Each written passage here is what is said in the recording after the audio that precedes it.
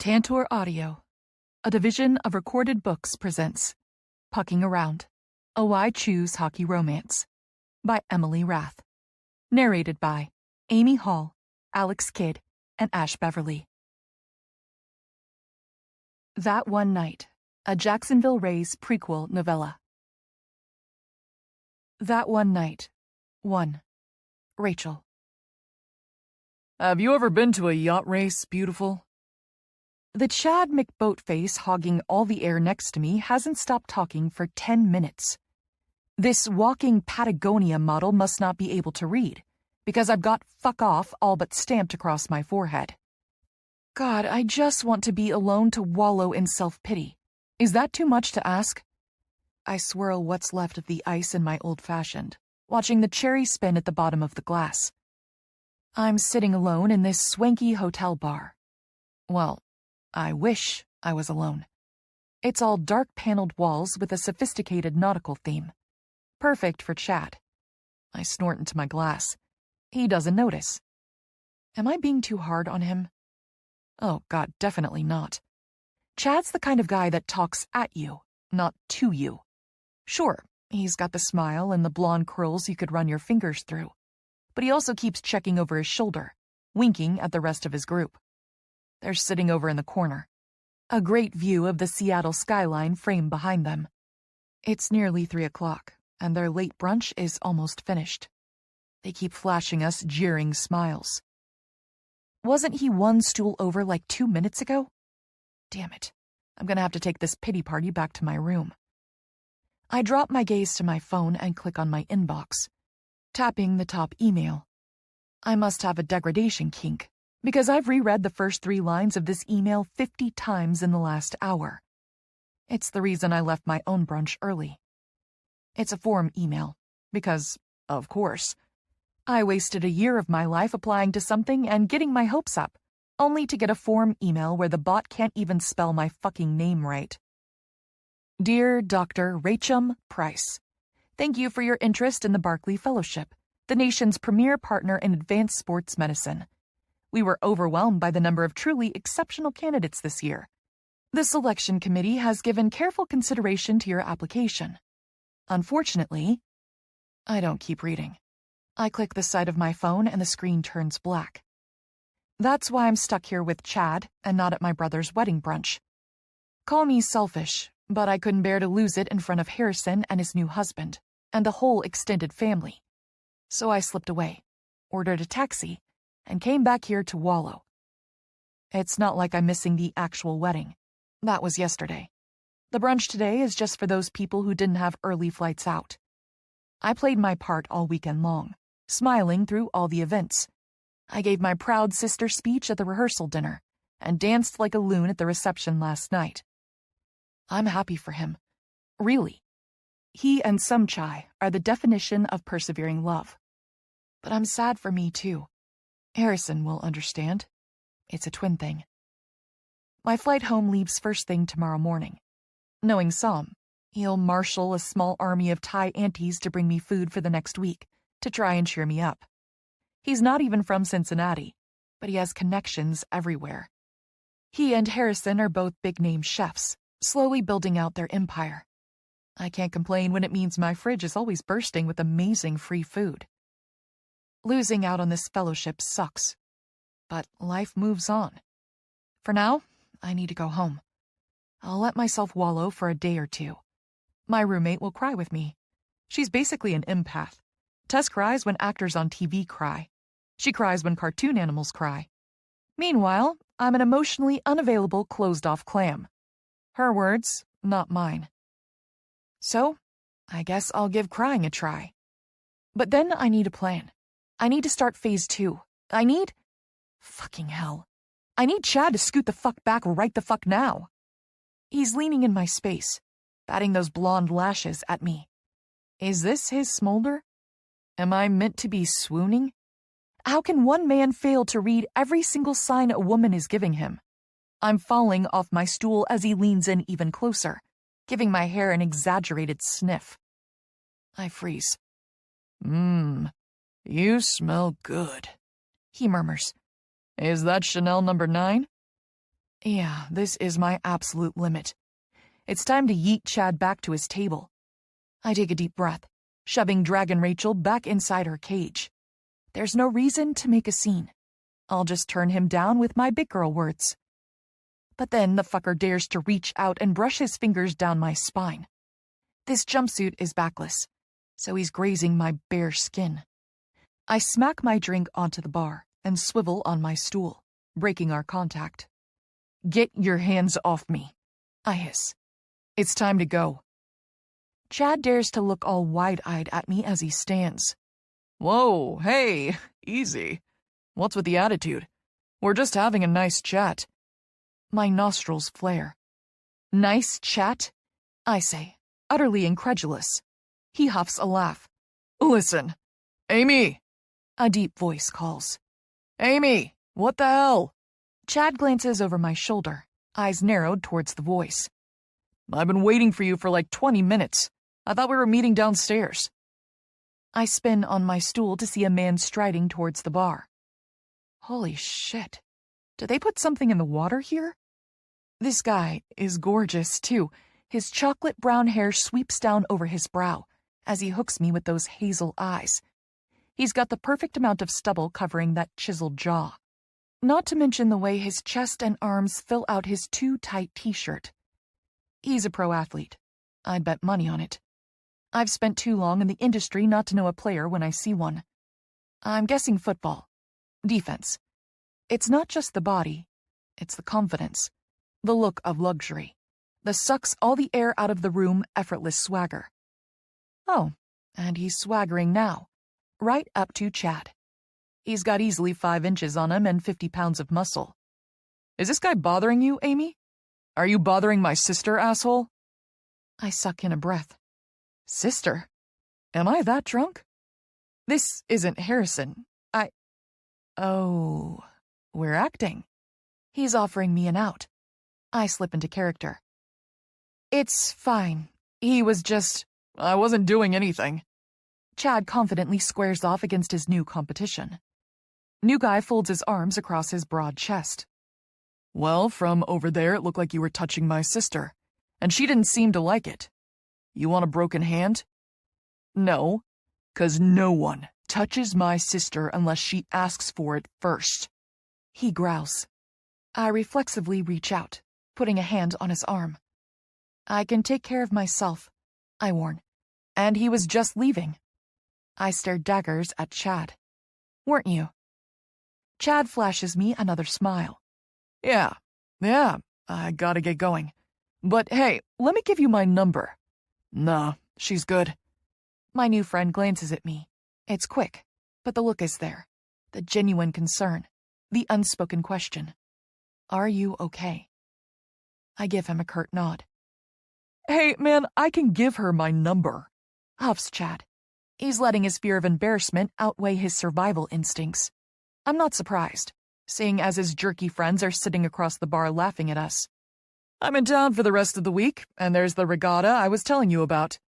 Look, I don't mean to be a major cockblock, but I didn't fly across the country to watch my sister flirt with some Cabela's model. He drops his gaze to me, his entire mood shifting from surly to puppy dog. Come on, Amy, he whines, his voice softer now. Please don't do this. Not again. No more random bar hookups while we're on vacation. You promised we'd go see the Space Needle. And I want to watch them throw fish at the wharf. I'm fighting my laughter now. This guy is too much. Okay, yeah, I reply. We can do the Space Needle. And how about I get you a dragon fruit tea from the original Starbucks? Awesome. He wedges himself between me and Chad, forcing him to take another step back. Well, I'll just... go. Chad mutters. But my new seatmate is totally ignoring him. He's scanning the menu QR code with his phone. Hey, did you see they have mozzarella sticks? He says, his tone falsely bright and cheery. I'm ordering some. You want to share? Oh, shit, you're allergic to dairy. Well, I'm still ordering them. I'm smiling now. I can't help it. This guy has effectively neutralized my Chad problem without me having to be a bitch and make a scene. And now the bartender is taking his order. craft beer, mozzarella sticks, and a basket of fries with blue cheese dressing instead of ketchup. Chad snatches his McKellen neat off the bar and returns to his table. They welcome him with hoots and jeers. Assholes. New guy mutters. Accepting the beer, the bartender slides his way. I settle back on my stool, unable to deny the sudden shift in energy. Why do I feel nervous? This guy's presence is undeniable. It's like he's a magnet, and I'm being pulled closer against my will. Great.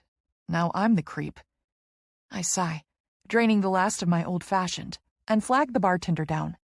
I order a hot tea instead. No more booze for Rachel. I'm sorry if I overstepped, he says. I swear I wasn't trying to be a dick. You just look like you needed the save. It's fine, I reply, accepting my hot tea. I squeeze a wedge of lemon into the cup, adding, "It was entertaining." He smirks at me, those hazel eyes flashing with amusement. But they quickly fade back to sad. I want to know what this beautiful man has to be sad about. A moment ago, he was like a puppy wagging his tail. Now he's a puppy sitting alone in a puddle. And don't worry, he adds, glancing over his shoulder towards the rowdy brunch table. I'll sit here just to keep up appearances, but I promise I won't bug you. I know you want to be left alone. I pause, the cup of tea raised halfway to my lips. What makes you think I want to be left alone? He snorts, taking a sip of his beer. You mean aside from the big "fuck you" you've got tattooed on your forehead? He gestures at my face with his hand. I purse my lips. Oh, so you can see it. Good. For a minute there, I thought it must have washed off in the shower. Nope. You were giving that guy all the signs to fuck right off. Not to mention you were practically falling off your stool to get away. Then I saw him touch you. He mutters, his mood shifting from sad to mad. I saw you flinch. I stiffen, feeling the ghost of that unwanted touch between my shoulders. I hate guys like that, he says, taking another sip of his beer. Like what? Guys that think they can take whatever they want from a woman. I was serious, he adds, turning slightly to face me, those hazel eyes holding me captive. My sister Amy, she hasn't always had the best luck with guys, he explains. I see a woman who is clearly uncomfortable and I sort of see red. She'd call me a protective alpha hole. Maybe you will too. But, whatever. Chicks always say nothing will get better until the good guys stand up and set the bad ones straight. If it keeps my Amy safe, I'll be the jerk. And maybe guys like Douche McYuck Club over there will mind their manners next time. I gasp, setting my tea down with a rattle. Oh my God, shut up. He raises a dark brow in confusion. What? The guy was being a total douche. I grin, brushing my hand along his arm as I lean in with a laugh. I've been calling him Chad McBoatface in my head this whole time. He glances back over his shoulder and snorts with laughter too. Yeah, yeah, that guy's a total Chad. I settle back on my stool. We both gaze up at the TVs. There's a baseball game on next to the soccer game. The bartender brings over 2 steaming baskets of fried food. The mozzarella sticks smell amazing, and I'm not actually lactose intolerant. If my knight in shining gray cotton offers to share, I'm not saying no. Besides, a fried stick of cheese might help soak up some of the bourbon currently sitting in my empty stomach. Want some of this? He asks, sliding me a sharing plate. I smile, reaching for a mozzarella stick. Sure, thanks. He picks at the food, checking his phone. As soon as a commercial starts on both the TV screens, I clear my throat. So, what brings you to Seattle? That one night. 2. Jake. It's all I can do to act natural, eating my fries and pretending to watch baseball, like I'm not sitting next to the world's most beautiful woman. I had no idea what she looked like when I walked in. She had her back turned the whole time. I saw a woman clearly desperate to be left alone, and I didn't think, I just acted, calling out my sister's name. When she spun around on that bar stool, I swear to God, she stole all the air from my lungs like some slow-mo scene in a chick flick. Her dark brown hair flowed down her back in waves, the tips golden in the sunlight shining from the bar's wall of floor-to-ceiling windows. She's wearing this sexy black outfit, open down to her waist in the back. The front cuts in a low V between her breasts, and fuck. Oh, she has tattoos. They're all small, nothing larger than a playing card, but they dot up both arms. On her shoulder, a few on her fingers. I can see the hint of one on her ribs disappearing under her outfit. Cute girly stuff, like hearts and arrows and music notes. And fuck me if she doesn't have a sexy little geometric pattern low on her sternum, disappearing between her breasts. Now, I'm the pig wanting to see how far down it goes. I want to lick it, and she smells so good. It's floral and smooth, but with a hint of spice. Shit. Fuck, lock it down, Compton. I stifle a groan, covering it by clearing my throat and reaching for my food. Grab fry, lift to mouth, chew. Oh, and did I mention the nose ring? Yeah, she's got a fuck-hot septum piercing marked by a little ring of twisted gold. Between that and her dark eyes painted black and her red lips, I think I'm in love. And I don't even know her name. And I'm not going to learn it because she doesn't want to talk. She wants to be left alone, and I'll be damned if I'm going to be that guy who saves her from one douche only to become one myself. Nope. I'm keeping my eyes on my basket of fries, my dick in my pants, and my questions to myself. But then I feel her shift next to me, clearing her throat. So, what brings you to Seattle? She says in that soft voice. My sister, I reply. Amy. I nod. She smiles. She's not about to waltz in here and blow our story, is she? I sigh, letting myself give in to the pity party I've been desperate to throw since I got off the phone with her 30 minutes ago. I couldn't just sit alone in my room, so I wandered up here to the bar. Jake Compton, loser table for one. She's not coming, I reply. We were supposed to meet here as a sort of halfway point. We were going to spend the week hanging out and doing touristy shit, but her flight got canceled. That sucks, she murmurs. Yeah, I reply. It really sucks. With our crazy schedules, the time change, and the distance, I haven't seen my sister in almost a year. I miss her like crazy. Her brow furrows. How is Seattle a halfway point? I'm just trying to think through that geography. Amy lives in Japan, and I'm out on the East Coast right now, I reply. So it's sort of halfway. I'm closer and have no customs, so she made me pay for the hotel. Whoa, that's neat. What is she doing over there? I glance to my right, trying to play it cool. I just need to see her again. I need to know this is real, that I'm not making her up in my head. Yup. Oh, she's still fucking gorgeous, and she's looking right at me, waiting for me to reply. She's initiating this, so I'm not the douche, right? I was totally minding my own business. She's asking the questions. Shit, I'm terrible with the details, I say with a laugh. Amy is the smart twin, like super smart. 2 master's degrees in engineering and an awesome job doing something with a robotics company. She gasps, those pouty lips parting as her eyes flash with interest. I'm a twin too. I grin. No way, fraternal? Yeah, my brother Harrison. He's 8 minutes older, she adds, taking a sip of her lemony tea. Hey, I knew there was something about you. I grin back at her, raising my hand. High five for fraternal twins. She laughs and rolls her eyes, playing along.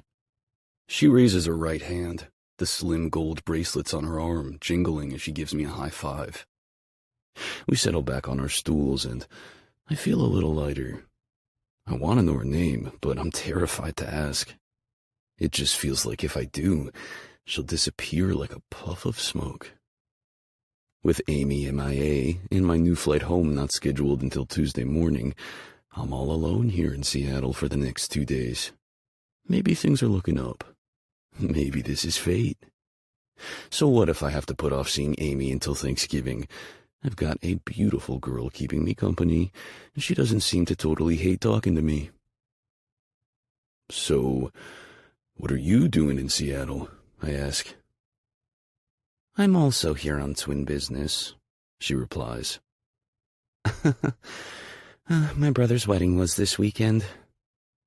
Is that why you're all dressed up? She nods, her smile falling. Yeah. I had a post-wedding brunch today, but I wasn't feeling very festive. I may have slipped out. I'll text Harrison later and apologize. She murmurs, checking her phone. She may be gorgeous, but it's also obvious that she's depressed over something. I don't want to push my luck, but I'm a social person and I'm super nosy. I drive my teammates crazy by always shoving my way into their personal lives. What can I say? I like gossip, and I really like to help where I can. You can just call me Mr. Fix-It. I really don't want to scare her away, though, so I settle with a neutral. Do you want to talk about it? She shakes her head. Just some bad news. I'll be fine. I'm making a plan. I nod. Plans are good. Plans are... Well, I'm terrible at making plans, I admit. But I'm really good at understanding the merits of a plan. And when plans are made for me, I stick to them like glue. You name it, travel plans, diet plans, workout plans. My whole life is basically one big book full of plans. She glances at me, her dark eyes narrowing. I can tell she wants to ask. Fuck, I wish she just would. She's dying to ask. She's got that look. I know you're a professional athlete, but tell me which sport look. I've seen it 1,000 times before. Most women don't even care. It's like they've got a radar for the pros. They sniff us out and track us like we've got big glowing red beacons flashing on top of our heads. Mystery Girl is not that kind of girl. After almost 10 years of this shit, I have a pretty good radar for sniffing out puck bunnies. So, are you gonna ask me? I say, flashing her a smile as I finish off my beer. Nope, she replies, hiding her own smile by eating some of my fries. I lean in, giving her a nudge with my elbow. Come on, you know you want to. I really don't. Why? She glances up at me, those dark eyes so open and honest. Fuck, she's stripping me bare with that look. Because I don't want this to end yet. Oh shit, this is taking a turn. I can feel it. We both feel it. This isn't Puck Bunny energy. In all those exchanges, I'm the one taking the lead. I picked the bunny. The bunny never picks me. This is totally different. This girl is different. It feels crazy to say it when I don't even know her, but she's way out of my league. And what is this? I say, stifling my goofy-ass grin. She holds my gaze. Her beauty is shredding me. Okay, I'm just going to say something, and I need you to not freak out or bolt. I stiffen, smile falling, totally ready to do both. Okay. I'm a Zodiac girl. I groan. Oh fuck. Okay, I'm a Taurus, I say. All I know is that apparently that's ironic. She snorts, trying to cover the sound with her hand. Her eyes sparkle with mirth as she mutters, Of course you are. So that means I lose, right? This is over before it begins. I should just pay my bill and leave, right? She holds my gaze again, her dark eyes rooting me to my bar stool. My dick can't help it. He doesn't know we're not taking this any further. I'm aching in my pants. Fuck, why did I have to wear my tight jeans? Too much spring training has all my jeans feeling tight these days. I need to go up a size. Focus, asshole. Right, focus. Oh, but now she's just sitting there, not making a move. Have we even been flirting? I know I haven't. I'm just being me. Ugh, this is so different than my usual charm offensive. I feel like she's the one with the puck, and I'm just waiting for her to do something with it. Maybe I read this wrong. I'm lonely, and I'm sad about Amy, and this girl is really fucking gorgeous. I'm totally reading too much into this. She doesn't want me. I sigh. Let me get the check. I'll see you to the elevator at least. Make sure Chad McYacht Club doesn't follow. As I reach for my wallet, she puts her hand on my arm. I go still. Like, I'm frozen solid. Just build me a marble plinth and ship me to a museum. I believe in signs, she murmurs, her gaze lowering to focus on our shared point of connection. Her touch is feather light, but energy crackles between us with the heat of tri-lightning. All I can focus on is the simple pattern of 4 stars on her thumb. What do they represent? And why is this touch more sensual than some of the sex I've had with the bunnies? I can barely breathe. I swear, if this turns into a tease, if she winds me up just to laugh in my face and walk away... You believe in signs? I repeat. She nods. Yeah, I do. And right now, all signs point to me taking you down to my room and fucking your brains out. Dead. R.I.P. Jake Compton, the best grinder the NHL ever had. He died doing what he loved most. I have a flight out first thing in the morning, she goes on. And I don't want to be alone tonight. She looks up at me through those dark lashes. I think maybe you don't want to be alone either. I don't. I choke out. She smiles at me again. Good. So maybe we should. I'll get the check, I say, already pulling my wallet from my pocket. She slips off her stool as I bend over the bar, waving my credit card at the bartender. I glance over my shoulder at her as soon as he walks off to cash us out. Well, fuck me sideways. Now that she's standing, I want to drop to my knees. Her body is a fucking 10. No, she's an 11, a 13. She's got curves in all the right places, plus a little extra. She's curvy in the hips, and I can tell she's not wearing a bra in that outfit. Her perfect tits have some weight to them. They hang just a bit, heavy inside her strappy top. Her nipples are peaked with arousal. My dick is twitching at the thought of flicking those straps loose and seeing her on full display. She's got so much more than a mouthful to play with. I want to see her riding my dick. I want her straddling me, and I want those perfect tits bouncing as she cries out, her wet pussy strangling me. I want to fuck them. I want to slide my dick between them, and I want to blow on that little micro tattoo down her sternum. Take a chill pill, you sex-crazed psychopath. I let out a shaky breath, robotically signing the check as the bartender hands it to me. She's waiting for me as I turn, the energy like a live wire between us. Fuck, I can't remember the last time I was this turned on. Maybe never. This girl is working some kind of magic on me. She turns, ready to lead the way out. I hardly know what I'm doing when I say, "Wait." She glances over her shoulder, the excitement dying in her eyes. Oh shit, she thinks I'm pulling out. I step forward, brushing my fingers down her arm. "I don't even know your name." She looks at me for a moment, then shakes her head, her smile returning as she takes me by the hand and leads me towards the elevators. "No names, no jobs, no real life.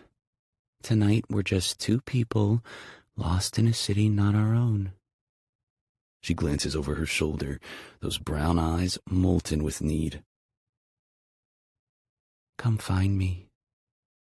I smile wide. "Mystery girl, I intend to find you again and again and again."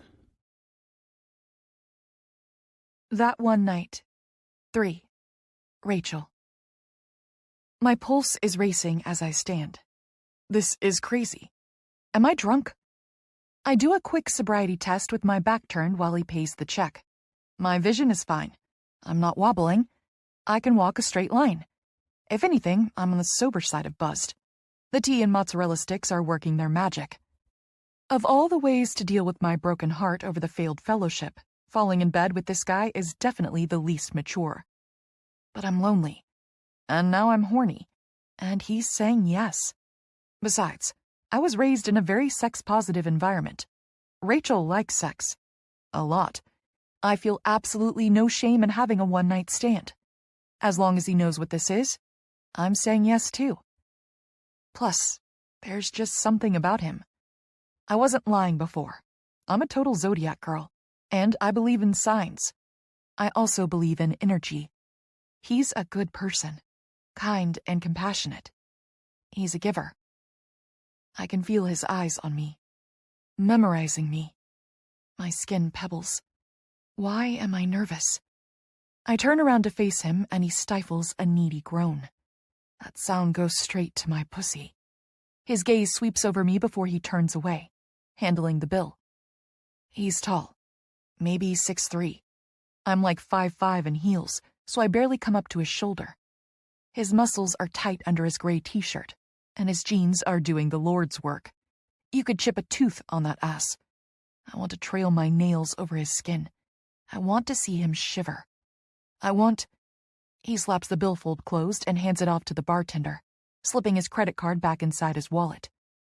I watch him tuck it away in his back pocket, wishing I could be that hand. Girl, get yourself together. I spin away, trying to take a breath. It's been a while since I've done this. I've just been so busy with work and life. I've been on the road more in the last 3 months than I've been home. Maybe this timing is perfect. I don't just want this. I need this. One door closed for me today. It's time to open a new one. Wait. He calls behind me. My excitement sinks like a rock in my chest. Oh, God. He's changed his mind. I came on too strong. I glance over my shoulder, and I see his face flicker with 5 emotions at once. Anticipation, confusion, need. Then he's pressing in behind me. I don't even know your name, he murmurs, that voice low and sweet as honey. My breath catches. Right. Names would be good. Or maybe not. Signs, remember? I have a feeling we're meant to be 2 souls who find each other. But only for this moment. Then he'll go his way, and I'll go mine. I smile and shake my head, reaching for his hand. It's so large in mine, but I like the fit. I like the way he wraps his fingers around mine, holding steady and firm. No names, I say. No jobs, no real life. Tonight, we're just 2 people lost in a city not our own. I glance over my shoulder, heart in my throat, as he hits me with that eager smile. He's in. He wants to get lost as much as I do. I give his hand a little squeeze. Come find me. He steps in closer, fully committed to whatever comes next. I feel the warmth of his smile down to my toes. Lead the way, mystery girl. I keep my fingers linked with his as I pull him along. We're passing by the empty hostess stand when the brunch group comes strolling around the backside of a row of booths. Chad's friends all snicker when they see us. 2 of them wave at me. One is tipsy enough he needs his friend's arm for support. He drops my hand, angling himself slightly in front of me as we let the other group pass us. I can feel him tense, as if he's ready for a fight. On instinct, I raise a hand, brushing my fingers over his shoulder. He calms at my touch, letting out a breath. He smells so good. I fight the urge to lean in. He smells woodsy and floral. It's smooth and understated. I want to curl up against his chest, breathing in the fabric of his t-shirt. Last chance to get that ticket to the regatta, beautiful. Chad calls over. Why don't you ditch your brother and come play with a real man? No way that guy's your brother. The drunk guy slurs. 2 of the others laugh.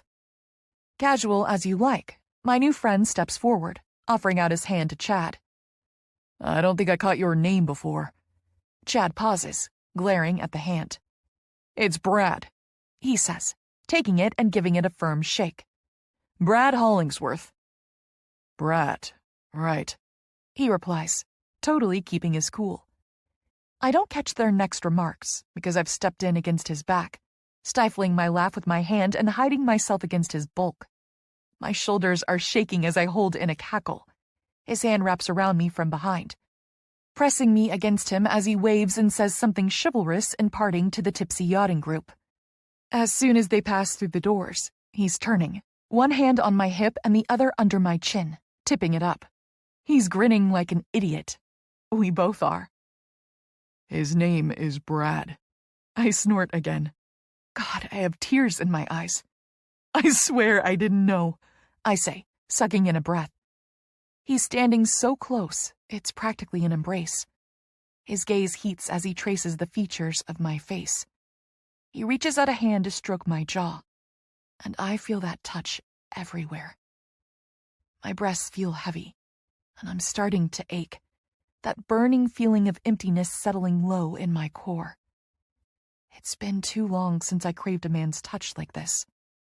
Were you afraid you'd lose me to a real man? I murmur. Not a chance, gorgeous, he replies. You've got all the man you need right here. I smile. Fuck, that's a good line. My pussy must agree because our girl is feeling ravenous. I'm ready to climb this man like a tree. That one night. 4. Rachel. Not waiting another second, I spin on my heels and breeze through the doors of the bar into the interior lobby of the hotel. Brad and his group are already gone, one of the elevator cars racing towards the bottom floor. My heels click on the tiles while he moves soundlessly behind me. Aside from my heels, the only other sound is the soft jazz music filtering out from the bar. I can see our reflections in the stainless steel of the elevator doors. He dwarfs me, standing head and shoulders taller. I reach out and press the down arrow, watching the white lights flash over the doors as a car races to the top floor to pick us up. He steps in close behind me. Can I touch you? He murmurs, his warm breath fanning against my ear. I fight a shiver of want as I nod. His hands go to my shoulders, flicking gently under my hair, until we're skin against skin. His rough palms slide over my shoulders and down my arms. The second the elevator dings and the doors slide open, I click on my heels inside the car, walking straight to the back. He follows me in, his presence overwhelming as the doors slide shut. There's a finality to it, a promise of everything that's about to come. I spin around, gripping the cold metal handrail. He presses in, cupping my face. We both take a deep breath, our souls clicking into place like the gears of a machine. We exhale, and I feel him everywhere. I want him everywhere. Can I kiss you? He asks, already all but brushing his lips against mine. I let out a needy sigh, letting go of the handrail to grip his soft t-shirt with both hands. God, yes. And then he's kissing me. His body covers mine as he claims all my air.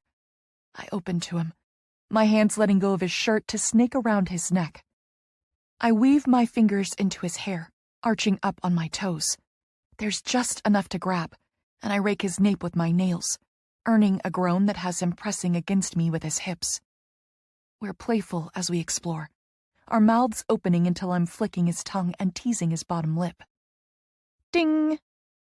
His hand drops down from my face, tracing the column of my neck. I fight a whimper of need. I love a man's hands around my neck. I arch into him, daring him to squeeze, but he quickly moves lower, and I lose that tantalizing pressure. Slow down, girl. It's been 2 seconds. Not getting choked in an elevator is probably a good thing. He's getting under my skin, burrowing deep. Our energy dances, coiling and joining. It's ethereal and real, all at once. We keep kissing, and I sense him with every part of me. Ding! His fingers trace my bare skin from my throat down between my breasts. This jumpsuit is skating that fine line between high fashion and Vegas bachelorette. The V is cut practically to my navel. It takes nothing for him to slip a hand inside the scrap of stretchy fabric. I shiver, arching into his touch as he cups my bare breast. I want you so much. He groans into my mouth, weighing my breast before he playfully pinches my nipple. Yes, I hiss in reply. My pussy is screaming for some attention, and I press into him with my hips, feeling his hardness. Why did I wear a jumpsuit? He can't give me what I need without undressing me, and there's no way I'm stripping naked in this elevator. Ding! Fuck. He breaks our kiss, slipping his hand out of my top, and all but shoving himself away from me as he spins around.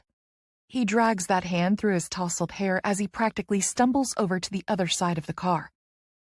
Gotta press the floor, he mutters. That's the dinging. We're just sitting here on the top floor of the hotel in an increasingly irritated elevator because we haven't picked a floor. 17, I say. He jabs the number with his thumb, turning around. The elevator immediately starts moving. He stays on the other side of the car, his eyes wide as he takes me in. His shoulders are heaving, and his lips are parted. The pro athlete is breathless.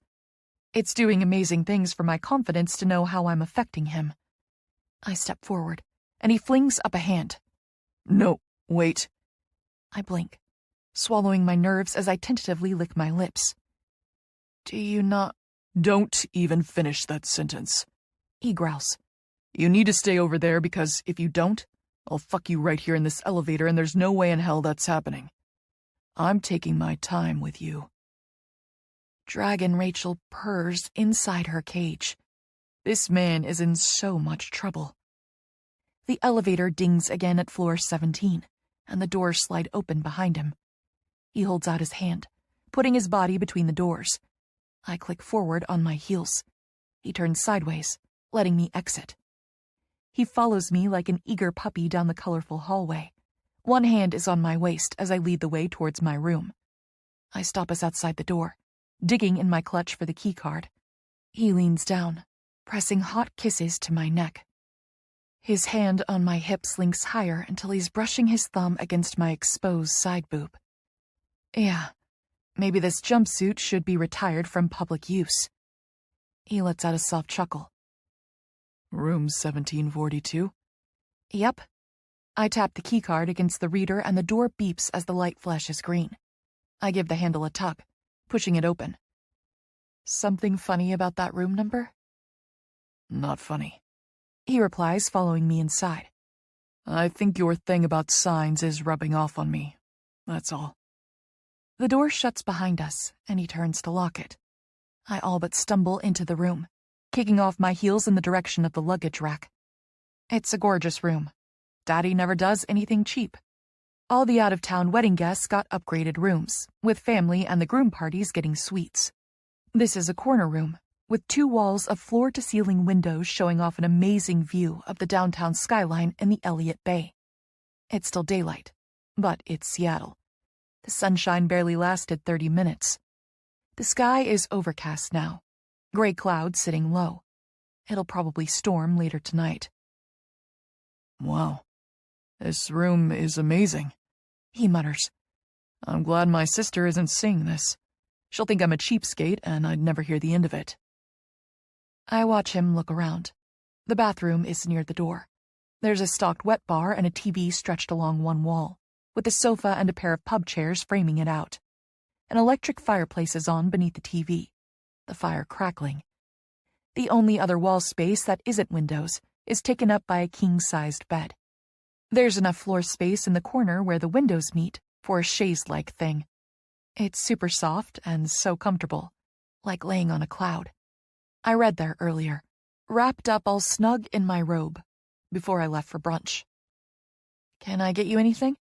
I say, fishing my phone out of my pocket and setting it down on the charging station by the side of the bed. He crosses the room towards me, reaching in his pocket. He pulls out his phone too, setting it down on the other charging circle. The screen glows as the battery connects and I spy a picture of him on the lock screen, with his arm wrapped around a beautiful girl. She's got the same dark brown hair and his piercing hazel eyes. Their grins are magnetic. That's Amy? Yeah. He picks the phone up, showing me the lock screen. This was us in Japan about 1.5 years ago. I smile. She's gorgeous. It's weird, right? What? People always like to play that game where you wonder what you'd look like as a boy or a girl. We don't have to wonder.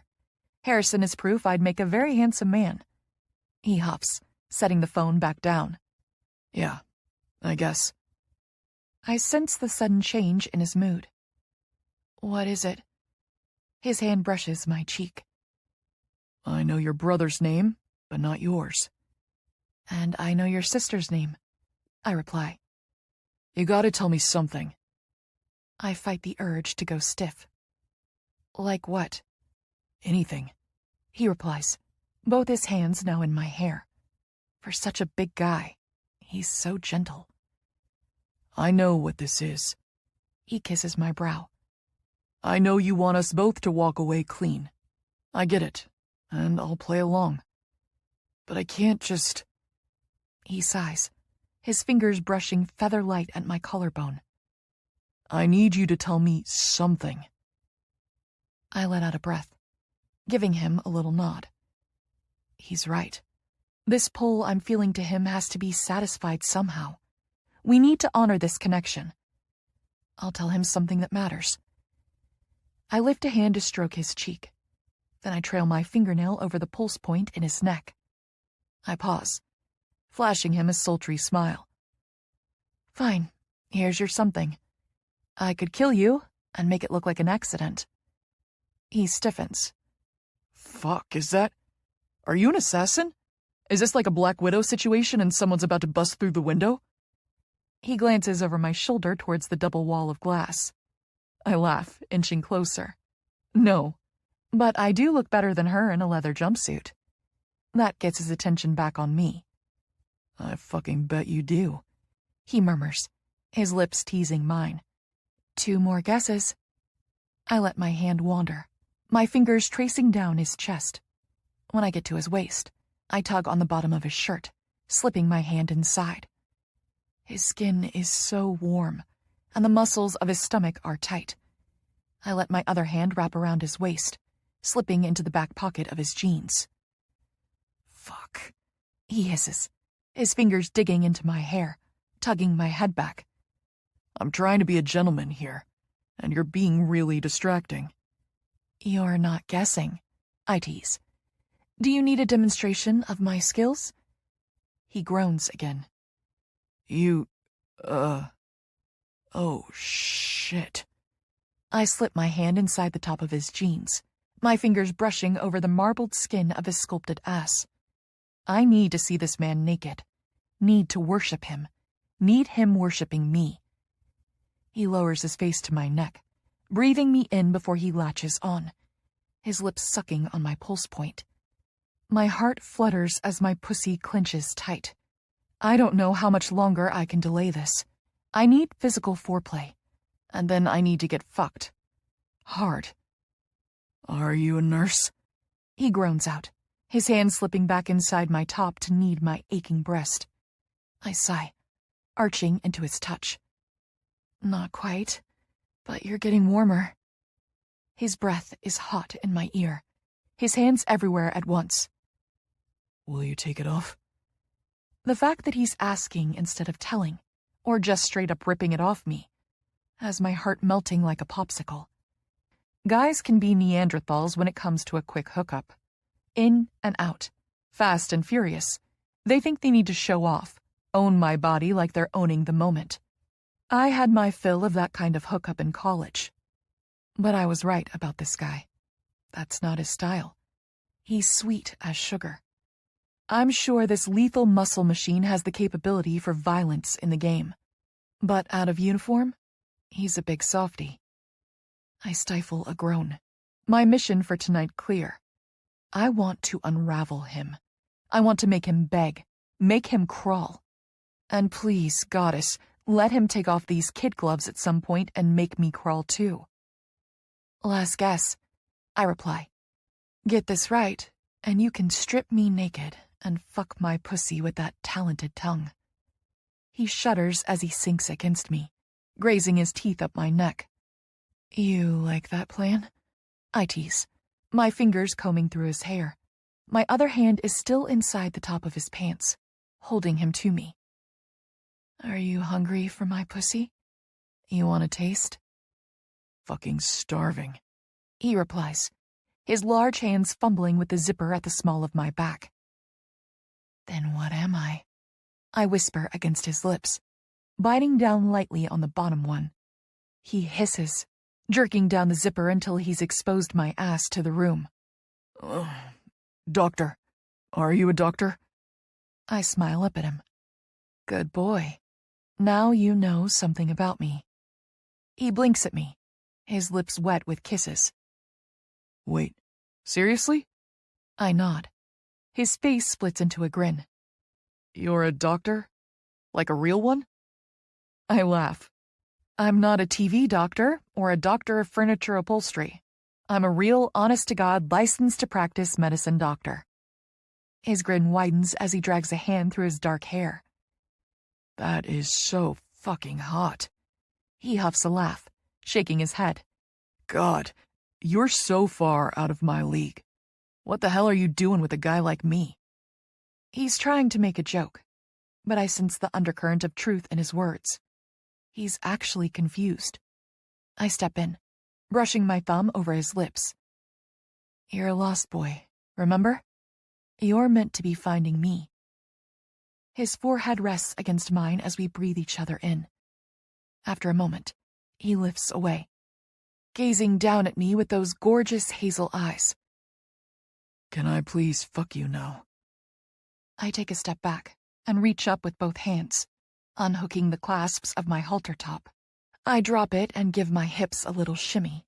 The whole jumpsuit slinks to the floor in a whisper of black fabric, leaving me naked. I thought you'd never ask. That one night. 5. Jake. I'm never leaving this room. Bar the door, seal us in here brick by brick.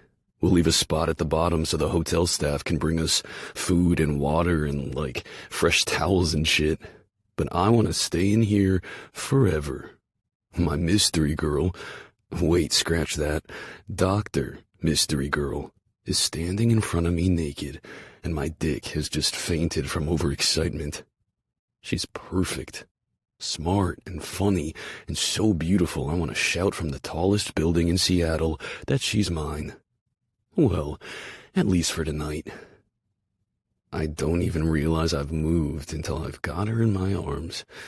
My hands explore fast, feeling every inch of her I can, smoothing up her ribs, weighing both her breasts, skating over her curvy hips to squeeze her perfect ass. Fuck. I love the weight of her, the feel of her, So smooth and soft, so fevered with need. She wants me. Hell, she craves me. Is she wet for me? I have to know. I grab her by the hips, hoisting her up. Arms around me, baby girl. She gasps, her arms snaking around my neck as her naked legs wrap around my waist. I'm still fully clothed, and I'm carrying this naked goddess like a koala over to the bed. I drop her down, and she inches back. The placement of her hands press her breasts up and out towards me. It's too good of an invitation to pass up. I bend over the bed, my hands sinking into the mattress to either side of her as I cover her tit with my mouth, sucking on her rosy pink nipple. "Ah, fuck," she cries, arching into me. She holds herself up with one hand, the other digging into my hair to hold me to her. I lick and tease, sucking on that full tit, feeling her pant beneath me. Tell me what you like," I say, popping off her to hold her gaze. "You like it slow and sweet? You like it rough? Tell me what you need to get there, baby, and I'll be your new MVP." She drops back to her elbows, her breasts still in my face. I can see that sexy little chest tattoo now. It starts between her breasts and trails down a little past her sternum, a girly design of lines and dots ending in a simple lotus flower. And yeah, I know it's a lotus. You don't grow up with Amy Compton, licensed yoga guru, and not know your way around a lotus. Fuck. I'm going for it. I've wanted to do this since the bar. I duck my head down, tracing the tattoo with my tongue, trailing up between her breasts. She shivers beneath me, her knees squeezing my sides. "Tell me, baby." "I need... more," she pants. "Stop being so damn polite and fuck me. Take me and use me until I'm a dripping mess. You can spank me, tease me, use any hole. And if you expect to only go one round, you better adjust your expectations because..." I silence her with a savage kiss, my weight pressing down on her as I own her dirty fucking mouth. I swear to God, I've died and gone to heaven. Of course my perfect girl likes to play. I bet she's got more kinks than a garden hose. God wouldn't place a woman this gorgeous in my path only to have her be a plain vanilla bean. He wouldn't put her in a room with the same number as my fucking jersey. I've been number 42 since college. It's my lucky number. And now this girl is looking up at me, naked and begging for it, saying, "Use any hole." Oh, baby girl, just you wait. I push off her and stand up. She pants, eyes wide, watching me. I hold her gaze as I jerk my shirt off one-handed, dropping it to the floor. Her eyes go wide, appreciating my body. She fucking better. I worked this body into peak performance mode, honing and shaping it 7 days a week, 52 weeks a year since I was 15 years old. This body is worth $7 million a year. Eat your heart out, mystery girl. She sits up as I kick off my shoes. Then I work the buckle of my belt, dropping my jeans to the floor. I wasn't wearing socks, so now I'm standing before her in nothing but my black boxer briefs, the front dented by my desperate dick. I'm not embarrassed. She's clearly gagging for it. Fuck, I want to feel her gag on me. I want to feel the slide of her teeth along my shaft. She reaches for me, but I shake my head. My eyes narrow as I do my best to memorize every line of her body. Lie back and spread those legs wide. Show me your pussy. She sighs in frustration, lying back on the bed.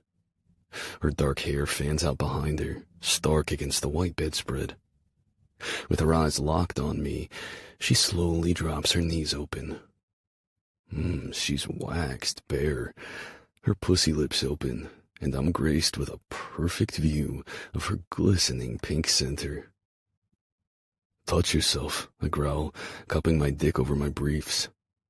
His time will come, but it's definitely not now. I want to watch you first. Get that pussy ready for me, baby. She smiles, taking 2 fingers, then sucks them into her mouth. Oh, fuck. My girl doesn't mess around. Her dark eyes taunt me as she lets out a needy whimper. Then she pops them from her mouth and trails them down her chest, over her sexy little tattoo, and dips them between her pink lips. She shivers at the contact, her wet fingers sliding through her slick. This is torture, but it feels good too. What can I say? I'm a glutton for punishment. Pain is pleasure and all that. Whatever. We're all allowed to have kinks. She's moaning on the bed now, eyes closed as she lets me watch her finger herself. Fuck. She's pushing those fingers all the way in. Please, she says on a sigh, circling her clit. Please. My dick twitches at her plea. What do you need, baby girl? Are you ready for me? Yes. Good, because I can't wait another second. With a hungry groan, I drop to my knees. That one night. 6. Rachel. I don't know that I've ever seen a more beautiful human. It's not just his physical beauty. Don't get me wrong. Watching his muscles ripple as he tugs off his shirt is like seeing poetry in action. I want him on top of me, all around me. I want to feel the strength of those muscles working to bring me pleasure. But his beauty goes so much deeper. He has a beautiful soul.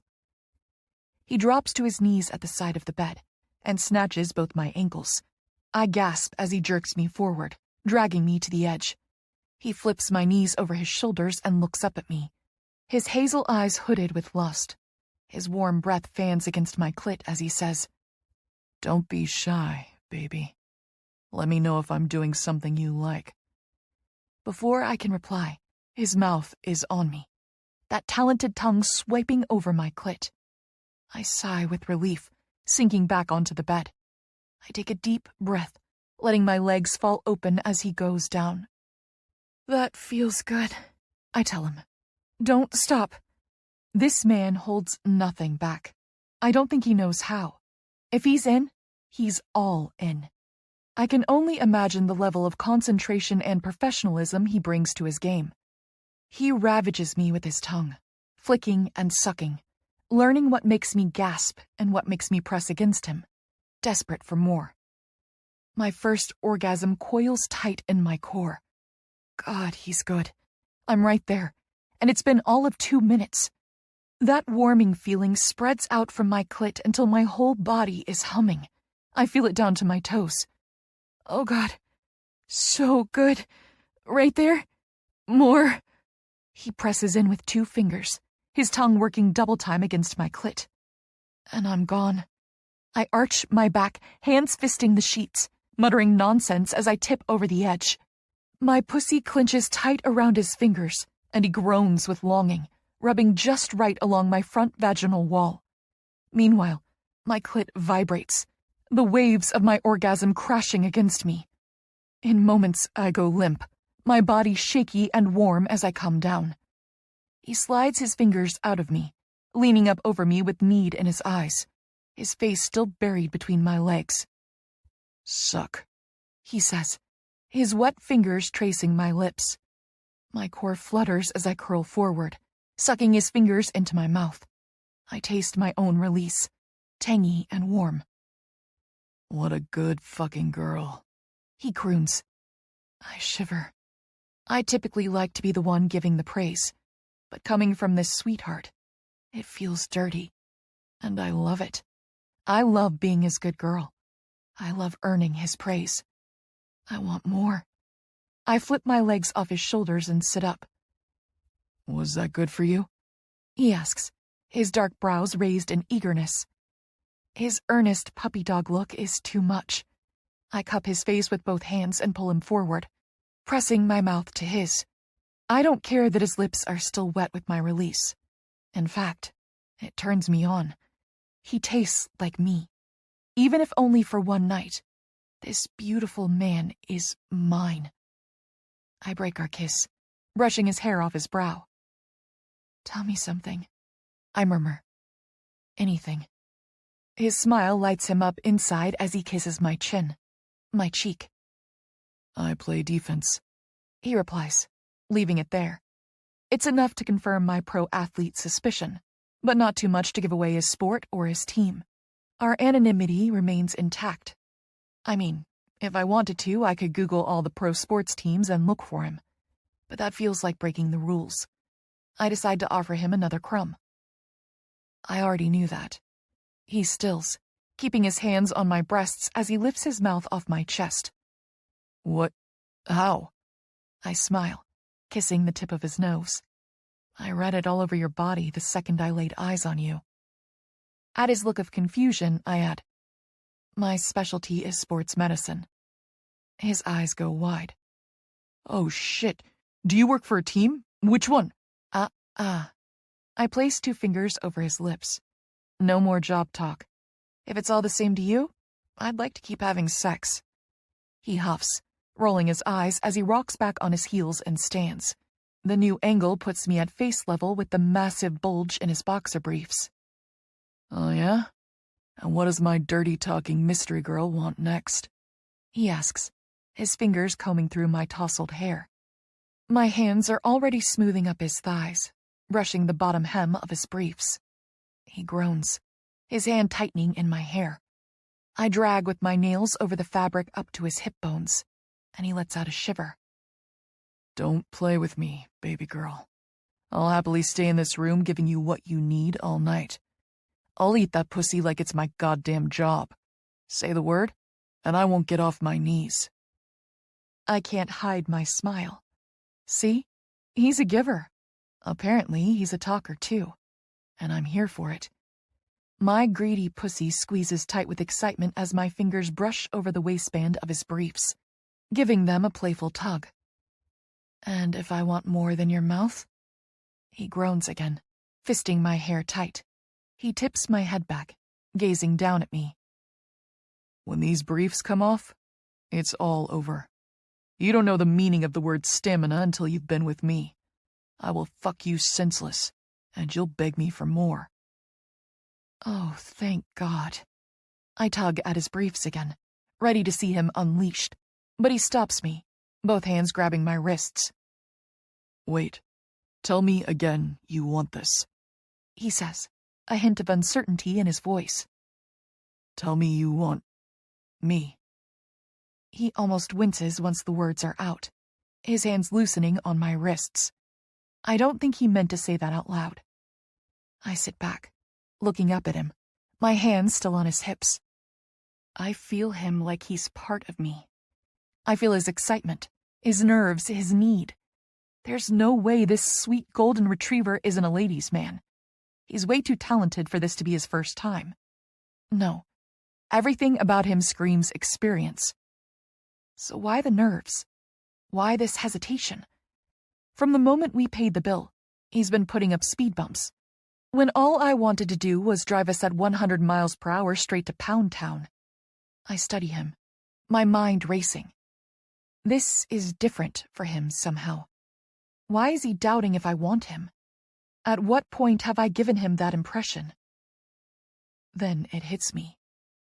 He's never done this before. Oh, I'm sure he's done hookups. What pro athlete hasn't taken advantage at some point in their career? Women quite literally throw themselves at these men every day of the week. But when they do, they know who the men are. Or at least they know their number, their position, their salaries and signing bonuses. The more aggressive girls will even know their stats. And I'm not talking about their playing stats. Some of these crazies run entire websites dedicated to a player's hookups. They'll share info on what he likes. Does his cock have a kink in it? Does he like his girls shaved or natural? Does he go down? It's demeaning and gross, but it's a part of the life. The guys just have to get used to it and learn to be really careful.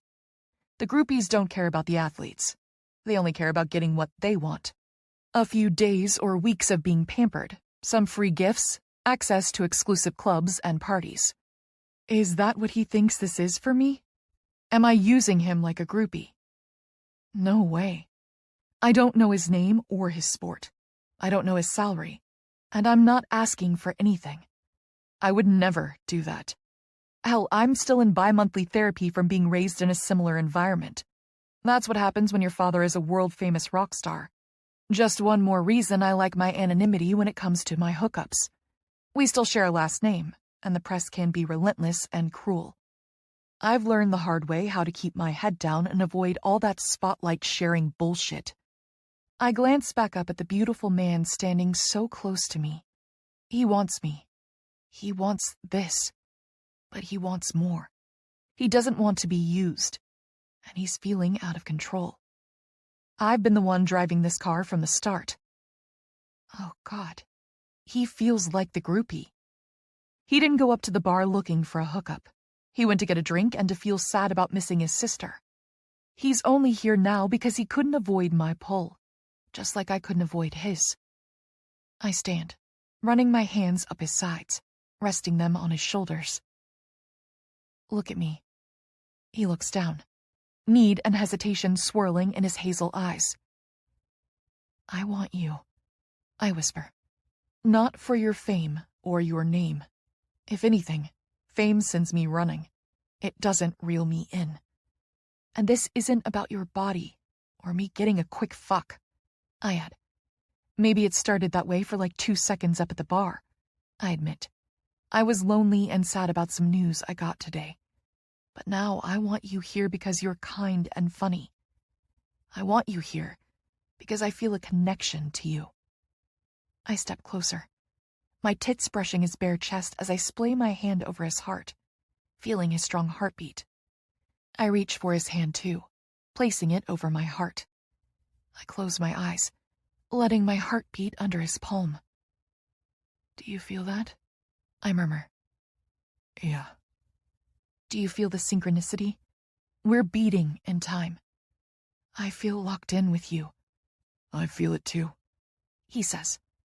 From the moment you turned around on that bar stool, I've been kind of freaking out. I don't do this.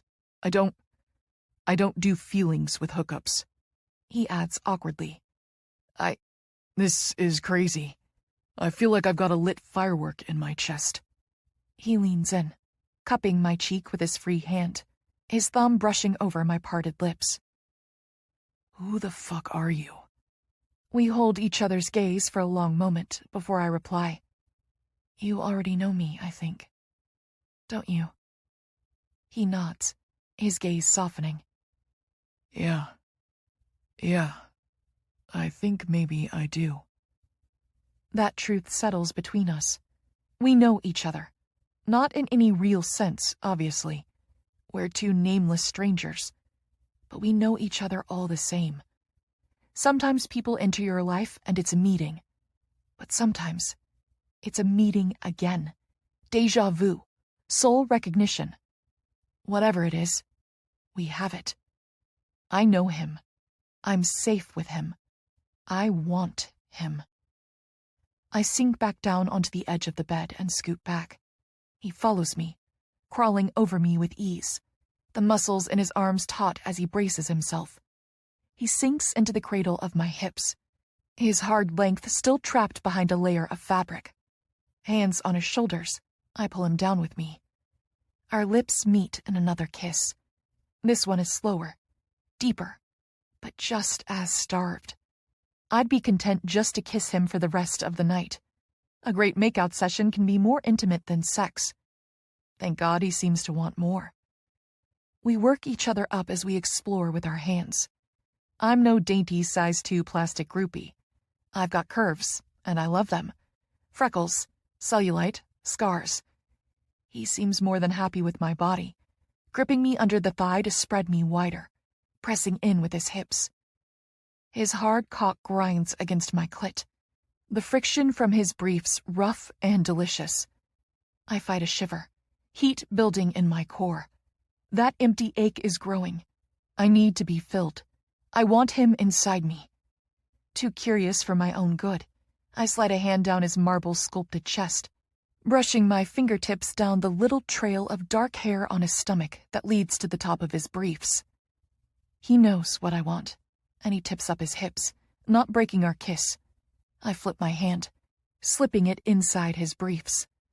My hand wraps around his impressive length, and he groans, biting at my bottom lip. Fuck, yes. Touch it, he says against my mouth. Feel all of me. Take me in, baby. I sigh, stroking him from root to tip with an eager hand. He's thick and long, his skin velvety smooth. He's going to feel so good inside me. I can hardly bear to wait. My pussy is more than ready for round 2. I pull on his briefs, sliding them down his hips, freeing his length. He rolls to his side, stripping the briefs off and tossing them to the floor. His thick thighs are nothing but muscle, dusted with dark hair. His calves are just the same, long and sculpted. My gaze settles on his hard cock, and I'm reminded all over again that I am so deliciously straight. Fuck, I love cock. I'm literally salivating at the sight of him right now. I need to taste, need to learn what he likes. Before he can pin me down again, I roll onto my elbow, scooting down the bed, eager to taste him.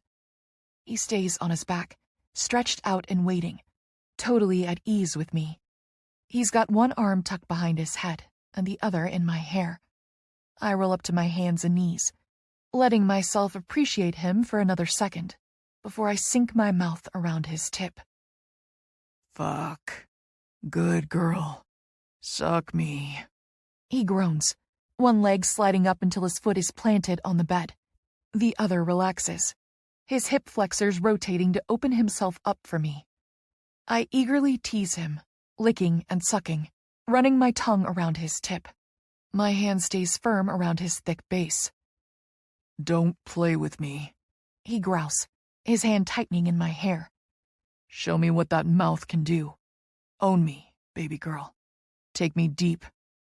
I happily comply, relaxing as I swallow him, feeling him there at the back of my throat. I suck, not caring that I'm making slurping noises. You feel amazing, he croons, his hand gentle in my hair. And he tastes amazing, smells amazing. I'm drowning in him. His cologne must be a body wash because he smells that good everywhere. It lingers on his skin. His scent alone is making me hornier. It's warm and luxurious, woodsy, and so masculine. God, this scent is my catnip. My pussy nip, comes the stupid thought. And now I'm snorting around his perfect cock, choking myself as I laugh at my own joke. He stiffens, pulling my hair gently. Hey, are you laughing? I pop off him, eyes watering as I shake my head, biting my lip. But he can read me so well already. With a growl, he snatches me by the shoulders and drags me up his body, rolling us until he's back between the cradle of my legs. You think something's funny? No, I shake my head, gasping as he grabs my thighs, spreading me wide. His eyes are molten, the hazel all but swallowed by the black of his pupils. He rocks against me, his cock slick with my saliva as it slides over my slippery clit. God, I'm so wet for him. We both groan. I fight a shiver, moving my leg to give me the right angle on friction as he grinds against me. Care to share with the team why you were laughing with your mouth on my dick? He says, his voice dangerously low. I think I need to fuck that mouth harder. Shove down your throat until you gag. I shake my head, core fluttering at his words. No, I mean, yes, I add with a vixen's grin. But no, I was just... God, you just smell so fucking good, I admit on a breathy sigh. He chuckles, dropping his nose to my neck as he breathes me in. You do too, baby. No, like you really smell good, I say. It clings to every inch of your skin, and it's turning me on so much. I feel ravenous. In my head, I said it was like my catnip. He hums his agreement, his tongue tracing up my neck to nip my earlobe. At the same time, his hand snakes between us and he shoves 2 thick fingers inside my cunt. More like your pussy nip, he murmurs with his own laugh, and I swear to all the gods, I've just fallen in love with this man. I still beneath him, seeking out his gaze. He meets me. His lips are parted, glistening with my kisses. Who are you? I whisper. He stills too. Wait, for real? Is the game over? Are we sharing names and tragic backstories now? I shake my head, one leg wrapping around him until my heel is digging into his ass. Please don't stop, I whisper. I need you.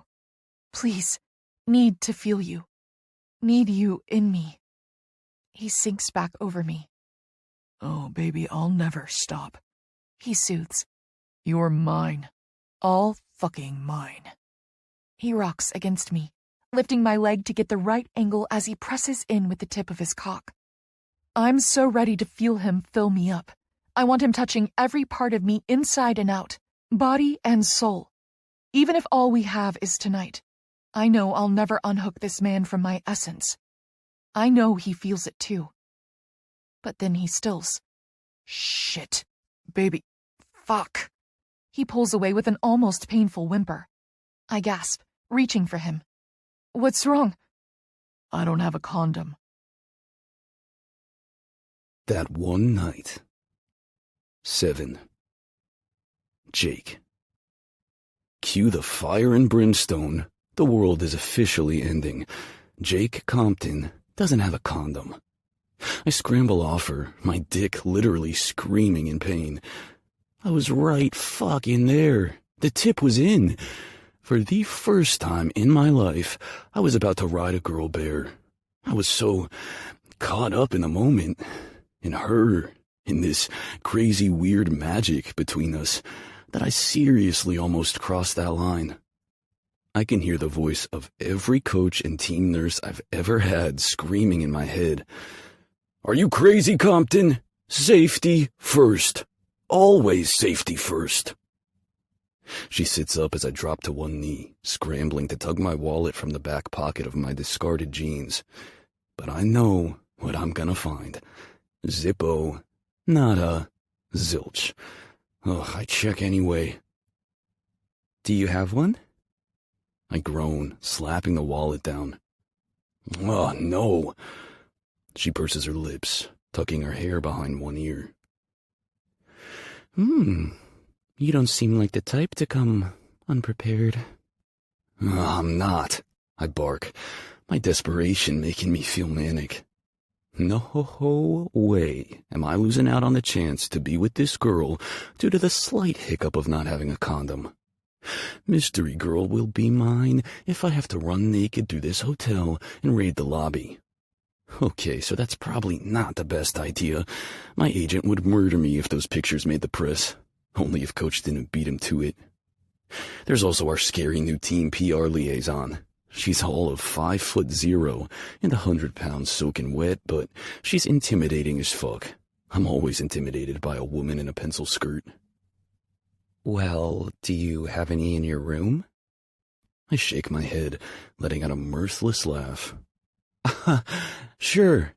Yeah, I packed a box of condoms to spend a week with my sister. I hear her laugh softly behind me. I wasn't exactly planning to get lucky while we were sharing the same room, I add. She lets out another little laugh, covering her mouth with her hand. I glance over at her and she chokes it down. Sorry, she murmurs, a smile in her eyes. It's not funny. I don't suppose you have any, I ask, hoping against hope that maybe she might have been planning to ride someone's dick this weekend. Why does that thought conjure up such a vivid mental image? And why am I now feeling irrationally angry? She's not riding anyone's dick but mine. Ever again if I can help it. Fuck, lock it down, Compton. You cannot fall for this girl. You don't even know her name. Sorry, big guy, she replies. I wasn't planning to get lucky at my brother's gay wedding. where the only people not gay are members of my own extended family. I groan again, dragging my hands through my hair. Oh, God, okay. What are the chances I walk out of here and come back to find you actually willing to let me back in the room? She sinks back onto the bed, her tits bouncing as her dark hair fans out around her. You're cute, she murmurs, still smiling. I'm fucking desperate, I growl, snatching up my discarded briefs. I mean, I'm clean if you are. Stop everything. Oh my God, my brain is gonna explode. If not my brain, my dick feels ready to burst too. Did she just say that? No. Yes. No fucking way. I've never been with a girl bear before. Never. It's not safe. You have to use a condom. No rubber, no ride. Right? We can't, I say automatically. It's not safe. She rolls onto her side, which does wonders for her tits. Propping herself up on her elbows, she smiles at me. You don't have to worry about pregnancy. I have an IUD, and those are more effective than condoms anyway. I blink. Shit, really? Doctor, remember? She says, pointing at her smiling face. I'm also a sexually active and health proactive woman in the age of the internet, she adds. Condoms have upwards of an 18% fail rate, while with IUDs it's less than 9%. My brain feels fuzzy. What kind of left turn into crazy town have we taken that my dream girl is trying to use math to get me to fuck her? And I'm clean, she goes on. No STIs. No chance of one, really. It's been a while, thanks to work and life and...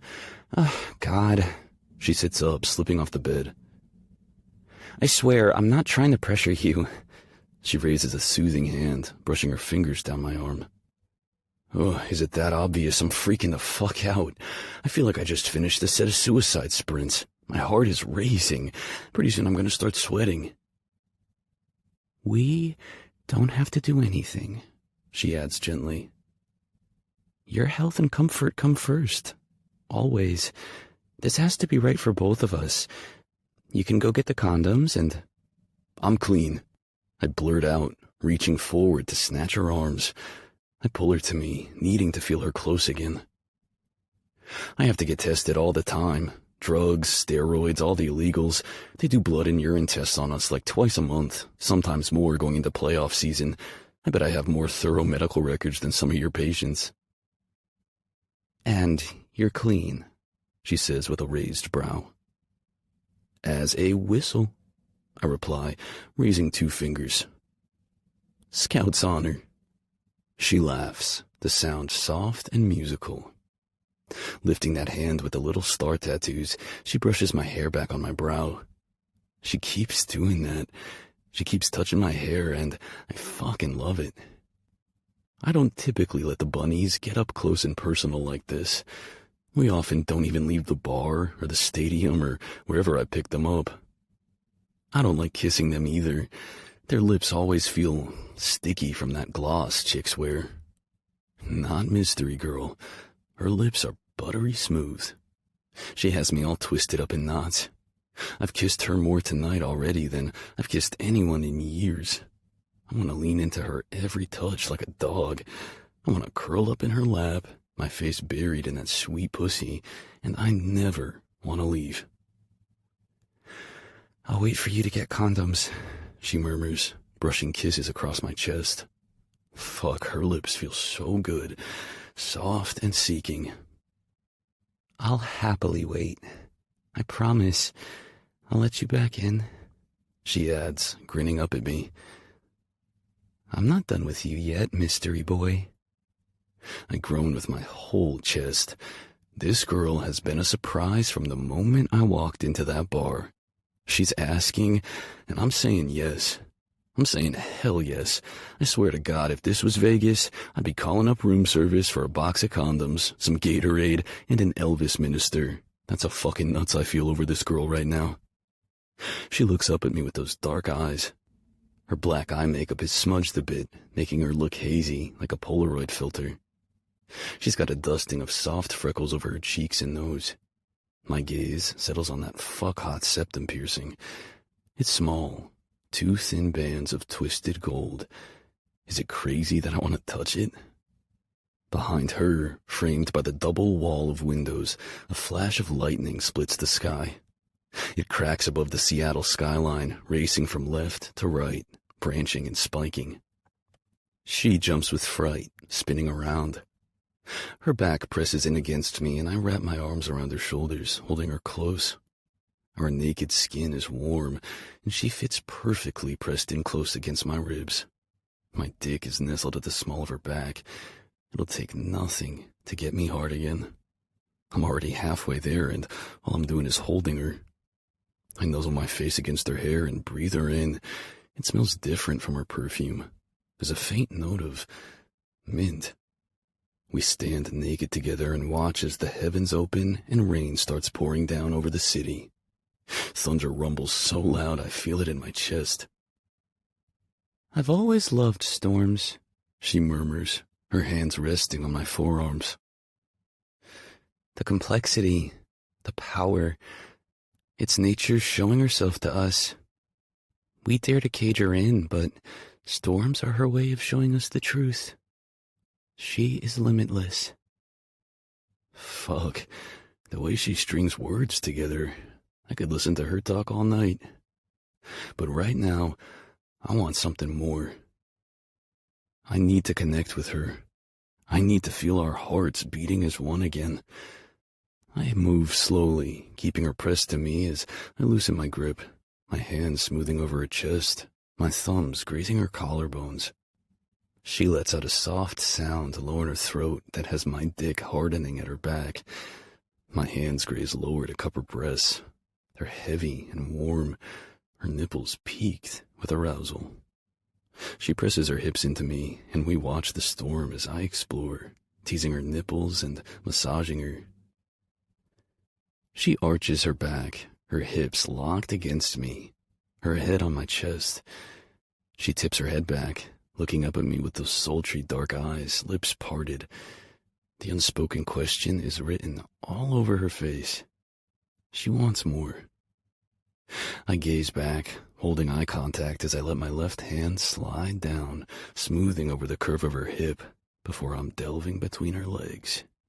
My pointer and ring finger part her pussy lips, letting my middle finger slide along her slit, gently circling her clit. She hums her appreciation, her eyes hooding with lust. I play, feeling how wet she is for me. I slide against her with 2 fingers, my other hand still holding her breast. She takes her hands and places them on mine, one between her legs, one on her perfect tit. She shadows my movements, totally along for the ride. Slowly, she changes her grip on my right hand, dragging it off her breast, up and up. I let her lead until my palm wraps around her throat, my fingers brushing her pulse point. She gives my hand a little squeeze, then shivers with need. Oh, God. I am dead for this girl. There's no way I'm stopping now. An earthquake could hit and I'd fuck her in the rubble. I shove 2 fingers inside her, loving the sound of her gasp. She's moving her hips with my hand, riding me. I let that hand at her throat squeeze, and she catches her breath, sharp and sweet. With a groan, I drop my mouth to her ear, biting the lobe. You like that, baby girl? My hand on your throat, my fingers in your cunt. I'm gonna claim you, make you mine. She whimpers, her body melting against me. I give her clit a little friction with my palm, and her tight pussy clenches around my fingers. I kiss her neck, nipping her ear again. I've never fucked a girl bare before. Never in my life. Oh, God, she pleads, squirming on my hand. She's right fucking there. I'm not taking her pussy until I feel her shatter again. Only you, I tell her, the words shredding my own heart, making it bleed. There is only you. Fuck, she whimpers. Don't stop. Please. Stop? I can't fucking stop. I'm about to give her everything. Every piece of me. I'm going to come inside a girl's cunt for the first time in my life. Fuck, I'm already right there. I've got cum leaking from my tip. I'm so ready to feel her clenching around my dick the way she's clenching my fingers. I don't know how I'll survive more than a few quick pumps. God, I need this to last. Need her to want me. Not Jake Compton, starting NHL defenseman. Not Jake Compton, the playboy, the millionaire. I need her to want me. Just me. Her moans pull me back to myself. I squeeze her neck, loving the way she's riding my hand, using her own to help me give her just the pressure she craves. Such a good fucking girl, I growl in her ear. Ride that hand like you own it. As soon as you shatter, I'm taking you to that bed, and I'm filling you up with my dick. Yes, she chants, her hand dropping from mine at her neck to cup her own breast, tweaking her nipple. Her pussy is clenching my fingers so tight, she's ready to explode. That's it, baby, I say. I think she's getting off on the dirty talk. Fuck, so am I. You know you're aching for more than my fingers. Shatter for me, and you can have my dick anywhere you want it. God. Her body goes still, her ass pressed tight against my thighs, her head slammed against my chest. I curl my fingers along her G-spot, pressing her clit with my palm and whisper in her ear, you're a dirty girl who likes to get fucked. Now come. And fuck me, but she does. She comes all over my hand, her body shaking in my arms as she trembles and moans. It's all I can do to hold back my own release as she rides my hand, her pussy pulsing around my fingers. She trembles, her body going slack, and I know she's done. I drop my hand from her throat first, wrapping it around her waist to keep her upright. Then I slip my fingers from her soaking wet cunt. She's all but dripping down my hand. I raise my fingers to my mouth, not even bothering to stifle my groan. The taste of a good pussy on my tongue has the same effect as the first drop of a puck onto the ice. My heart stops in my chest, and my whole body goes into performance mode. It's time to play. Time to win. With a growl, I grab her, scooping her into my arms. I march her the 4 steps back over to the bed. She laughs, head tipped back as she chants, "Oh, thank you. Thank you, gods." I lay her down, spreading her legs as she crawls backwards. I'm right fucking there, chasing her. There's nowhere she can go that I won't follow. But she doesn't want the chase. That moment is past. She wants me. She wants us. My heart is in my throat, and I feel breathless as I take my dick with one hand, tracing her wet slit with my tip. She feels so good. I shiver. My whole body feels lit up like a Christmas tree. I'm hot, I'm cold, I'm a fucking mess. Her hands slide up my arms to my shoulders before she's cupping my cheeks. "Hey," she murmurs. "Look at me." I pull my gaze from where my bare dick is sliding against her clit. I don't know what she sees when she looks at me, but her gaze softens and she pulls me down for a kiss. "I'll make this so good for you," she says. "I'm yours. You've won me. I'm yours." I've already won. She's mine. Not waiting another second, I notch my dick at her entrance and press in. Oh, God. Oh, I'm gonna die. Don't get me wrong, sex with a condom is always good. I'm the king at having sex with a condom. But sex without a condom is... there are no words. I'm falling and flying. My dick feels like it's found its home. She's so hot and wet, her pussy making room for me. I give a few thrusts, working my way in, and the slide of her wetness down my shaft has me ready to come in seconds. No way am I gonna last. She hums, her hands in my hair, her legs squeezing around my waist. You feel so good. So big.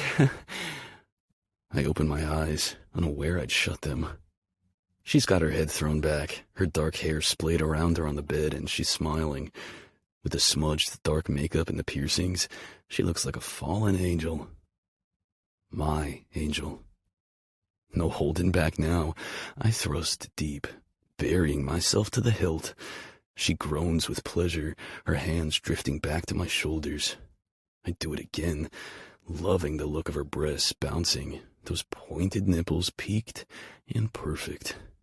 I drop my mouth to her breast, arching my back as I drive into her. Yes, she pants, her arms falling to the bed, framing her face. God, I love the feel of you inside me. So full. You've got a gorgeous cock. I laugh, popping off her tit. She's grinning too, blissed out from the orgasm I just gave her. I have to taste her, need her smart mouth on mine. I bury my tongue between her open lips, needing to fill her up everywhere. She moans into the kiss and we tongue fuck, her arm around my neck. She sneaks her other hand down, gripping tight to my ass. Her nails scrape over my ass cheek and I groan, increasing the speed of my thrusts. At the first clench of her pussy around my bare cock, I'm done. My entire body sparks like a stick of dynamite. Growling deep, I break our kiss, my hands grabbing her thighs. I want more. I want to be buried in this girl so deep when I come. I want to be part of her. I lean back, working her hips and thighs until she's all but folded in half, her legs on my shoulders, toes pointed in the air. Oh my God! Oh my God! She screams, her mouth open as she pants. Her pussy is clenching me so tight. This girl is my new everything. She's so responsive to me, so perfectly fuckable. I wrap my arms around her thighs, holding her in place, keeping her squeezed tight, and I pound the ever-loving fuck out of her. Don't you dare stop, she cries. Oh God, I'm right there. You're so deep. I know, baby. I know. Oh God. I'm a trembling mess, my dick slamming her, owning her, as my hips give her everything I've got. My heart is racing. I can't hold on any longer. Damn, I wanted her to come again first. Baby, I can't. I'm gonna... Do it, she cries. Come inside me. She squeezes me again. Now... And I do. My back arches and I cry out as I unload inside her tight pussy. It's the most incredible feeling, and she takes all of me. She's squeezing me so hard, and I know she's coming too. I shiver, feeling the last twitch of my dick deep inside her. Beneath me, she's panting, her chest rising and falling. We're both sweaty and shaking. I loosen my hold on her legs, and they fall boneless to the bed. The change in angle makes my dick twitch again. I pull out of her and we both groan. My body feels airless, like suddenly I'm a flat tire. I don't even bother trying to roll away. I just sink down on top of her between her thighs, my face pillowed on her stomach. She sighs contentedly, her hands going to my hair. I shift slightly, grunting in a post-sex haze until I can get comfortable. She settles back, her peaked nipples happy to have the tint of my hands on them. She drags her fingers feather-light across my scalp, and I let out a heavy breath. Outside the windows of the hotel room, the storm rages, rain lashing against the glass. Thunder still rumbles, but it sounds farther away now. The lights of the city glow as late afternoon begins to feel like night. "Stay with me tonight," she murmurs. It's not a question. Yes. As if there's anywhere else I'd rather be. That one night. 8. Rachel. After Mystery Boy graciously gifts me 2 of the best orgasms of my life, we take turns in the bathroom getting cleaned up. While he's in there, I order down to the restaurant for room service. It's almost dinner time and I'm starving. But there's no way I'm leaving this room. It feels like the moment I do, the magic will break. I slip on my white hotel robe, pulling my hair up into a messy top knot. When I took my turn in the bathroom, I did the bare minimum to wipe the makeup off my face and remove my contacts. My vision isn't great, but it's good enough to get by without bothering with my glasses. As long as he doesn't ask me to drive him anywhere tonight, I'll be good. He comes out of the bathroom naked, totally at ease in his own skin. Sauntering across the suite, he snatches up his discarded briefs and tugs them on, which does the bare minimum to conceal the perfect roundness of his ass. Lord have mercy, how many squats does it take to get glutes that juicy? All the ladies need to know. I stifle a grin, busying myself with looking for the TV remote. He joins me on the sofa, sinking down with a soft groan. He sits right next to me, not caring that there's a whole other end. He grabs my legs, flipping me until I'm partially in his lap. His calloused thumb rubs little circles on my ankle as he visibly relaxes. He just needs to be touching me. I understand the sentiment. I'm feeling the same way about him. I order down for some room service. Hope you don't mind steak. He smiles, his head tipped back against the back of the sofa, eyes closed. Sounds perfect. I flip the channel to Sports Center. Below the TV, the electric fire burns. I took the time to turn on a few lamps, too. This end of the suite is now bathed in golden light, while the far end near the windows is dark and stormy. The shadows of the rain dance across the rumpled white bedspread. I love the contrast of feeling warm and bright in his arms, while a cold gray storm rages all around us. I feel his eyes on me, and flash him a soft smile. He's casually rubbing my foot, working his thumbs in circles over my arch. Tell me something else.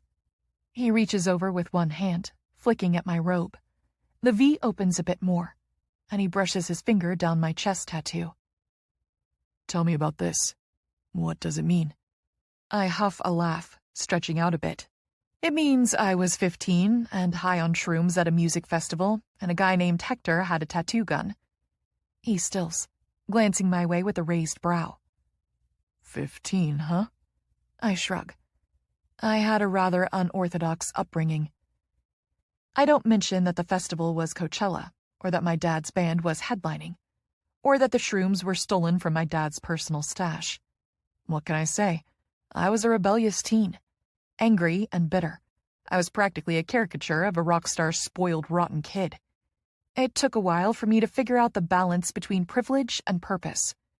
I wasted way too many years thinking everything in life was going to be handed to me because of my last name.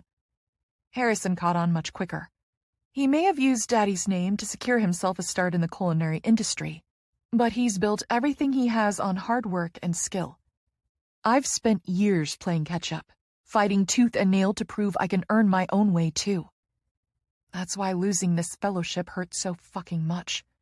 I wanted it. I fought for it. I powered through college in 2.5 years with a degree in kinesiology. I finished med school in 4, specializing in sports medicine. Now I'm finishing up my 2nd year of residency at one of the best hip and knee centers in the country. It's an amazing blend of physical therapy and orthopedic injury care, which is perfect for me.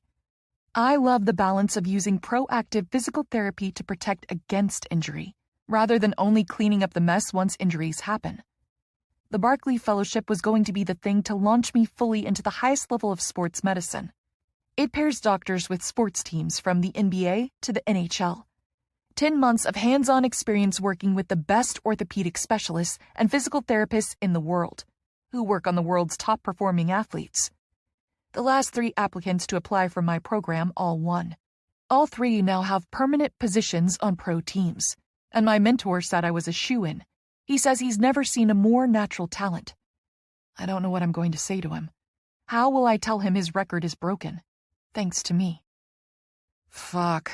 My therapist is going to have a field day with this.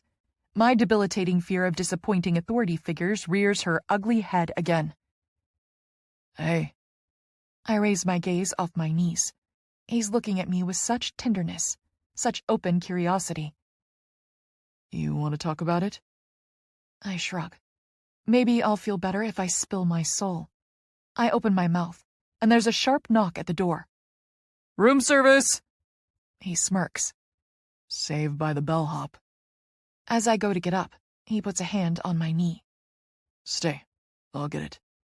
He wiggles out from under my legs, trotting over to the door. He disappears behind the corner, and I hear him talking to the delivery person. A skinny guy in a hotel polo shirt comes in pushing a cart. Evening, ma'am. Where do you want it? In minutes, we got a feast spread across the low-glass table. Filet mignon, broccoli, and loaded potatoes, fresh bread with butter, a shareable salad, a bottle of Pinot Noir with 2 glasses, 2 large bottles of electrolyte water, and 2 orders of blueberry bread pudding drizzled with caramel sauce. We sit on the floor between the sofa and the table, sharing it all. For over an hour, we talk about everything and nothing. Amy is his only sibling. They had an older brother who died of a rare heart condition before he and Amy were born. Apparently, his best friend has a dog and he wants to steal it. He swears the dog likes him better. I tell him a bit about Harrison's wedding. He's curious about the way we blended in Thai customs to honor Somchai's family. There was a beautiful making merit ceremony yesterday morning to start the festivities. 9 monks from the downtown Buddhist temple came to chant prayers and offer blessings. And don't get me started on the food, I say. He hums, his mouth full of bread pudding. Once he swallows, he says, I assume it was pretty good then? I grin, taking my time with my own food. I'm actually cutting my steak. He just inhaled his.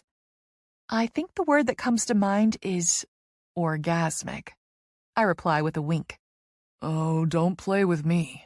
He groans, setting his fork down.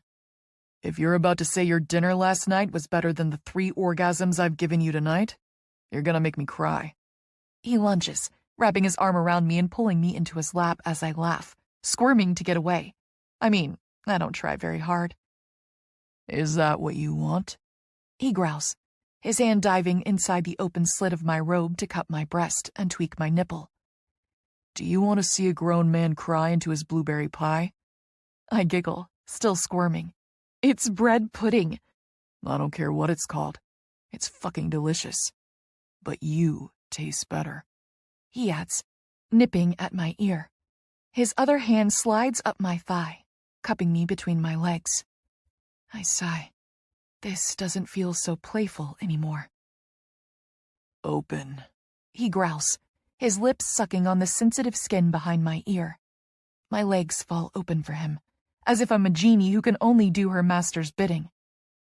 Good girl, he murmurs, playing with my clit. So wet for me. Are you always this wet? God, I hope not. He answers. I want you like this for me. Only me. Say that you're mine. I shiver, fighting the urge to move my hips in time with his fingers.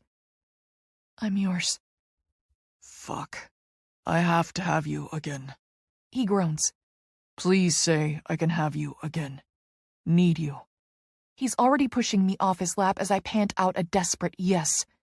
Hands and knees, baby girl, he says, jerking on the tie of my robe. We're wedged between the sofa and the coffee table, but I'm determined to make this work. I can't wait another second to have him either. I scramble onto my hands and knees, facing the windowed wall. Behind me, he flips up my robe, exposing my ass. He bends over me, his hand curling between my legs to finger me again. Spread a bit, baby. You know how big I am. I flash him another teasing grin. Someone's feeling cocky. He laughs, grabbing my jaw and giving me a kiss that tastes like caramel sauce. Yeah, you. Right now. You're about to be so full of my cock. You'll feel me everywhere. I want you just like this. Down on your elbows, he says, putting a little pressure on my back with his hand. Show me this sweet pussy. I drop down to my elbows, my face resting on my folded forearms. It leaves my ass sticking up in the air, his for the taking. God, I love this angle. Some girls say doggy style is overrated, but for me, Lord, I live for it. I love feeling a dick driving in so deep. With his gorgeous cock, he's going to hit me just right. Such a good fucking girl, he praises, notching his cock at my entrance. My pussy clenches with eagerness as he pushes in. I gasp at the fullness, fighting a whimper as he holds tight to my hips. He works himself in me slowly, letting me adjust to his length as he goes deeper. You feel amazing, I murmur, ready to chase this feeling of fullness, of being made whole. You make me feel amazing. Please don't stop. He stills, bending over me. His fingers brush gently along the line of my jaw. Look at me, baby. I glance up at him, my heart stilling in my chest. He's towering over me, owning me. We're locked together with more than just our bodies. I feel him everywhere. Say the word, and I'll never stop. His voice is so earnest, his tone so eager. Tears sting my eyes as I gaze up at him. Never stop. And he doesn't. After our marathon floor sex, which turned into sofa sex, we collapse against each other, me pinned under him, bearing his full weight. It's like snuggling under the world's sexiest weighted blanket. My nipples are sore from the way he's been tweaking and sucking them, and his cum is sticky between my legs. I love it. He falls asleep mumbling something about a bad call on the TV, his face nuzzled against my breasts. I must fall asleep at some point too, because I wake up a few hours later to find him gone. I'm alone on the sofa, my robe draped over me like a blanket. The TV is off, but the fireplace is still on. I sit up and my robe falls around my waist, my bare breasts pebbling in the cool air. Did he leave without a word? My heart squeezes tight. One night with this guy, and I feel ready to rethink everything. I wanted him to know my name. I wanted to give him my number. Maybe this could have been more. Maybe... But now, I'll never know. I fight the tears stinging my eyes. But that's when I hear the toilet. After a few moments, there's the sound of running water at the sink. He's just in the bathroom. The air slips gratefully from my lungs, and I glance over the back of the sofa. His jeans are still in a pile on the floor next to his shoes. So is my jumpsuit and his shirt. I sink back against the edge of the sofa with relief. Well, my heart feels relief. My mind is buzzing like a hive of bees. This is beyond crazy. I'm feeling way too much for this guy. I feel weightless, like an untethered hot air balloon. Meanwhile, my whole body feels boneless from too much amazing sex. Is there such a thing as too much sex? There's a pleasant soreness between my legs, and I'm losing count of my orgasms. 5? I think there may have been a sneaky mini 6th one in there. I was mid-orgasm and the jerk slapped my clit. Boom went the dynamite. That was the something he learned about me during this last round. Now Mystery Boy knows I appreciate choking and slapping. If we get to bondage tonight, I suppose I should just pack it in and marry him. I'll learn his name at the altar. I slip off the sofa, my robe dropping to the floor, and tiptoe naked over to the bed. I check the time on my phone. 3 a.m. I have to leave for the airport in 4 hours. I've missed a ton of messages. My roommate Tess sent a text and called twice. Daddy texted. And Mom. They were both asking what happened to me at the brunch. wondering if I'm okay. 2 texts from Harrison. You okay? And a gif of Moira Rose wearing that weird head pillow thing. Good. I'd rather him think I was too hungover from the wedding last night, and not too embarrassed by my fellowship failure. I shoot off a quick round of texts. 1 to Tess saying I'll call her tomorrow, and 1 to the Price family group chat with Mom, Daddy, and Harrison. I smile when I see someone has already added Psalm. I make sure my phone alarm is set and put it back on the charging pad. I gaze out the wall of glass. The storm is over, but everything is still wet. The whole city glistens. The lights of downtown Seattle hazy around the edges. I pad around the bed over to the window, arms crossed under my breasts. Behind me, the door to the bathroom opens. Shit, did I wake you? He calls. I shake my head. He joins me at the window, wrapping me in his arms. I settle against his warm skin. The juxtaposition of his warmth with the cold air from the glass wall gives me a chill. He rubs the inside of my wrist with his thumb, bending down to kiss my shoulder. I sigh, so comfortable in his embrace. I love cities at night, he murmurs in my ear. I smile. Is that your new something? He chuckles. Yeah, I guess so. It's one of my favorite parts of all the travel I get to do. I love skylines. I love the way they have a shape. Like a silhouette, you know? Like a woman's body. You can memorize it. You can see just the silhouette of Seattle, and you know it. I hum low in my throat. Because of the Space Needle. Yeah. He kisses my shoulder again. I lean forward a bit, peering through the buildings. I think you can see Pike Place from here. He presses in behind me, following the point of my finger against the glass. Yeah, I think you're right. Hey. He brushes his hand over my hair, giving my messy topknot a little tug to tip my head back. I gaze up at him, and he's smiling. You want to go there in the morning before your flight? You still owe me a dragon fruit tea, remember? I mean, I'm gonna make you change the order to a grande Americano, but still. I can't, I say quickly. I have to be to the airport in 4 hours. My words settle between us. My head spoke them faster than my heart could scream, stop!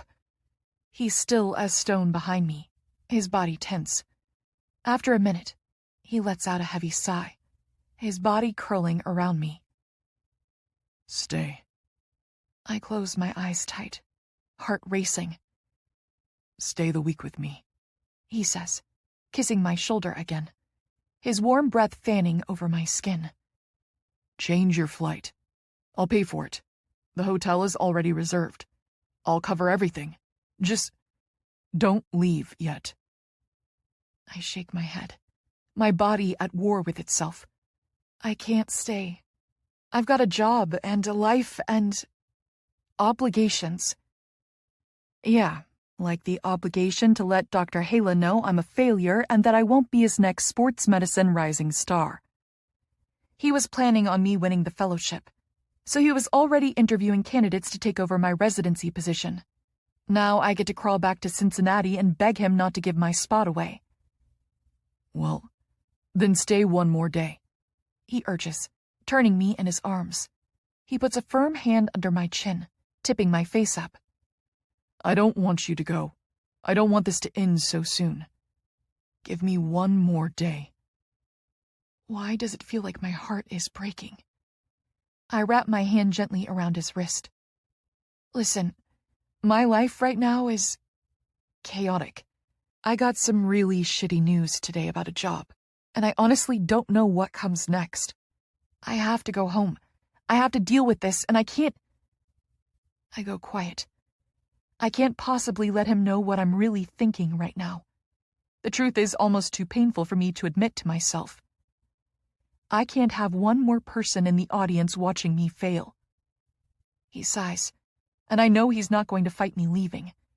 He's too sweet for that. But that doesn't mean he won't still fight. As if we're sharing a wavelength, he leans down, brushing his lips against mine. What we have here is magnetic. I know you feel it too, and I can't let you just walk away. Give me your name. I shake my head, lips pursed. It's easier this way. I won't get hurt this way. My name is Mystery Girl. He groans, kissing me for real, his lips working feverishly against mine. I let him lead, loving the taste of him. He breaks the kiss, sucking in air. Give me your number, baby. Please. I silence him with my own kiss, my arms wrapping around his neck. He grunts in frustration, but kisses me back, pouring his need into me. I feel him hardening in his briefs. I want more of him, and I don't just mean sex. One more day wouldn't be enough. 1 week wouldn't be enough. I know with a surety marrow deep that he's an addiction I'd never be able to break. But I wasn't lying to him before. My life is in utter shambles. I can't start something new with a guy. I have to go home and pick up the pieces. I have to figure out if I even have a job come next week. For all I know, Dr. Hala already found my perfect replacement. He breaks our kiss with another groan of frustration. I'm going for broke here, gorgeous. Just give me your state of residence. I can work with that. I laugh. I can't help myself. He's just so genuine. He wants me, and he won't bother trying to hide it. But I'm not going to break. I can't. And I'm a Zodiac girl, remember? My mystery boy is a Taurus through and through. He's attracted to all things love and sex. He's going to be bullheaded about this to the bitter end. Unluckily for my sweet Taurus, I'm a double Cancer. I know when to draw a line in the sand, and it doesn't get crossed. It's time to retreat back in my shell. I might be crushed on the inside, but I won't let him see it. Whatever this is between us, he's not going to be the one to walk away first. It has to be me. But I still have 4 hours. I wrap myself around him, desperate to stay lost in his scent. Please. What do you need, baby? He pants, our warm breath passing between our open mouths. I'll give you anything. Say it, and it's yours. I whimper. Just make it all stop. Be here with me. I'm right here, he says. I'm not going anywhere. Be with me. Give yourself to me. Take everything. I feel like I can't catch my breath. This is taking all the energy I have left. My heart is breaking. Okay, baby. He soothes. Okay. Here. Turn around. I'm trembling in his arms as he turns me. He takes my hands and lifts them, pressing them palm flat against the window. He's pressed in right behind me, his hands trailing down my arms, down my ribs, to settle at my hips. He kisses a line across my shoulder before I feel his voice in my ear. Look out the window, baby girl. Keep your eyes open. Seattle is our place. Here in this room, in this city, nothing can keep us apart. I let his words wash over me, warming me from the inside out as I look out at the blinking city lights. His hands are roving, warming me up. You're mine, my dream girl, my perfect mystery. Say it. My hands are cold against the glass. It grounds me. I'm at a crossroads in life and in fact. The heat of his arms and the cold of the city. One door closes, and another opens. Say it, he growls, his cock notching at my entrance. I tip my head back with a desperate sigh, my eyes locked on the shape of the Seattle skyline, and I sink my hips back against him, bearing him inside me to the hilt. I'm yours, only yours. Nothing can keep us apart. That one night. 9. Jake. I wake to the sound of my phone ringing. The ringtone is Tears for Fears. Caleb. Why is he calling so early? He must have forgotten about the time change. I'll call the asshole back later. I snatch blindly for the phone, clicking the side to dismiss the call. I don't want the sound to wake. Fuck. She still hasn't told me her damn name. Well, I'm done playing games. I'm breaking her this morning. I swear to God, this girl is not getting away from me. I roll over, ready to pull her sweet body tight against my morning wood. Hopefully, we have time for a quickie before our alarms go off at 7 a.m. God, I can't remember the last time I had so much sex. And each time was more earth-shattering than the last. That last time we fucked against the window, she screamed, clenching me so goddamn tight, and I came so hard I saw white spots. Never in my life have I seen a girl literally dripping with my cum. Now I get why some guys have a breeding kink. I wasn't lying before. If this was Vegas, I'd be ringing down to the front desk asking for an Elvis minister. We rinsed off in the shower, both of us standing sex-drunk under the spray. Then we crashed in bed. I think I was asleep before my head hit the pillow. No way in hell am I letting her slip away. I'll be riding with her to the airport. Heck, I'll try to pull the "I'm a famous NHL player" card to get through security with her. If I've only got Seattle, I'm gonna milk every last second. I'm not giving up until the gate agent closes that door. And I mean to play dirty. Anything to win. It's not like there's a penalty box she can shove me in. The first 4 words out of my mouth are about to be, "My name's Jake Compton." I reach for her, my hands snatching at the cold sheets. She's not in the bed. My eyes dart open and I wince. Weak morning light streams in through the windows. I'm instantly on edge. Something's wrong. I roll over, twisting up in the sheets as I scramble for my phone. I tap the screen and my heart drops out of my chest. 8:37 a.m. No, fuck. She turned off my phone alarm. I stumble my naked ass out of the bed, my gaze darting around the hotel suite. I already know what I'm going to find. Her suitcase is gone, her discarded heels, her sexy black jumpsuit gone. Her Kindle was on the beanbag thing, and there was a small pile of jewelry on the side table and an extra phone cord. All gone. She's gone. Mystery girl is gone. She didn't even wake me to say goodbye. My heart cracks open in my chest. I stumble across the suite into the bathroom and turn on the light. My breath catches as I see that she's left something on the counter. Oh God, it's a note. It's going to be her name and phone number. I snatch up the piece of hotel stationery, but a quick scan has my heart sinking. No hint of a digit, no name. I lean against the sink and read. Dear Mystery Boy, thanks for last night. You have no idea what it meant to me to share this perfect moment. I'm sorry I'm leaving without saying a proper goodbye, but it's better this way. As I packed, I thought of a poem by Rumi. The minute I heard my first love story, I started looking for you, not knowing how blind that was. Lovers don't finally meet somewhere. They're in each other all along.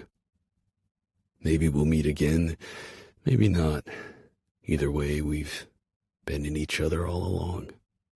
XO, Mystery Girl. I glance back down at the sink. She left me something else. I set down the paper and pick up the thin vial of travel-sized perfume. I unscrew the cap. One whiff, and I'm groaning, dick twitching. It's her perfume. It's not a clue to her identity, but at least it's something. Some piece of her. Some proof that this was real. It happened. We happened. I'm not giving up. I'm finding my mystery girl if it's the last thing I do. And when I find her again, I'm never letting her go. This concludes That One Night by Emily Rath. Narrated by Amy Hall and Alex Kidd. Please keep listening for Pucking Around by Emily Rath. Narrated by Amy Hall, Alex Kidd, and Ash Beverly. 1. Rachel. Rachel! I groan, not ready to open my eyes and face the truth. It's morning. Again. And I'm officially going to murder my roommate, Tess.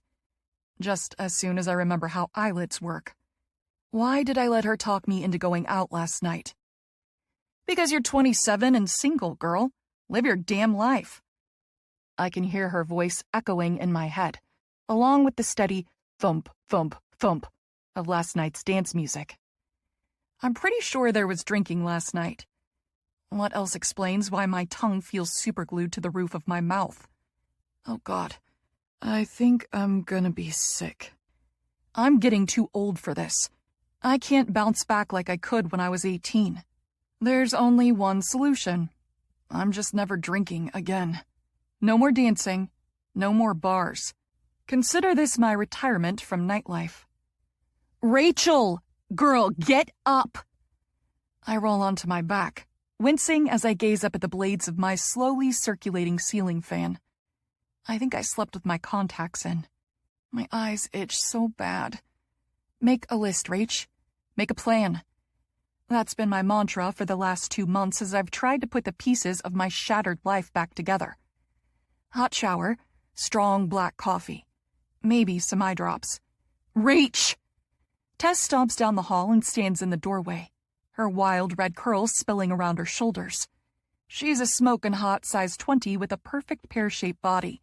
Per usual, she's wearing nothing but a crop top and her undies, a spray of peachy freckles dotting across her chest. The girl sheds clothes around this apartment like a husky sheds hair. Not that I mind. I'm the daughter of a super famous rock star, born in California and raised on a tour bus. I've seen some wild things in my time. A naked Tess doesn't bother me one bit. Girl, did you not hear me hollerin' for you? She pops a hand on her hip and tosses my phone on the bed. Someone's been trying to call you for like 30 minutes. I reach blindly for it without turning my head. Who is it? I don't know. A New York number, I think? And there was a missed call from Dr. H.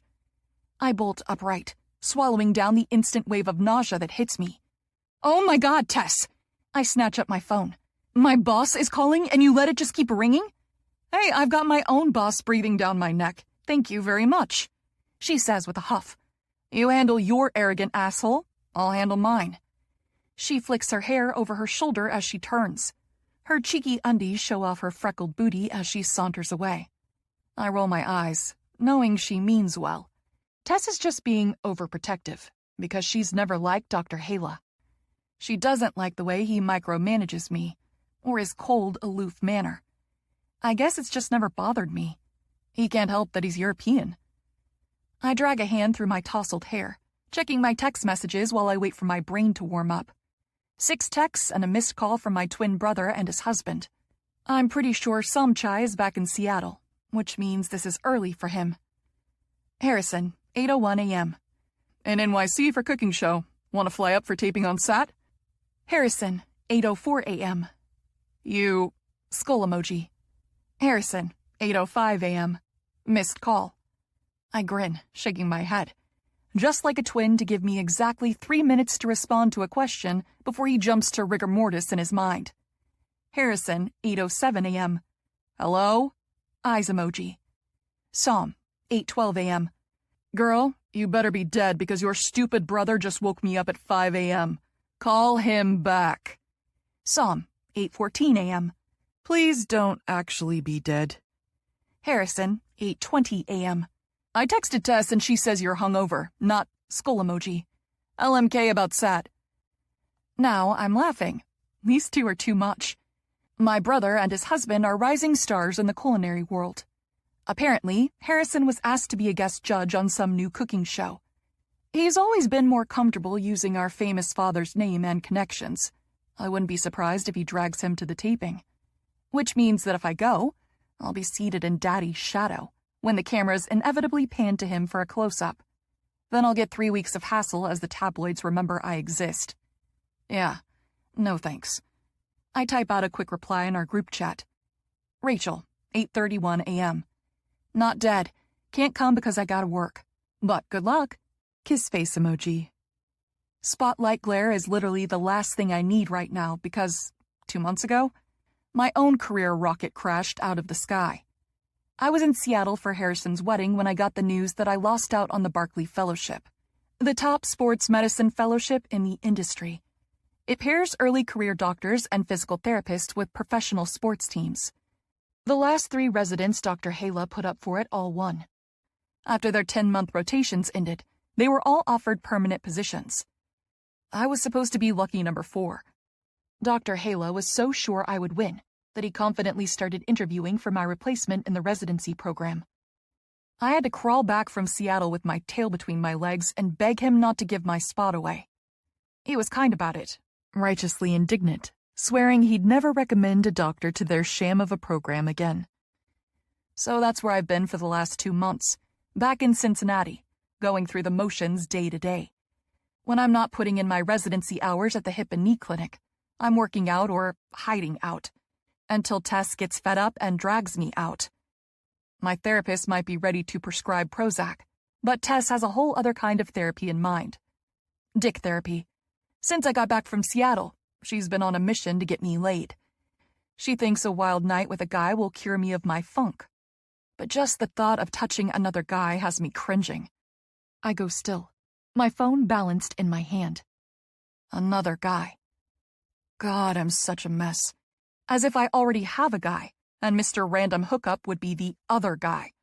I don't have a guy, not even close. But hey, a girl can dream, right? In my case, my nightly dreams are full of only one guy. The guy. My mystery boy. I haven't told anyone about him, not even Tess. We met on my last night in Seattle. It was the best one-night stand of my life. I've never felt so dialed in to another human soul before. But that's all it could be for me. One perfect night.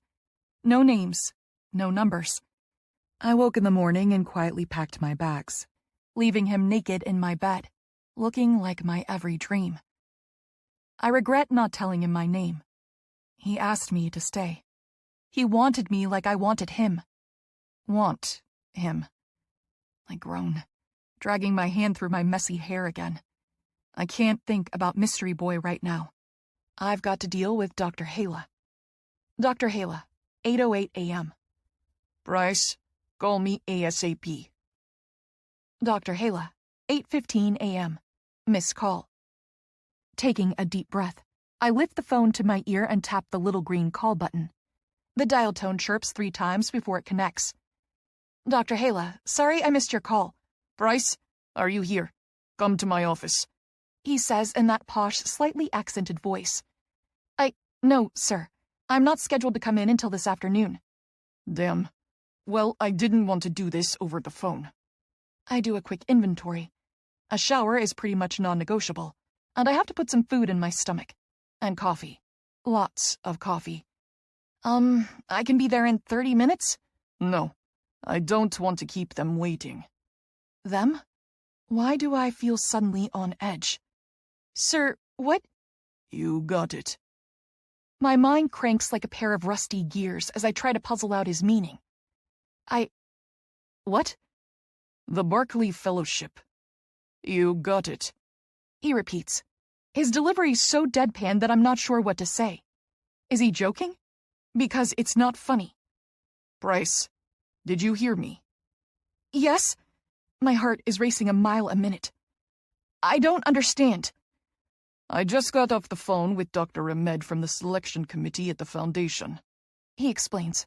Apparently, you were first on the wait list. Oh my God. I shove off the bed and stand on wobbly legs, looking helplessly around my room. Apparently, one of the fellows made the genius decision to go whitewater rafting, and his raft flipped. Dr. Hala goes on. Broke both his tibia and dislocated his shoulder. So he's out. Oh my God, I gasp, pacing from the bed to the window. So, what does that... It means you're in, he replies, cutting right to the chase. Dr. Ahmed called me as a favor. She knows you're my resident. She wanted to make sure you'd be serious about accepting. I told her you were. I hope I didn't overstep. He adds quickly. No, sir, I hardly have words to speak. This can't be happening. You are still serious about it, right? Of course! I all but shout into the phone. This is just the last thing I expected. Didn't the fellowships already begin? They only started this week, he replies. That was the other reason she was calling. Usually, the fellows get some say in their placement. If not the specific team, then at the very least gender and sport. You'll need to be willing to fill this other fellow's place. It's already set up, and it's too late to change it now. Oddly enough, the total lack of control is giving me a kind of thrill. I feel like I'm skydiving. Yes, I say. I'll do it. Whatever it is, I'm in. I'm grinning now. Excellent, he replies. It'll be more of a physical therapy role than primary care, but they're intrigued by your background in both. Dr. Ahmed wanted to check with me to make sure your experience at the clinic will translate well. I told her you're the perfect candidate. My heart flutters. Thank you, sir. Thank you so much for your support. Say nothing of that, he says brusquely. He's not big on gushing. One of the residents hugged him at the Christmas party last year, and I thought he might turn to stone. I believe Dr. Ahmed already tried to call you this morning. Call her back and formally accept the fellowship. And don't worry about your shift this afternoon, he adds. I'll apprise Wendy of the situation. Thank you, I stammer again. This is a great opportunity, Price. I'm pleased for you. Maybe you can get me tickets to a game this season. His words register, and I stop in my pacing. The fellowship started this week, meaning I have to quit my job, pack up my life, and move. And I don't even know where I'm moving. Wait, what's the team? I call out. What sport? What city? Did she tell you? Yes, he replies. Your fellowship will be with the Jacksonville Rays. My mind spins. Jacksonville. Atlantic side of Florida. I know that much. But my mind is drawing a blank at the Rays. The Jaguars are the NFL team. Baseball, maybe? God, if this is a test of my fit for their program, I'm utterly failing. I've never heard of the Rays, I admit. He chuckles. Well, you wouldn't. The Rays are the newest expansion team for the NHL. I don't think they've even finished the new arena yet. I all but shriek with excitement, which is completely unprofessional, but I don't care. Hockey. It's one of the most ruthless, injury-prone sports. The men play with literal knives strapped to their feet. Lots of bone breaks. Lots of shoulder, hip, and knee injuries. Dislocations. Groin pulls. It's my dream placement. And a new team means all new equipment, new facilities, over-eager fans. Sir? I squeak out, unable to think of any other words. He just chuckles again. Have fun, Price. You've earned this. Then he hangs up. I stand there with the phone in my hand, utterly speechless. I won the Barkley Fellowship. Tess ducks her head back in my room, green smoothie in hand. You talked to Dr. H? What? Girl, what's that smile? What happened? I start laughing, tears brimming in my eyes. She pushes off the doorframe. Girl, what? I'm moving to Jacksonville, I blurt out. What? When? I wipe a tear from under my eye, shaking my head in shocked disbelief. As soon as possible. 2. Rachel. I don't know what else to tell you, ma'am. I'm looking at the screen and I'm not seeing any record of your bags. The airline desk clerk drones for the third time. I let out an exasperated groan, juggling my heavy backpack and purse on my shoulder while I snatch up the receipts on the counter. Then explain these, I say, flapping them in the air. The guy in Cincy checked all 3 of my bags. Clearly they connected somewhere because, look, I've got one right here. I gesture to the bag at my feet. It's one of Tess's old bags. The thing is holding itself together with little more than a prayer. This is officially a disaster. The 2 missing bags have pretty much all my essentials. The bag I managed to claim was a last-minute pack job of odds and ends, a few medical textbooks, some bulky winter clothes, 2 evening gowns, and random workout stuff. I'm gonna look great waltzing into my first day of work tomorrow wearing a custom backless Chanel dress and my spin shoes. Can you please check again? I say, slapping the receipts back down on the counter. It's been 32 hours of pure chaos. I'm hungry, I'm exhausted, and I'm feeling totally on edge after a long day dealing with multiple delayed flights.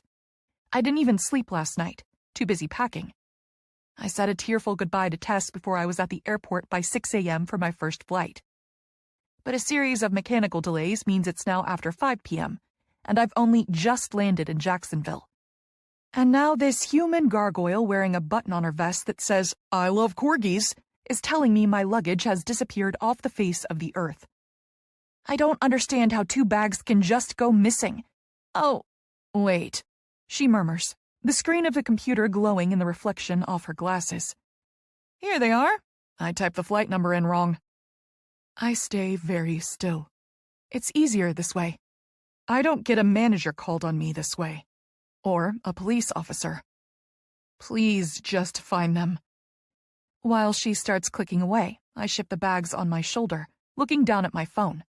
It's been blowing up since I stepped up to the counter. Apparently, it finally decided to wake up from airplane mode. All the messages come flooding in at once. I'm sure Tess wants updates. There are a few messages in the Price family group chat, too. I also have a few messages from an unknown number. I read those first. Unknown, 5:05 p.m. Hey, this is Caleb Sanford from the Rays. I'll be picking you up from the airport. I drive a blue Jeep. Unknown, 5:15 p.m. I'm here. Outside door 2. Unknown, 5:20 p.m. Can't sit much longer before the guy makes me go around again. Shit. No one said there would be an airport pickup. Unknown, 5:30 p.m. Missed call. Unknown, 5:45 p.m. Look, I don't mean to be a dick, but I can't wait much longer. It says your flight arrived 45 minutes ago. Unknown, 5:47 p.m. This is Dr. Price, right? Oh my God, I cry, shifting all my stuff around on my shoulder. Great, now I look like a total jerk that just ignores calls and texts for an hour, leaving people to wait on me. I need to call this guy back. I need to get out of this damn airport. Please, I say over the counter for what feels like the 100th time. If the bags aren't here, I can come back, but I can't just keep standing here. She raises a hand in my face. Ma'am, I need you to calm down. Oh, no, she didn't. Calm down? I seethe. I haven't begun to be uncalm. You're the one who said my bags weren't even in the system 2 seconds ago. I choke back the rest of my tirade. It's not worth it. Please, I say again. Just tell me. Got it. She murmurs, her eyes back on the screen. Looks like 2 of the bags were misdirected during your connecting flight in Charlotte. We can have them rerouted here sometime tomorrow morning. I sigh with relief. Thank God. What do you need from me? Nothing, she replies, sliding the bag receipts back across the counter at me. We've got all your contact info. Someone will be in touch letting you know when the bags have arrived. I snatch up the receipts.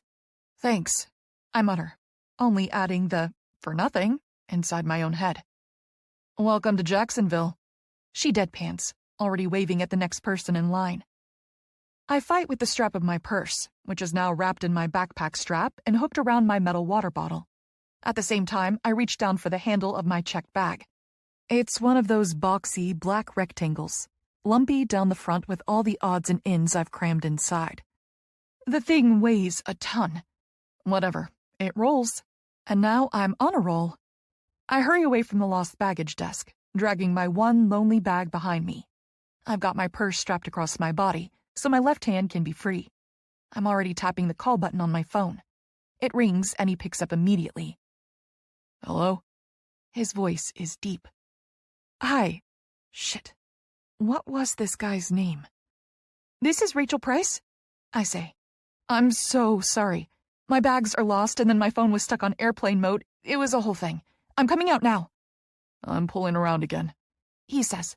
I can hear music rocking in the background. Blue Jeep. He hangs up. I race over to the double doors marked with the big number 2 and rush outside. The Florida heat hits me like a slap to the face. I'm used to the dry heat of a California summer, not this swamp. Thank goodness my hair is already up in a knot. I've got to get this hoodie off pronto. A topless dark blue Jeep pulls to a stop at the crosswalk about 10 yards away. A surfboard is strapped to the top rails, and a dog peeks his head out of the back seat. He's adorable. Black pointy ears with a white snout like a border collie. His pink tongue lolls from his mouth. I run towards the Jeep, the wheels of my bag rattling against the cement. I lift my hand holding the phone, awkwardly waving the Jeep down. The guy in the driver's seat nods. He's wearing aviators and a ball cap with the brim pulled low. "Hi," I say, breathless as I stop at the passenger side of the Jeep. "I'm Rachel Price. I'm so sorry again.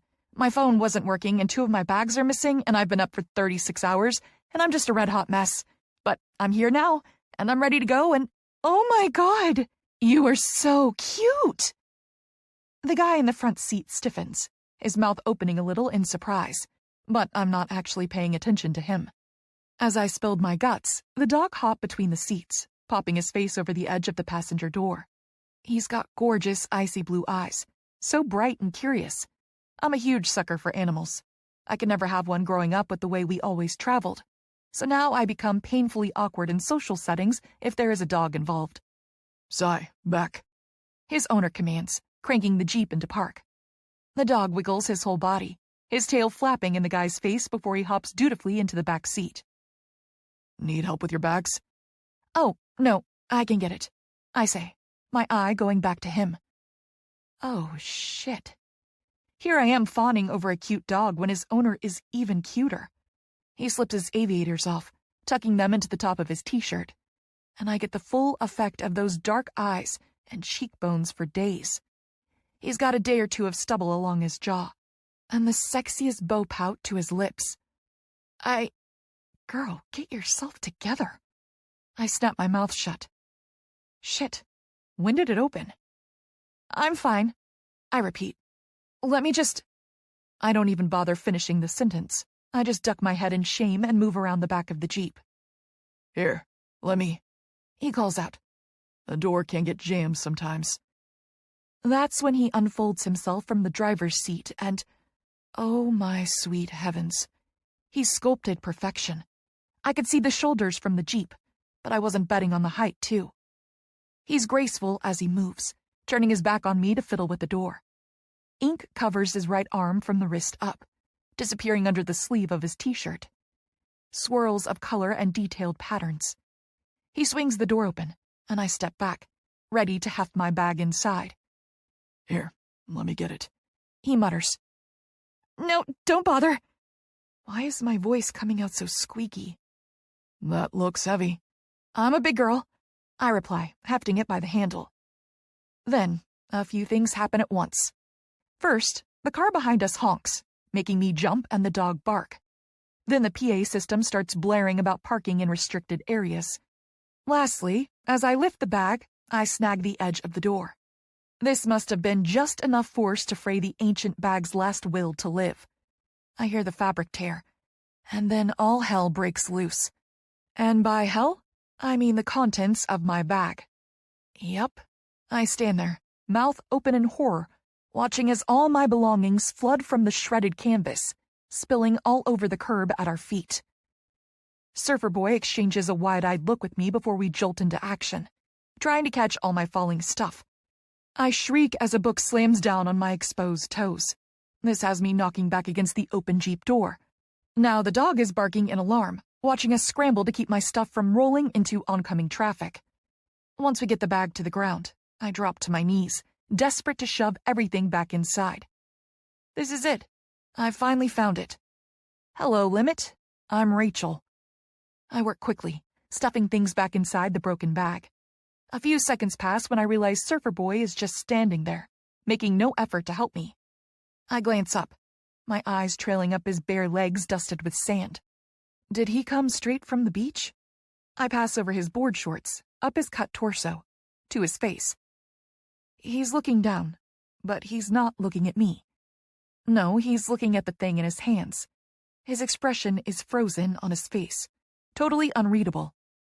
And thing is right because, oh my fucking God. My heart drops out of my chest. Someone bury me in the earth right here in this airport loading zone. And make sure to dig a hole for Tess right next to me because I plan to haunt her to death. Surfer Boy is holding a dildo. My dildo. It was a gag gift from Tess, and it's most certainly a gag that she packed it for me. It has to be, because the dildo is large and purple and shaped like an octopus tentacle. 3. Caleb. I'm standing in the no parking zone of the Jacksonville airport with a tentacle dildo in my hand. It's electric purple and rubbery, and I can tell from the weight it's battery operated. Holy fucking shit. How the hell did I get here? I've been waiting for this woman for almost an hour, getting myself more and more worked up about entitled doctor types who have no consideration for others. I was ready to hate her. Hell, I was ready to drive off and leave her ass here. But then my phone finally rang, and this walking hurricane of a girl swept through the automatic doors, sucking me into her vortex. She talked at me so fast, I could barely make out the words.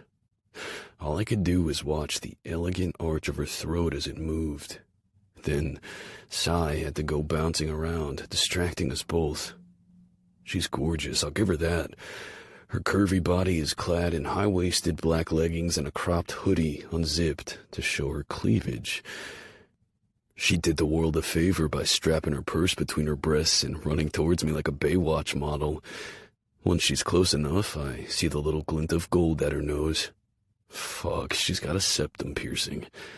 I'm a sucker for a pierced and tatted girl. Does she have tats too? I can't tell. What I can tell is that the guys are gonna go crazy. She'll be breaking hearts by day's end tomorrow. Coach is gonna have to put up an electric fence around her office. We'll probably have to make the rookies take cold showers before she examines them. And here I am, still holding her dildo. She's on her knees, scrambling to gather her shit, cursing under her breath. She looks up at me and I'm still just fucking standing here like I've been turned to stone. Her dark gaze drops from my face down to my hand, and her lips part in an O. "Oh my God," she shrieks, launching to her feet. "Give me that." She all but slaps the dildo out of my hand. "Say something, asshole." "Just, trying to help," I mutter, slipping my hands in the pockets of my board shorts, decidedly not helping. I'm afraid to help now. Afraid of what else I might find, what else I might touch. Does she actually use that thing, or... "It was a joke gift," she says quickly. I hope she can't read my thoughts, because I won't deny the moment where I just pictured myself flipping that little switch and turning it on. I'm curious to test the toy's range of motion. "My roommate's idea of a going-away present," she adds, shoving the toy deep inside her bag.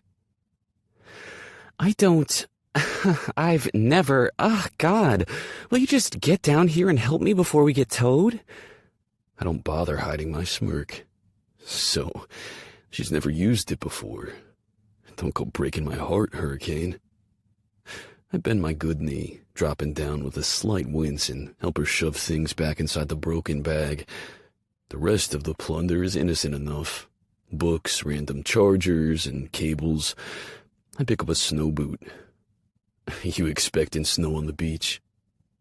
She huffs and grabs it, shoving it inside the split in the bag. "Always good to be prepared. Thought I might need to pack snow gear for an away game or something." That's smart. I wouldn't want to be stuck with just my flip-flops in Toronto either.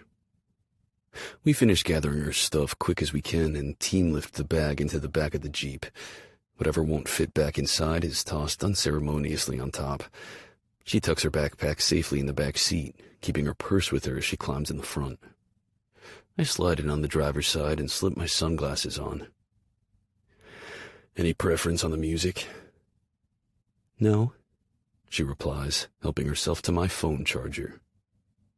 "Sorry, my battery is dying." "Okay, well, it's gonna get a bit windy," I say. "You might wanna..." "I know how Jeeps work," she huffs, clicking her seatbelt on. We both go still as we sit in the silence of her response. Then she groans, burying her face in her hands. Oh shit. Ugh, I'm so sorry. That was the bitchiest thing to say ever. It's okay. No, I'm so sorry. God, I'm so tired, she says, a note of desperation in her voice. I think I might be getting a bit delusional. I swear, if I have to deal with a tentacle dildo and tears in the same car ride, I'm asking for a raise. Airport runs already aren't in my job description, but I'm trying to pull my weight, be a team player. Look what I get for my trouble. I haven't slept in like 2 days, she goes on. Yeah, those are tears in her voice. I am now officially uncomfortable. And I'm so hungry. I haven't had anything but a bag of pretzels since this morning. But that's no excuse, she adds quickly. She turns to me, her fingers brushing lightly against the ink on my forearm. I'm sorry. God, I'm such a mess that I don't even remember your name. I feel like a total bitch. You put it in your text, but I was in such a rush I couldn't check it again, and you were waiting for me so long, and I'm sure you think I'm a total jerk, but I'm not. The words only stop because she's out of air. Yeah, this girl is a total swirling vortex of mass chaos. She closes her eyes and takes a deep breath. Then she opens them, those dark brown pools sucking me in. Can we start over? Please? Let us start over. She holds out her hand to me. I'm Rachel Price. I'm the new Barkley Fellow, and I've had a really rough 2 days. I look down at her offered hand. She's tugged her hoodie sleeve up a bit, and now I can see that she has tattoos. Oh, be still my cold, dead heart. A pair of hearts outlined on her wrist, a small, detailed sketch of an electric guitar on her forearm. There's a signature alongside the guitar. Cy chooses this moment to pop his head between the seats, nosing her open palm, which diffuses the tension. She giggles, giving him a pet between the ears. At least someone wants to give me another chance. I swear I'm not a bitch. No, I'm not. She croons in that sugary sweet talking to a dog voice all people seem to have. No, I'm not. I'm really nice. Yes, I am. Cy eats it up, licking her hand as she laughs out loud. With a groan, I gently push him back and put out my hand, letting her shake it. I'm Caleb Sanford, Assistant Equipment Manager. She smiles. Wow, tough job. You guys work crazy hard. Yup. I drop her hand, placing mine back on the wheel. And who is this angel? She asks, turning in her seat to give Cy more attention. His eyes are so gorgeous. I could just eat you with a spoon. Yes, I could, she coos. The furry idiot is a total chick magnet. Too bad he warms them up only for me to put them right back on ice. His name is Poseidon, I reply.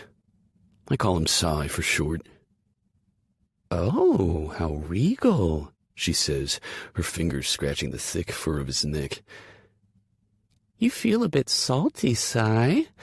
Were you swimming in the ocean with Daddy earlier today? I go stiff. Wait, no. My arms, not my dick. My dick is definitely not going stiff at hearing a gorgeous woman call me Daddy. With a groan, I turn away from her, my eyes firmly on the road as I jerk the Jeep into gear. At the same time, I crank up the radio, blasting the air with my favorite mix of rock music. She fishes a pair of sunglasses out of her bag and slips them on, leaning back in her seat with a smile the moment we hit that Florida sunshine. Between the wind and the music, it's hard to have a conversation in a Jeep, which is one of the reasons I like driving with the top off. She doesn't seem to mind. In fact, it seems to relax her. Within minutes, she's got one arm propped on the side door, her hand weaving to the beat of the music, as I coast us onto the interstate. 4. Rachel. Well, here you are, hon. Home sweet home. I follow the apartment manager inside the open door of my new apartment. My hands are full with my purse, my apartment paperwork, a drink cup sloshing with crunchy ice, and a bag of leftover tacos. I heft it all onto the kitchen counter, turning to face the view. This is a fully furnished unit on the 4th floor of a brand new complex, not 5 miles from the arena. Caleb said the Rays bought out the top 3 floors of this building to have places to house rotating staff like me, as well as keep units in a constant state of readiness for farm team guys. You've got all the amenities, she says. Dishwasher, stove, microwave are all here, and there's a small washer and dryer stack in your hall bath. She points to an open door. I step past her into the living room. It's just a 1-bedroom, but there's a kitchen with a little breakfast bar and a narrow living room capped with a wall of glass that leads out to a balcony. Beyond the balcony, I can see I have a view of woods beyond. Bedroom is through there, Loretta calls. You've got a full bath and the step-in closet. I follow her into the bedroom, noting the beachy colors everywhere. Nautical blue, sand beige, and white. Everything in the unit is accented with wicker and seashells. There's a jute rug in the kitchen. A sand dollar art print is framed over the queen-sized bed. Not a single decorating element is what I would have ever picked for myself. It's coastal chic, and I love it. Okay, I'll get used to it. Fine, I'm buying a different bedspread at a bare minimum. Anyone who can handle this much sand beige must be part camel. It's perfect, I say. Footsteps behind us have me turning. Caleb is standing in my kitchen, glancing around with a slight frown on his face. Whoa, I forgot they look like this when you first move in. Like what? I say, taking my heavy backpack as he hands it over to me. He scrunches his nose. Like aisle 4 of a Home Goods. I stifle a laugh. Yeah, I'll be hiding at least a quarter of these decorations in a cabinet. Making new friends already? Loretta calls. Don't worry, hun. We're not all as surly as this one. She jabs a thumb at him. Caleb picks up the glass bowl of seashells on my counter with a rattle. Just curious, Lo, are there any shells actually left on the beaches here in Florida? Or are they all in these fancy salad bowls? You said something about recycling? I say over him. He smirks, setting the bowl back down. Yes, we recycle here. There's a laminated list on the counter of what needs to be separated out, Loretta explains. And if you're caught breaking the rules, there's a $20 fine. The next fine goes up to $50. We take ocean conservation very seriously. Caleb chimes. How the hell did he get around me and into the living room so fast? Take only photos, leave only footprints. He intones. At the same time, he's now holding what looks like a dried sea sponge decoration. I roll my eyes at him. This guy is so hard to figure out. Is he an asshole, or is he charming? Maybe he's a charming asshole. I smile, trying to focus on Loretta's long-winded explanation on proper dishwasher usage. As she talks, I can't help but glance over at him. He's making himself at home on my sofa, moving around the striped pillows. He was so standoffish at first. Understandable, since he thought I was standing him up. Which I kind of was, totally inadvertently. Then there was the whole dildo debacle, which he was super cool about and hasn't mentioned again. On the drive, he seemed distant. He clearly didn't want to talk, which suited me just fine, especially since he's got great taste in music. I thought I had him pegged as the surly asshole loner type. But then, just before we got to the apartment complex, he pulled into a little strip mall and bought me tacos. You said you were hungry, he said with an indifferent shrug. Sure, we ate in silence, but it wasn't an awkward silence. We sat outside at a little metal cafe table, sharing our chips with a very happy sigh. Whatever Caleb lacks in charm, his dog more than compensates. Oh, no, Sigh! I cry, cutting Loretta off. You can't leave him in the Jeep. Bring him up. Caleb has his nose buried inside my coffee table book. Florida's Seashells, a beachcomber's guide. It's okay, he replies, closing the heavy book and tossing it down. I dropped him off when I brought up your backpack. Dropped him off? Didn't this grumpus tell you? Loretta laughs. I glance between him and Loretta. Tell me what? Caleb crosses over to me. I'm your new neighbor, Doc. My heart skips a beat. Neighbor? Yep, he's right next door in Unit 403, calls Loretta. Why else do you think I was volunteered to pick you up from the airport? I gaze up into his dark eyes and feel something in my belly swoop.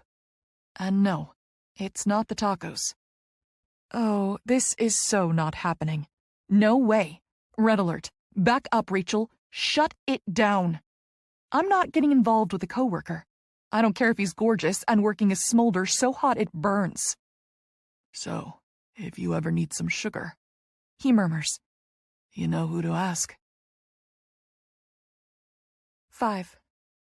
Rachel.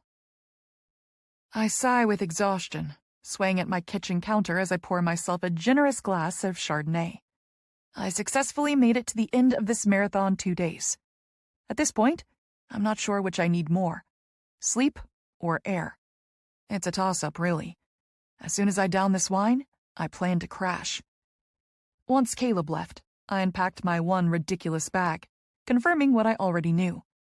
The only choice in clothes for tomorrow are 2 evening gowns, a couple bikinis, a white lacy swimsuit cover-up, or my winter gear. So I called for an Uber and made a Target run.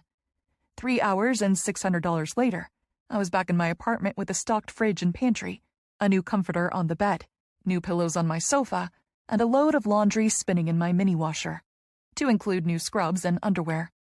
Just as soon as the washer buzzes, I'll toss the clothes in the dryer and go to sleep. I fiddle with my phone, turning on some music. I stripped my leggings off as soon as I got home. Sports bra, too. So now I'm wearing nothing but my undies and the softest cropped band tee I found in the junior section. Grabbing my phone and my glass of wine, I saunter across my apartment towards the balcony. I'm a snob about making my outside spaces comfortable, and I'm already planning a patio makeover for this weekend. A plush lounger, some cafe string lights, plants for the railing. I could have one just for herbs. Basil and dill, maybe some rosemary. I make a note on my phone, using my elbow to slide the glass door shut behind me. It's so lovely out here. The humidity from the day is finally cut, so now it's just warm, and so blissfully quiet. My music plays as I scroll mindlessly on my phone, slow sipping my Chardonnay. I'm a few pages into my latest monster romance when I hear the loud buzzer on my washer go off. Draining the rest of my wine, I go to open the sliding glass door. Shunk. It doesn't budge. Oh, you gotta be kidding me, I mutter. I tuck my phone under my arm and give the handle a harder pull. Shunk, shunk, shunk. Oh no. Fucking fuck! I hiss, setting both the phone and the empty wine glass down. Come on, door, please don't do this to me. I whine, trying to see if there's something I'm missing. Some lever that needs lifting or a latch that needs flipping. But no, nothing. There is literally nothing on this side of the glass except the handle. Oh, come on! I snatch up my phone and go quickly through my contacts, looking for the number to the front office. Of course, I haven't plugged it into my damn phone yet. This is just perfect, I mutter, opening my internet to do a Google search. I swear to God, when I get myself out of this, I'm going to bed, and I'm never waking up again. I jerk the phone up to my ear, waiting as the dial tone plays some shitty elevator music.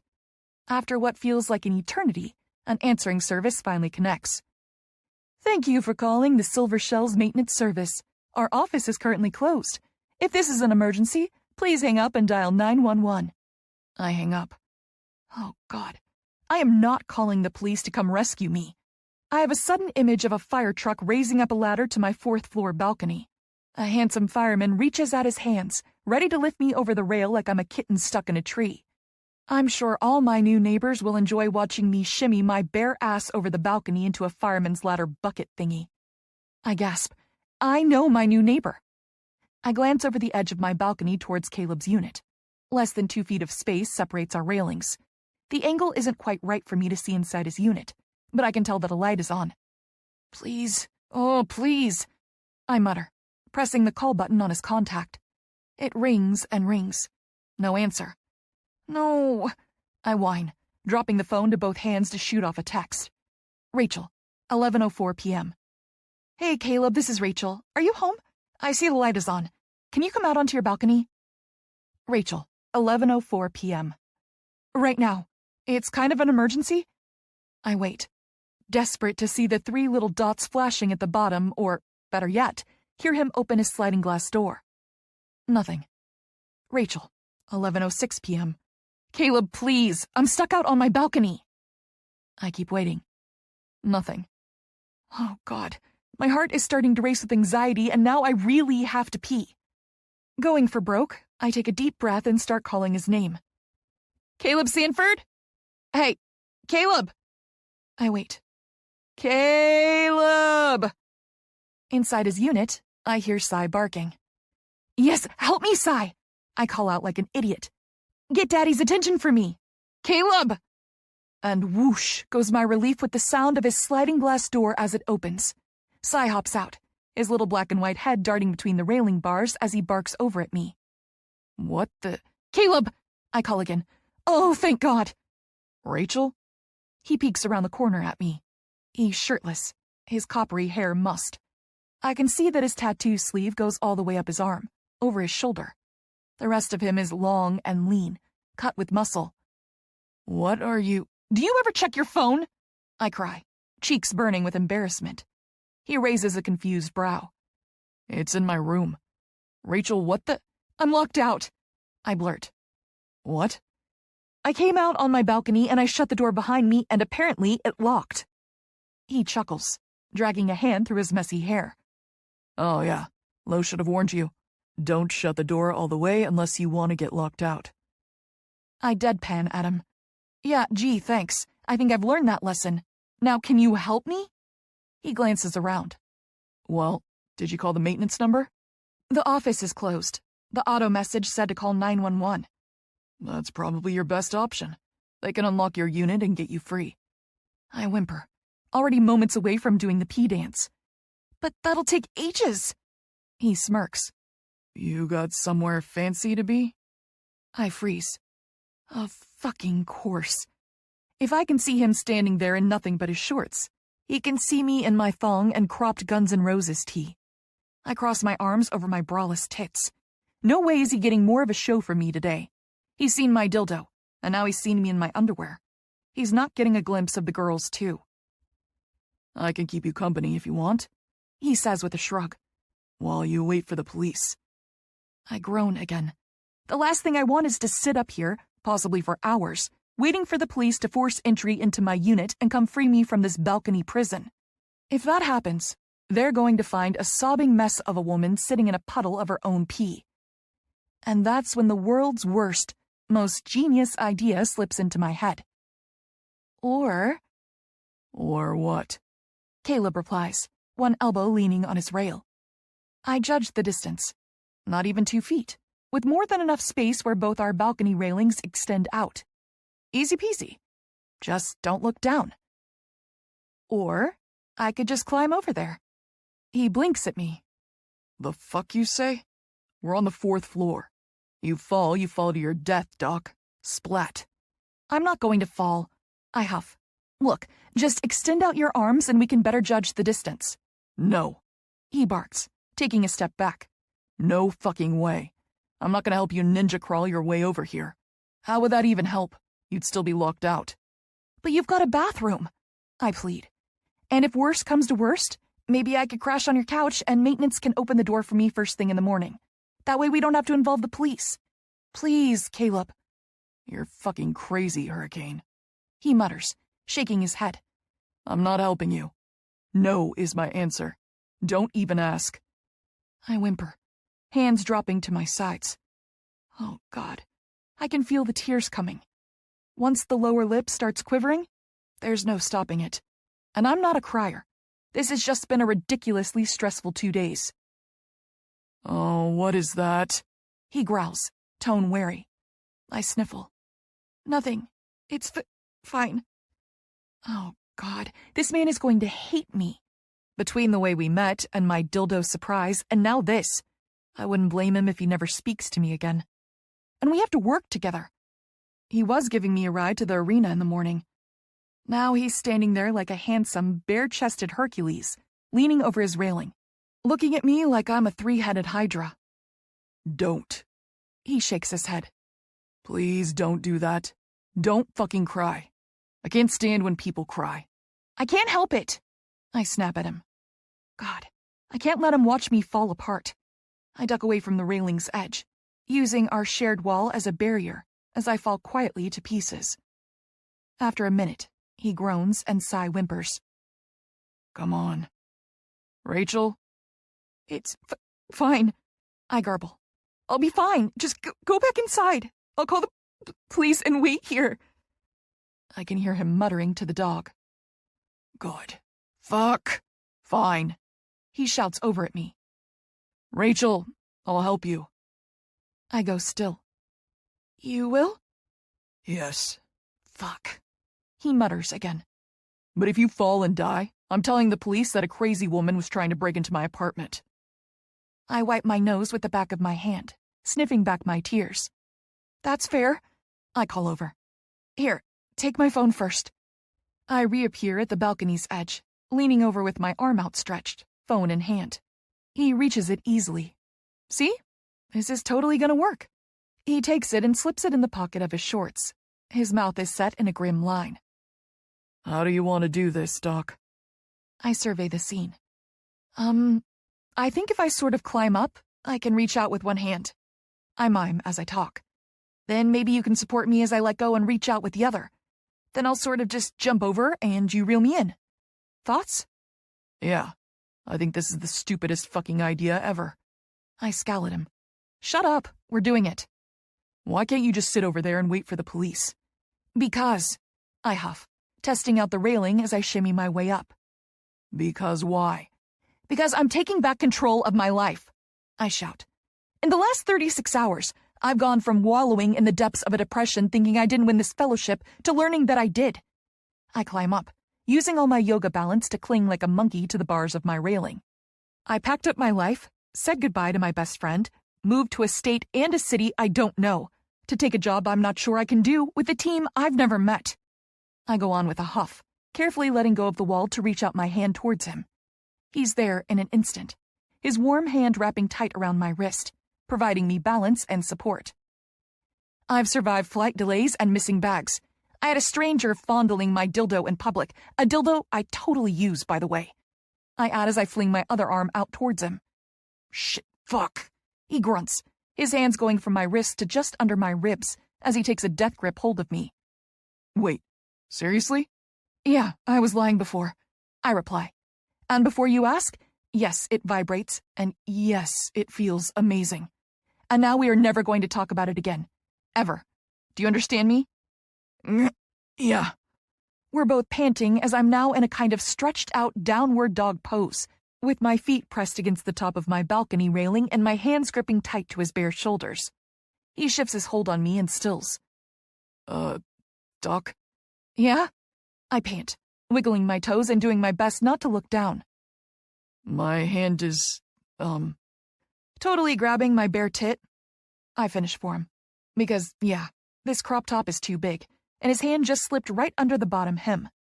He's got a fierce hold on my rib cage, and I can feel his thumb brushing the underside of my boob.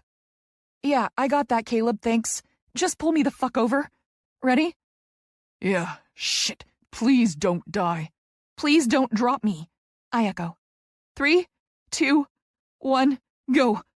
I push off with my toes, and his arms snake around me tighter than a vice, pulling me across the void. His skin is hot, and his breath is in my ear, as one arm bands tighter at my shoulders and the other drops down, his strong hand at my waist. I cry out as my shins whack into his railing, but he gets a hand on my butt and lifts me up and over to safety. He stumbles backwards as I go full koala on him. We're wrapped in an embrace more intimate than what I've shared with some of my former lovers. I don't know where his skin ends and mine begins. We cling to each other, hearts racing, as Sai dances around at our feet. Doc? Caleb says after a minute, his breath warm in my ear. I huff a tight laugh. Your hand is cupping my bare ass? Yeah, I know. Thanks for the play-by-play, Sanford. Why don't you put me down now? He grunts, loosening his hold on my bare ass cheek. I unkoala myself, sliding down his front with my whole body as he sets me on my feet. We stand there, both still shaking, my hands on his shoulders and his hands on the bare skin of my waist. There's an energy sparking between us. It makes me nervous. I haven't felt it since... No, don't go there. I can't do this again. I can't let my ridiculous notions about vibes and energy drag me down yet another path to heartache. Mystery Boy was a one-time encounter. Earth-shattering sex? Yes. Soul-shattering to leave the next morning? Hell yes. Caleb is different. This has to be different. I know him and he knows me. We're about to work together. Heck, my contract is already signed. We do work together. This is wrong. This is dangerous. This is not happening.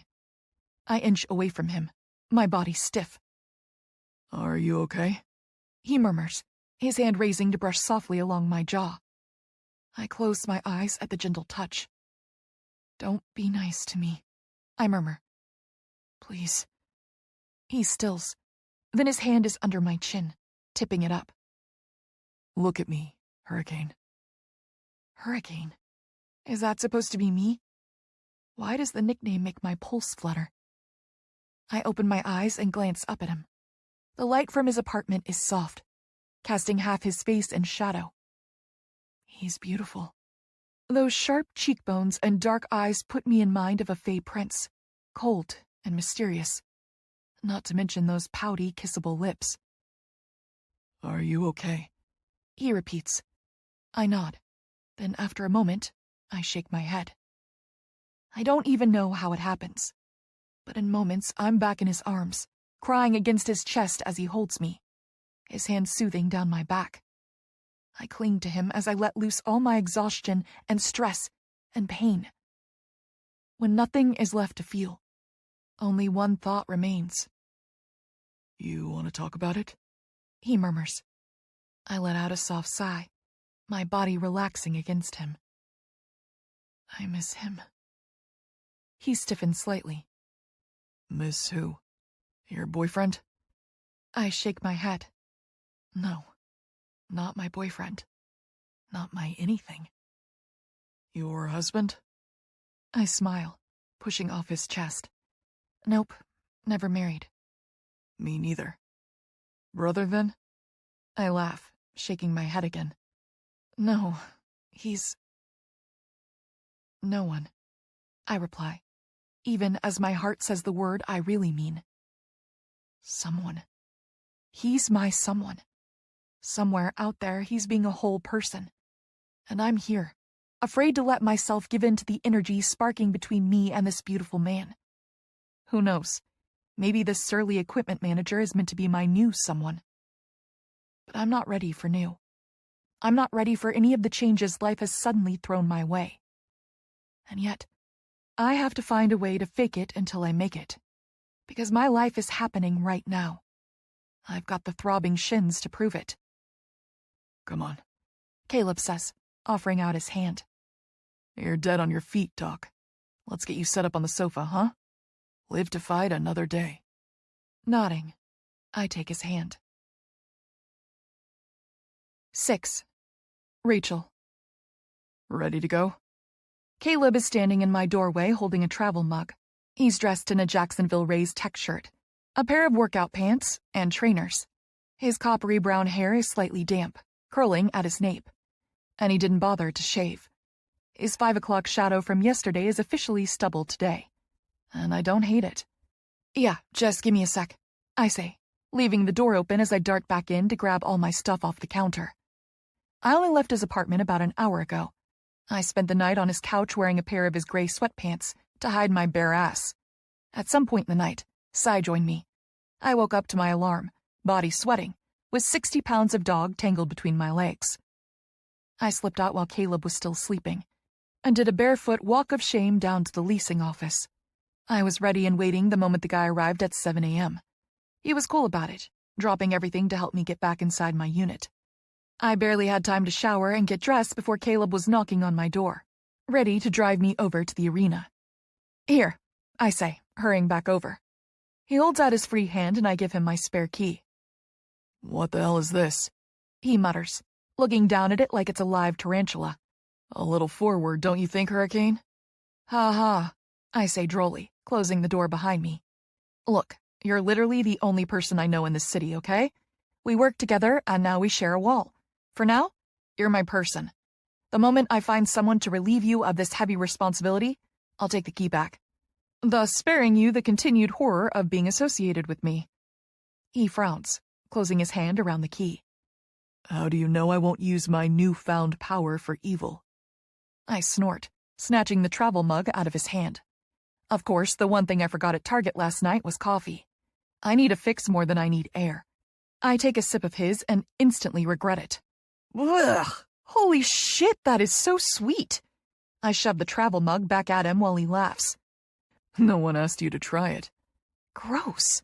Now I want sandpaper for my tongue to scrub this taste away. What kind of psycho drinks peppermint mocha in the middle of summer? He just keeps laughing, leading the way towards the stairs. I take it back, I call. He pauses, glancing over his shoulder. What? A guy who drinks peppermint coffee can't be trusted with my key. I hold out my hand. Give it back, please. He just keeps walking. Too late, Hurricane. It's my key now. And if you think I won't use it to go in there and rearrange your seashell collection whenever I want, then you clearly didn't think this through. I hate you, I mutter, dropping my hand to zip my backpack. He just grunts. I guess this is our new friend language. Insults and grunts. I sling the backpack on my shoulder, following behind him. His movement pulls my focus from my phone. He's got a definite hitch in his step this morning, favoring his left leg. Hey, you're limping. You okay? His shoulders stiffen and he doesn't turn around. Yeah, I'm fine. Knee is just tight. I purse my lips, watching him work his way down the first set of stairs. My physical therapist alarm dings as I evaluate his posture and gait. He's in pain. Was he limping yesterday? I don't think so. I gasp. Oh, God, was that from last night? Caleb, did I hurt you? You know we can take the elevator. No. He grunts again. Leave me alone. Great. Now you've pissed him off. Apparently it's going to be 1 step forward, 3 steps back with this guy. We get out to his Jeep, and the first thing I notice is that he's got the soft top on it. I'm secretly grateful. I love a windy Jeep ride as much as the next Cali girl, but I was kind of hoping to make a good impression today. And Jeep hair and sex hair make pretty much a perfect circle. I was ready just in case. My hair is up in a styled high ponytail. Add one more thing to my missing shopping list. Contact solution. I'm out. So instead of wearing itchy contacts all day, I had to opt for my glasses. They're cute enough. Thick black frames that Tess says make me look like a brunette Elle Woods. Well, Dr. L, because I'm wearing a set of navy scrubs. I'm not sure what the uniform will be, but a doctor can never go wrong with scrubs. Any chance we have time to stop for coffee? I say as we both get in. There's coffee at the practice arena. He replies, still acting surly. Usually a breakfast spread, too. It's for players, but they never eat it all, and no one cares when staff picks at it. As soon as the Jeep starts rolling backwards, my phone dings with a text. Scott Tyler is the newly appointed team doctor for the Rays. We talked on the phone twice the day I won the fellowship. He's chipper, and he used the word cool a lot. A major change from stoic Dr. Hala. Dr. Tyler, 8:13 a.m. Welcome to Jax. My kiddo has a dentist appointment this a.m., so I'll be in a bit later. Have Sanford take you to see Vicky, then shadow Avery till I get in. I purse my lips, glancing over at Caleb. I'm trying to gauge his lingering level of grumpiness. He seems calm enough, sipping his gross coffee with his eyes on the road. Dr. Tyler just texted, I say. No response. He's delayed this morning. I go on. Says you should take me to see Vicky. Who's Vicky? Operations manager. He replies. She's a real ball-buster. And who is Avery? Head of PT. I run down the growing list of names and positions in my head. Right. Todd Avery is his name, I think. And is he a nice guy? I don't work with him much. Caleb replies. He's tough, has a bit of an attitude. Guys don't have much to say about him yet. We don't really have any major injuries yet, though, so ask me again in a month. Right. Brand new team. New staff. Clean slate. Everyone is untested. Not just me. Doc Tyler is popular, though. He adds. He's got great energy. The first thing he did was make the dietitians up the guy's daily carb intake. That went over well. I smirk. It's a clever way to gain loyalty. People don't bite the hand that feeds. I relax back into my seat. So, what do you think of the team so far? Do we have high hopes for a good first season? He shrugs. First seasons are always rough. The guys have to figure each other out. They can practice all they want, but the only way forward is to just play the game. They need experience. Real experience playing as a team when it counts. Trial by fire, I say. Or in this case, ice. Exactly. You can see the arena now. He adds with a point. I peer out the front windshield, unable to hide my smile as the unmistakable silhouette of a brand new arena comes into view. They're still finishing construction, he says, needlessly pointing to the pair of cranes. But the practice center is off to the left over there. He points towards another smaller complex. The center is finished, and all the support spaces, the gyms, the offices. First 10 games of the season had to be switched to away so they could finish up the new arena. The travel will be brutal, but the trade-off is then we'll be home for like a month solid. That pretty much never happens. I sit back again, fighting the buzzing of nerves rising in my stomach. It feels like the first day of school. So, tell me about the guys. Any divas I should know about? Bad blood? Feuds? He glances over at me with a frown. Did you do any research before taking this job? Nope, I reply cheerily. No time. I was waitlisted for the Barkley Fellowship, and I only found out I was getting off the bench exactly... I checked the time on my phone. Yep, 48 hours ago. In that time, I've been a little preoccupied with packing up my entire life, getting stuck in airports, hunting down bags, getting locked out on my own balcony, and dealing with your grumpy ass. I add with a side glare. So, no. I can honestly say I don't know a damn thing about the Jacksonville Rays. I can't name you a single player. I didn't even know the team existed until they told me I was moving here. But I'm a quick study. He huffs a laugh. Jeez, talk about your trial by fire. Right? I add with a grin. So maybe my new key-wielding wallmate can help a girl out. Give me the deets. What's the skinny? What's the haps? The dirt? He groans. Please stop. Talk, or I keep going. I tease. The 411, the gossip, the... Fuck, stop. He growls. God, you're worse than a chihuahua. And I haven't even had caffeine yet. I reply with a smile. He sighs, his hands flexing on the wheel. The guys are cool. Some have worked together before, like Carlson and Langley. They're the first-string wingers. They've got a good rhythm. The goalie is dynamite. He was the first guy the Rays signed, Mars Kinnunen. They call him the Bear. Ooh, why do they call him the Bear? He smirks. Meet him and find out. And defense? I know enough about hockey to know how important the defensive players are. They typically work in pairs, and some players can go for years skating with the same guy if the chemistry is good. Solid, he replies. More solid than offense. Today they have an exhibition game. I nod. We're pulling into the training complex now, and I lean forward, excitement humming through me. My buddy is on the team. Caleb goes on as we drive into the dark parking garage. He was the first defenseman they signed. I glance his way, slipping my sunglasses off and trading them for my regular frames. That's so cool. And now you get to work together? Well, you asked about divas. He says. Just know that you've been warned. Uh-oh. What's his name? Compton. He replies. Number 42, Jake Compton. Be sure to give him hell. I guarantee he's earned it. He pulls into a parking spot and cuts the engine as I laugh. Okay, will do. Jake Compton is officially on my naughty list. 7. Rachel. After securing me a cup of coffee, Caleb takes me up in the elevator to the manager's offices on the 4th floor.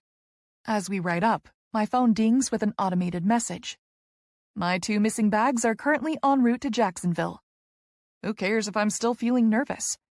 I'm holding a coffee, and by the end of the day I'll have a full wardrobe again. I take a sip of the liquid heaven as the elevator doors open, revealing a long hallway dotted with doors. Skylights let in bright sunshine, and the floor has a cool custom paint job that makes it look like water. The walls are painted in the Rays' colors, a teal base with accents of white, navy, and burnt orange. Caleb shows me through the first doorway on the left that opens into a small waiting room. There's no receptionist, just a series of 4 more doors that lead to offices. This is the operations manager's suite, says Caleb. Vicky is in here. He knocks on the first door to the right. Come in, a woman's voice calls. Caleb swings the door open. Hey, Vic. Oh, hi, honey. I peek around him to see an older black woman in lipstick and pearls wearing a stylish business suit. I have your missing doctor, he says. Oh, good gracious, Vicky cries, getting up from behind her desk. Oh, Dr. Price, you come here, honey. I heard all about your nasty flight delays. I don't even realize my legs are moving before she's got me in a fierce hug, enveloping me in her floral perfume. What a way to welcome you to Jacksonville. I swear it's almost not worth flying anymore. I laugh, hugging her back. Yeah, it was brutal. 2 of my bags are still missing. Caleb was great, though, I add. He picked me up from the airport and got me settled at the apartment. She lets me go, giving him a stern look. Did he behave? He rolls his eyes. Apparently, I had his grump persona pegged. He bought me tacos, I reply. Good boy, says Vicky, patting his cheek as she moves back towards her desk. Submit your receipt if you need a reimbursement. He huffs, hands in his pockets. I think I can spring for a few tacos, Vic. Then he glances at me. Well, Doc, you good? I gotta... He gestures with his thumb over his shoulder. Of course, I say quickly. Thanks again, Caleb. Really. He gives us both a nod and ducks out. Well, sit down, honey, says Vicky, shuffling papers on her desk. We've got a few more things here for you to sign, and I have an update from the dealership. We should have your car ready by this afternoon. They've been playing hardball with me on lease prices. I finally had to sweeten the deal with a few season tickets. Oh, good, I say with a mix of relief and dread. I hate driving. That's the one drawback to Jacksonville so far. The city is massively spread out, so driving is my only real option. And the apartment works for you? No complaints? I still, my cup of coffee halfway to my lips. I haven't decided if I want to share my balcony story with anyone yet. Caleb knowing feels like enough of a humiliation. Yes, it's perfect. She's here! Comes a loud voice from the hallway. I glance over my shoulder to see a tiny woman with perfectly styled blonde curls rush through the main door of the office suite. She's got bright blue eyes and a wide smile. Like Vicky, she's dressed in business attire, her stylish black heels clicking as she walks right in, dropping her massive bag to the floor. Okay, she has fierce Elwood's energy, not me. Are you our new Barkley fellow? She's got a thick southern accent. Georgia, maybe? Alabama? I stand, offering out a hand. Yes, hi, Dr. Rachel Price. She looks at my hand and laughs. Oh, sweetie, here in the South, we hug. Before I know it, I'm being squeezed for the second time in as many minutes. She lets me go. I'm Poppy St. James, head of PR for the Rays. And can I just say that I am so excited to have our team participate in the fellowship program this year? I mean, who doesn't love good press? And when I learned that you were going to be our new fellow, well, I just about died. She adds, placing a hand over her heart as she flashes Vicky a smile. My own smile begins to falter. I think I know where this is going. I mean, it's enough that you're gorgeous and so deeply talented, she adds, emphasizing each word. But then I found out about your family. I mean, nothing goes with hockey quite like rock and roll, right? Just wait for it. Say, do you think your daddy might be interested in coming out for a game this season? There it is. My smile is officially fake. But this is the life of a celebrity's daughter. The second people make the connection, I cease to exist. I become merely a conduit through which people seek to reach him. I'm not really sure of his schedule. I hedge. What are you two talking about? Says Vicky, clearly confused. Poppy glances around me. Oh, you hadn't heard? Our talented new Barkley fellow has some added star power. Her daddy is Hal Price from the Ferrymen. Vicky blinks. Is that a band? Poppy gasps. A band? Vicky, they're only one of the biggest rock bands of all time. The Rolling Stones, Aerosmith, Led Zeppelin. They're in the Rock and Roll Hall of Fame, for heaven's sake. She turns back to me, her hand on my arm. I swear, when I told my brother, he nearly fell out of his chair. That's great, I say, still wearing my patient smile. Say, does he ever play the national anthem? Like Hendrix? Oh, wouldn't that be amazing, Vic? She all but squeals with excitement. The Ferrymen in our arena! Can you imagine? That would be really great, Vicky replies. Yeah, I can ask, I say, knowing this won't end until I say something. Poppy has her eyes on her phone as she reaches inside the massive purse she dropped by the door. Sorry, I've got like 3 press events stacked up this morning and I'm trying to hunt down Clarabelle. I wanted her to get a few pics of Rachel in action. Oh, do you mind if I call you Rachel? Poppy, honey, breathe, says Vicky with a chuckle.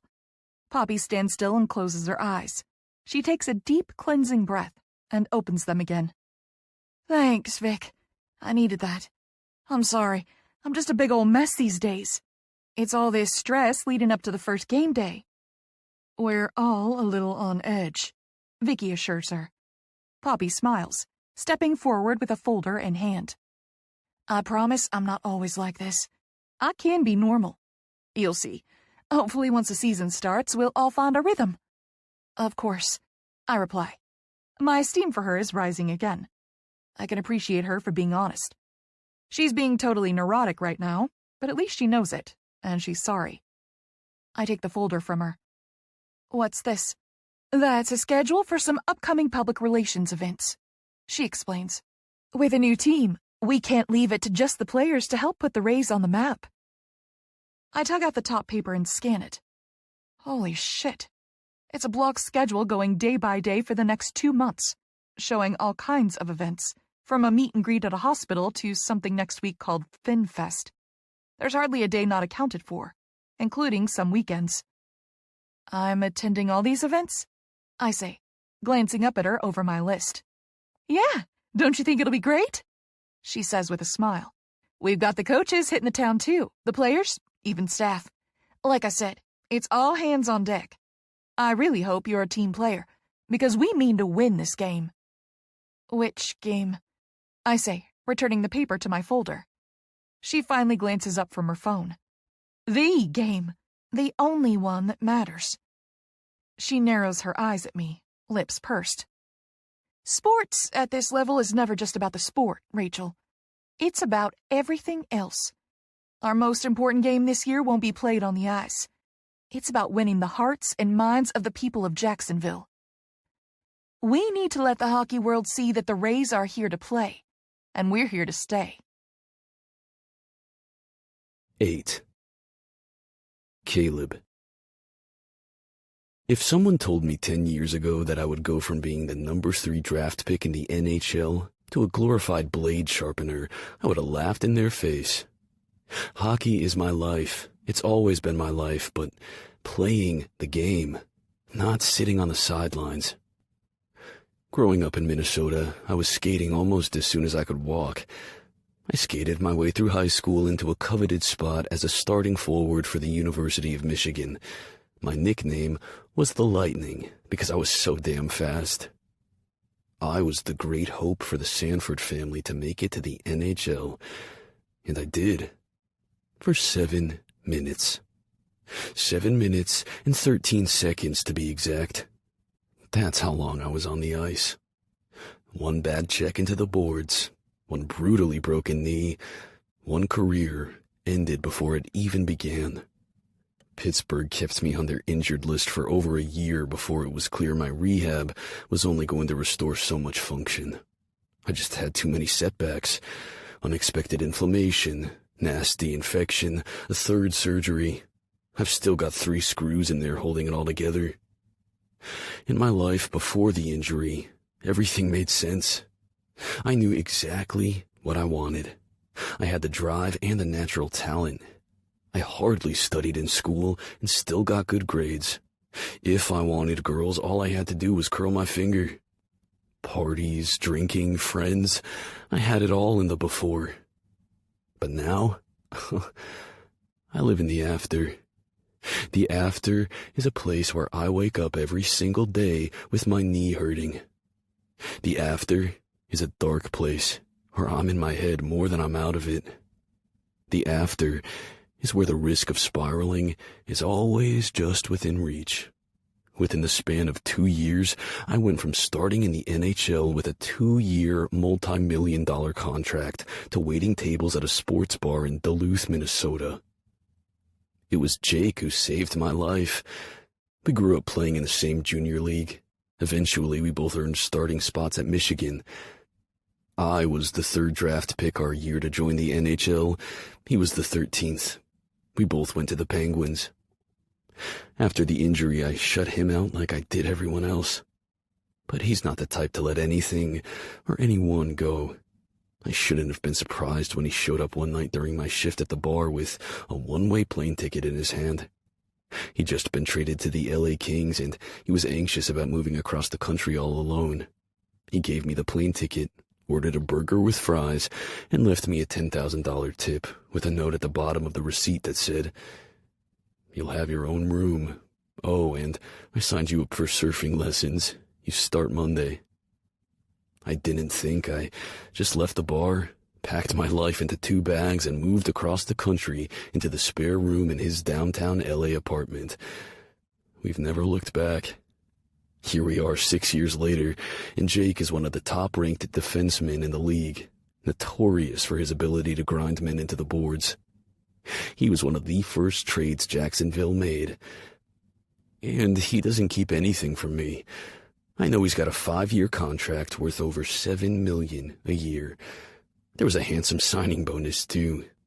Nice enough that he bought a beach house, a gorgeous place 1 block off the water with great views of the ocean. More importantly, I know he was responsible for getting me this job as assistant equipment manager. He hasn't said anything, and he won't, but I know. This is the first job I've had in the hockey world in 6 years. It was time to come home. He knew it, and so did I. So, here I stand in the narrow hallway outside the practice arena, sharpening Jake's blades. My best friend, my guide through the crazy, confusing world of the after. I kill the sharpener, giving the blade a closer look. A few of the guys come shuffling behind me in their brand new practice uniforms. "Hey guys, looking good," I call out. They both grin. They're young guys, both new recruits. Sully follows close behind them, giving me a pat on the shoulder with his gloved hand. Number 19, Josh O'Sullivan, is a 12-year veteran of the NHL. I fully expect Coach to give him the captaincy. He's a great pick. Grounded family man, keeps his nose clean with the press, and apparently he knows his way around the grill. "Hey, dinner tonight at Rips," he says as he passes me. "We're celebrating the end of the preseason. Be there." I wave him off, moving in the opposite direction towards the equipment manager's room. Jake's was the last set of blades I needed to sharpen this morning. I bring a load of fresh laundry through into the locker room. "Hey, Sanny," Morrow calls. He's a defenseman, too. "Did you hear about Rips tonight?" "Yeah, Sully just told me." "Cool, you coming?" "Probably." I toss him his jersey. "A man's gotta eat." He stuffs his head into the jersey. "Cool. You bringing the DLP?" DLP. Domestic life partner. One of the first things the players did when they got traded to the Rays was start a group chat. Not all the guys are on it. In fact, it's a sore subject for some of the more eager rookies that they aren't considered in enough to be added. When a couple of the guys found out I was added, they lost their shit. The joke spread like wildfire that I had to be added because I'm Compton's domestic life partner. We don't even live together anymore. But the nickname stuck, and now one or both of us use the DLP excuse all the time to get out of plans. No idea, I reply. Come to think of it, I haven't seen him all morning. Where is he? Morrow just shrugs. Don't know. He wasn't at morning meeting. He shuffles past me as I slip my phone from my pocket and shoot off a text. Caleb, 10:45 a.m. Where the fuck are you? Exhibition game starts at 11. Immediately, there are dots at the bottom of my screen. Jake, 10:45 a.m. Aw, you miss me, baby? Need something pretty to look at? I snort, shaking my head. But then my mind flashes to images of a face much prettier than his, with dark eyes, long dark lashes, and pouty lips. A face framed by walnut brown hair and accented with a little gold septum ring. She took it out this morning. It was the first thing I noticed when she opened the door. Conjuring up the image of Rachel does more. Now it's like I can feel her all over again, pressed up against me so close we were practically sharing one skin. I feel her heartbeat thumping against my own ribs. I feel the smoothness of her skin against my hands, her sides, her bare ass. Fuck, I almost lost it when I realized she was wearing nothing but a thong, climbing over the balcony like a damn monkey. She's fearless, crazy, a total hurricane. I'm not gonna lie, for a moment there I thought she might kiss me. That would have been a huge fucking mistake.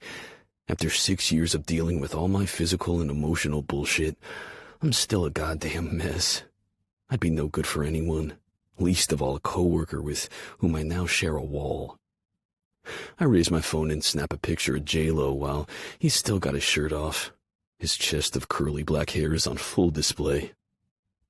Caleb, 10:48 a.m. Nah, I've got this cuddly bear to keep me warm. Jake immediately dislikes the message. Moments later, my phone pings. Jake, 10:49 a.m. If you leave me for J-Lo, I swear I'm gonna walk into oncoming traffic. My phone pings with a photo. It's a close-up of him, hat pulled low over his face. He's scowling.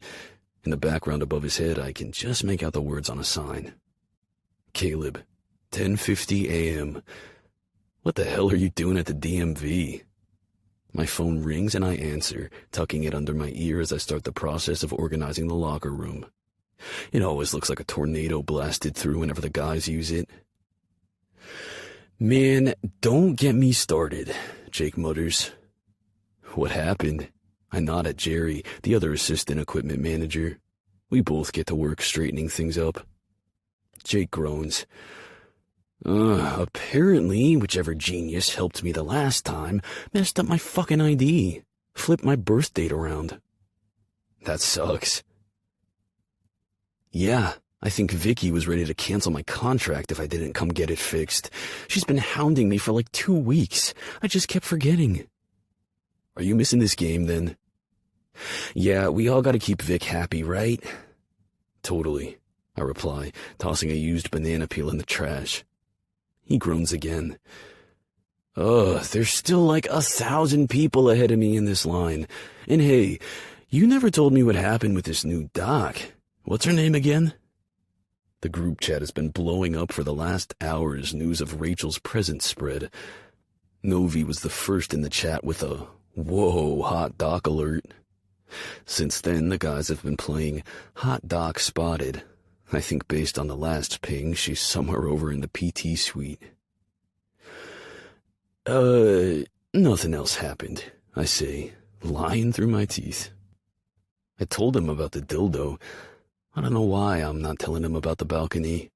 There was just something about it. Her vulnerability at the end. It was funny until it wasn't. I feel protective over her. Oh shit, hey, they just called my number. Gotta go. Okay. Hey, are you coming here today? But he hangs up before I even finish the sentence. Asshole. He's always doing that. "Hey," says Jerry.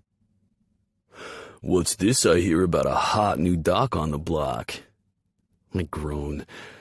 We're only 2 hours into her first day, and already the team is buzzing like a hive of damn bees. This can only end in disaster. My plan is to just sit back, grab the popcorn, and watch as she eats them all alive. 9. Rachel. So everything looks great with your records, Price, says Dr. Tyler. He's a lanky older guy with the body of a marathoner. Silver hair, dark eyes. He never seems to stop smiling. It's a major change from Dr. Hala. He clicks around on his laptop screen. You've had a great mix of primary care and PT, which I always love to see. It's been a major juggling act here. As we race towards the start of the season, I find myself in serious need of a deeper bench of clowns. I laugh. Well, sir, I can juggle with the best of them. Looks that way, he replies. Please don't ask me to actually juggle anything, I add quickly. He smiles. I'm not gonna lie. I think you're a better fit for our team than the first fellow they assigned. I did some research on Dr. Hala's rehab center, and I admire the holistic approach he takes with all his preventative therapies. Healing the body before it breaks. Very forward-thinking. I want that kind of innovation for the Rays. Well, whatever I can do to bring that kind of care here, I'm ready, I say. He claps his hands together. Excellent. Well, right off the bat, we've got a couple guys on our injured list. You'll work with them closely. Keep them on track towards recovery. I nod, slipping my tablet from my backpack, ready to take notes. You'll be working with Avery this season, but go gently, he cautions. He likes to think he knows everything, if you know what I mean. He adds with a knowing look. Yes, sir. I've been doing this long enough to read between the lines. And seeing as I just spent an hour with Avery in the rehab center, Tyler's not-so-subtle warning tracks. Avery is a control freak, and he'll likely have trouble taking advice from a woman. Maybe I'm wrong, but he's got that vibe. All our starting guys are about to go through their last round of physicals. Tyler goes on. I'd love for you to be in on those, he adds. You'll be our hip and knee czar. No player is going to hit that ice unless he gets your approval first. Nerves flutter in my stomach as I sit forward. Wow, You haven't even seen me in action yet, sir. You really want to give me power to bench your players? Well, is anything in your records a lie, Price? What? No, of course not. You graduated summa cum laude with a degree in kinesiology from USC? Yes. An MD from UCLA specializing in sports medicine, where you completed internships with the LA Lakers and the Galaxy? Did he memorize my resume? It feels odd to have it listed out like this. Yes, but... Most recently, you were 2 years in on a 3-year primary care residency program with the Cincinnati Sport Clinic. Yes. You are working directly under Dr. Benjamin Hala, one of the best in the biz. Don't tell him I said that, he adds in a fake whisper. I'm smiling now. Yes, sir. And while there, you treated athletes, providing physical therapy, primary care, cortisone injections.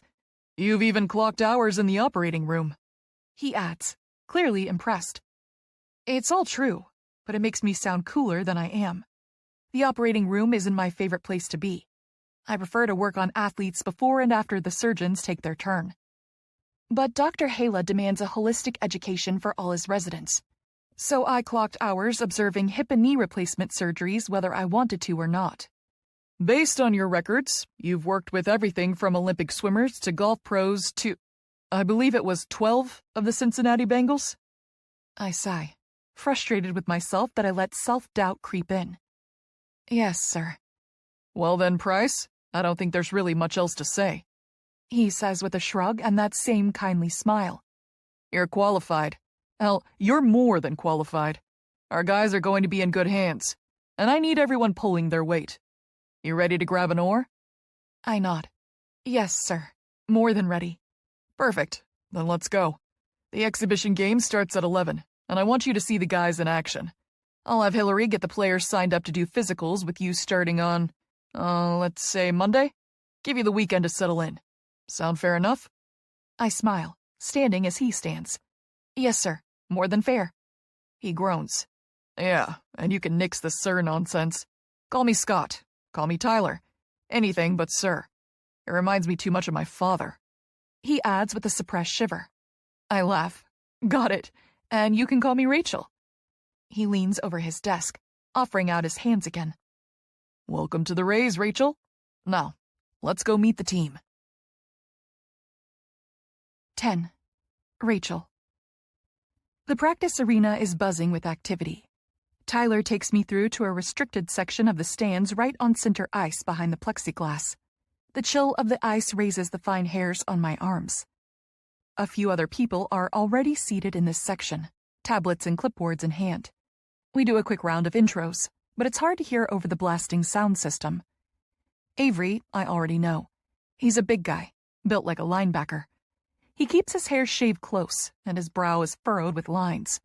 He's sitting next to a young guy I saw in the PT room earlier. I think he might be an intern. He's super handsome. Tall and lanky, with deeply tanned skin dusted with freckles across his face. His eyes are a piercing green, and his black hair is thinly locked, pulled away from his face with a sport headband. When he sees us, he gives a smile and a wave at Tyler. On the far side of the rink, the arena seats are full of excited fans eager to watch the exhibition game. The music thumps through the loudspeakers as the guys skate around. Is that the bear? I say at Tyler, pointing to the goalie. Tyler chuckles. Kinnunen? Heck no. That's Kelso, the third-string guy. He's fighting it out with Davidson for a bench seat. Trust me, when Kinnunen is on the ice, you'll know. I spot Caleb, back bent over a guy's skate, jerking a blade loose. He clicks a new one in, giving the guy's ankle a tap. In moments, the player hops the barrier and he's back out on the ice. Caleb glances around, spotting me, and I wave. He gives me a cool guy nod and turns away. I roll my eyes, but in moments my phone dings. Caleb, 11:03 a.m. How's the first day going, hot doc? I huff a laugh, glancing towards him, but he's gone. Rachel, 11:03 a.m. Hot doc? Seriously? What happened to Hurricane? The buzzer goes off and all the guys clear the ice. Caleb, 11:04 a.m. To me, you're Hurricane. To the rest of the guys, you're hot doc. To my horror, my phone pings with screenshots from a group chat. Apparently, the guys have been tracking my whereabouts for the last hour, like I'm an escaped cheetah loose in the building. It's beyond embarrassing. Oh, God, I groan, tapping out a reply. Rachel, 11:04 a.m. How much is it going to cost me to get you to help me squash the hot doc nickname? My phone is quiet for a few minutes, and I settle in with my tablet, ready to take notes as the guys start hitting the ice to the cheers of the fans. It's just an exhibition, so it's Rays on Rays. Half the guys are wearing white practice jerseys. Half are wearing teal. Kelso, the third-string goalie, is in a white jersey.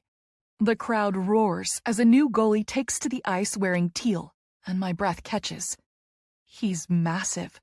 The goalie pads already make a regular guy look like Optimus Prime. This man could swallow Kelso whole. That's Kinnunen, Tyler says with a grin. 2-time Stanley Cup winner, star of the Finnish Liga. That's the bear. Yeah, I caught that, I reply. My phone dings, but I can't take my eyes off him. How can a man that big play goalie? He can't possibly have the agility needed to move fast enough. Right now, he's ambling towards the goal like an unbothered grizzly, twice as big as the next closest guy. Kinnunen takes up his place in front of the goal, flipping his helmet up to take a drink of water. It's hard to make out much beyond a blonde beard. Kinnunen is shortlisted for the Finnish Olympic team, says Tyler. We've got some scouts coming to town to catch a couple games. Cool. I sit forward on the bench. Any of the other guys Olympic hopefuls this year? Not sure, he replies. I only know about Kinnunen because reps from the Finnish Ice Hockey Association contacted me wanting his medical records. And we can do that? With the player's consent, yes. If he consents, we can send his medical records to his mailman. I laugh again, checking my phone. Caleb, 11:10 a.m. All the tea in China, Hurricane. I grin, glancing back down at the bench to see Caleb inside again. He's talking to one of the guys in teal, handing him his helmet as his number is called, and the guy skates on. Number 19, Josh O'Sullivan, says Tyler, pointing to the player. Guys call him Sully. Had his fair share of injuries. That left shoulder acts up quite a bit. Watch him like a hawk. I nod, jotting his number down. And the guy in white there, number 22, is Novi. Lucas Novikov. He's a big jokester. Idiot tripped on the treadmill 2 days ago on an untied shoelace. Went down hard. Check his knee over the next couple days. He says he's fine, but these guys will hide a punctured lung if they think it means time away from the ice. I jot his name down, too. I'm sure you know this already, Price, but there's what they tell you is wrong. Then there's what you see with your own eyes. And lastly, there's what your gut tells you. He explains. You need all three to get to the truth of things. Oh, I know, I say. You ever tried telling a linebacker he can't start with a meniscus tear during the playoffs? He chuckles. Yeah, you get it. It's not always fun playing bad cop, but we're ultimately here to protect them, even from themselves. He adds. The game only lasts a couple years if they're lucky. Then they get the rest of their lives to deal with the damage. I watch the guys skate into formation as the puck is dropped. They're playing their own team, so there are no major hits, no violence. The white side offense is constantly taking the puck down the ice. It's obvious they have the stronger line. I watch Kinnunen carefully. His first couple saves are easy enough. He hardly had to move his blocker or his stick. 2 shots just whacked right off his pads, and he tapped the puck away to a waiting defenseman. He must be well over 6 feet tall. He's hunched in his stance, his massive body all but blocking access to the top and sides of the net. It's a clever tactic, just putting the biggest guy you can find in front of the net. But his height actually puts him at a disadvantage. He's got a massive hole between his legs. The puck has a wide opening to sail right... Whoa, I murmur, eyes wide. Kinnunen moved so fast, I blinked and missed it. 1 second he was casually crouched, the next he was in full butterfly, hips curled in and knees twisted out, totally flat against the ice. He effectively shut off all access to the net. Another blink, and he's on his feet, crouched and casual. He's so fast, I murmur. You'd think with his size. That he's too big to play? Tyler says with a laugh. Nah, Mars Kinnunen is smooth as butter. He won't push too hard for an exhibition game. He'll let a couple sail through just to give the guys an ego boost like, yep. The crowd cheers as White scores a goal, but I was watching Kinnunen the whole time. He didn't even try to block it. Just wait until the points actually matter, says Tyler. Then you'll really see the bear come out to play. We're only halfway through the exhibition game when a young guy comes up wearing a Rays polo shirt. Sorry, Doc, he says at Tyler. Vicky is asking for Dr. Price. I cast him an apologetic look, but he shoos me off with a congenial wave. Go, go. No one keeps Vicky waiting. I follow the intern through the hallways back towards the office suites. There she is, Vicky calls by the main doors leading out to the parking garage. I just came back from lunch and I got a call that your rental arrived. I need you to sign the waiver and then I can hand over the keys. Oh, great. My hand holding the pen hovers over the signature line as I notice the make and model. Vicky? Was this my only option in rental? She looks up from her phone. What's that, hun? Oh, yes, we got a great price with the dealership, she explains. Most of the guys prefer something with a little towing capacity. They've all got boats and sea-doos and Lord knows what else. That won't be a problem, will it? You can drive a truck, right? I nod, signing the form. Yeah, I'm sure it'll be fine. In reality, I'm terrified. Tess is going to have a big laugh at my expense when I tell her I'm now in possession of an armored tank. Vicky hands over an electric key fob. Well, let's head out to the parking garage and I'll show you where you're parked. She slings open one of the double doors, leaving me space to slip through. She says something else, but I'm not listening. All I can hear is the humming of my body. My brain tries to catch up with the truth that my eyes and my heart already know. My mystery boy is walking right towards me. 11. Rachel. I can hardly breathe as I watch him walk closer, his eyes on his phone. He's still wearing his sunglasses, his dark hair hidden under a baseball cap. It's a little bit shorter than when I saw him in Seattle, a closer fade at the nape, and he's clean-shaven. But it's him. There's no doubt in my mind. Those broad shoulders are stretching his NHL tech shirt tight across his chest. His long, muscled legs are wrapped in nothing but a pair of athletic shorts. He's wearing trainers and the Rays colors. He's a hockey player. Mystery Boy plays defense for the Jacksonville Rays, the team I now officially work for, as his doctor. Oh, fuck. Fucking fuck. I think I'm gonna pass out. But then he dares to look up from his phone and flash us both a panty-melting smile. I'm dead. Just bury me here. Vicky, my goddess, my queen. He calls out in that deep voice I've heard 1,000 times in my dreams. Mm-hmm, she says, arms crossed. Clearly, she's unimpressed. You get it done finally? Would I dare defy your direct order? He replies, slipping his hand into the pocket of his athletic shorts to flash her his driver's license. All fixed. We're good to go. Bring it to my office before close of day so I can make a copy. As they talk, I just stand here like their own private statue. He sees me, right? He looked right at me. I don't understand what's happening. Why is he pretending not to know me? Rachel, this is Jake Compton, and he's Trouble with a capital T, Vicky says by way of introduction. Oh, God. His name is Jake. My heart does a little flip. Jake Compton, Caleb's best friend. He turns his gaze fully on me, and I swear I can't breathe. Those hazel eyes hook me. Jake, this is our new Barkley fellow, Dr. Rachel Price. Hey, Doc. Nice to meet you, he says, holding out his hand, apparently still oblivious. I can't even believe what I'm doing as I slowly reach a hand out. I've spent the last 2 months having my every dream revolve around this guy. Now I'm standing here, right in front of him, and he doesn't even recognize me. 12. Jake. I've had the best morning ever. No early morning workout, no coach's meeting, no warm-ups or practice. Instead, I slept in and made myself breakfast. Sure, I had to wait for over an hour at the DMV, but it gave me time to just relax. The last few months have been crazy. Between Vicky and Poppy, we're having our balls busted every day. If we're not at practice or working out, we're in endless HR meetings, travel meetings, or dealing with press bullshit. I don't even know how many times I've had my picture taken for different promotional stuff. So yeah, taking a morning off to drink my coffee and go to the DMV has felt pretty damn great. Luck shines down as I stroll through the parking garage. Vicky is right there, intern in tow. She's always got someone new shadowing her.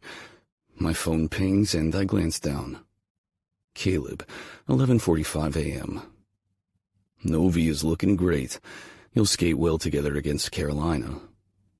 I sigh with relief. Our starting line is feeling more solid each day. Maybe we actually have a chance at a win this season. Caleb, 11:45 a.m. Kelso is a mess. Looks like Davidson is in, which means I win. Stacked money emoji. Sushi emoji. I huff, typing back a quick response. We had a bet on which goalie would come out on top and he won, meaning I'm buying his dinner tonight. I pull my eyes from my phone, flashing Vicky a winning smile. Vicky, my goddess, my queen. She purses her lips, rolling her eyes at me. I'm always teasing her, but she gives it right back. I knew she was serious about the ID when the teasing stopped. You get it done finally? Would I dare defy your direct order? I say, pulling my ID from my pocket. All fixed. We're good to go. Bring it to my office before close of day so I can make a copy. She turns to her intern. Rachel, this is Jake Compton, and he's Trouble with a capital T. I let myself look at her intern. Fuck, she's pretty. How the hell did I miss that? The guys have been going on about some hot new doctor roaming the halls today, but I honestly couldn't care less. There's only one doctor I want. Wow, this girl looks A lot like my mystery girl.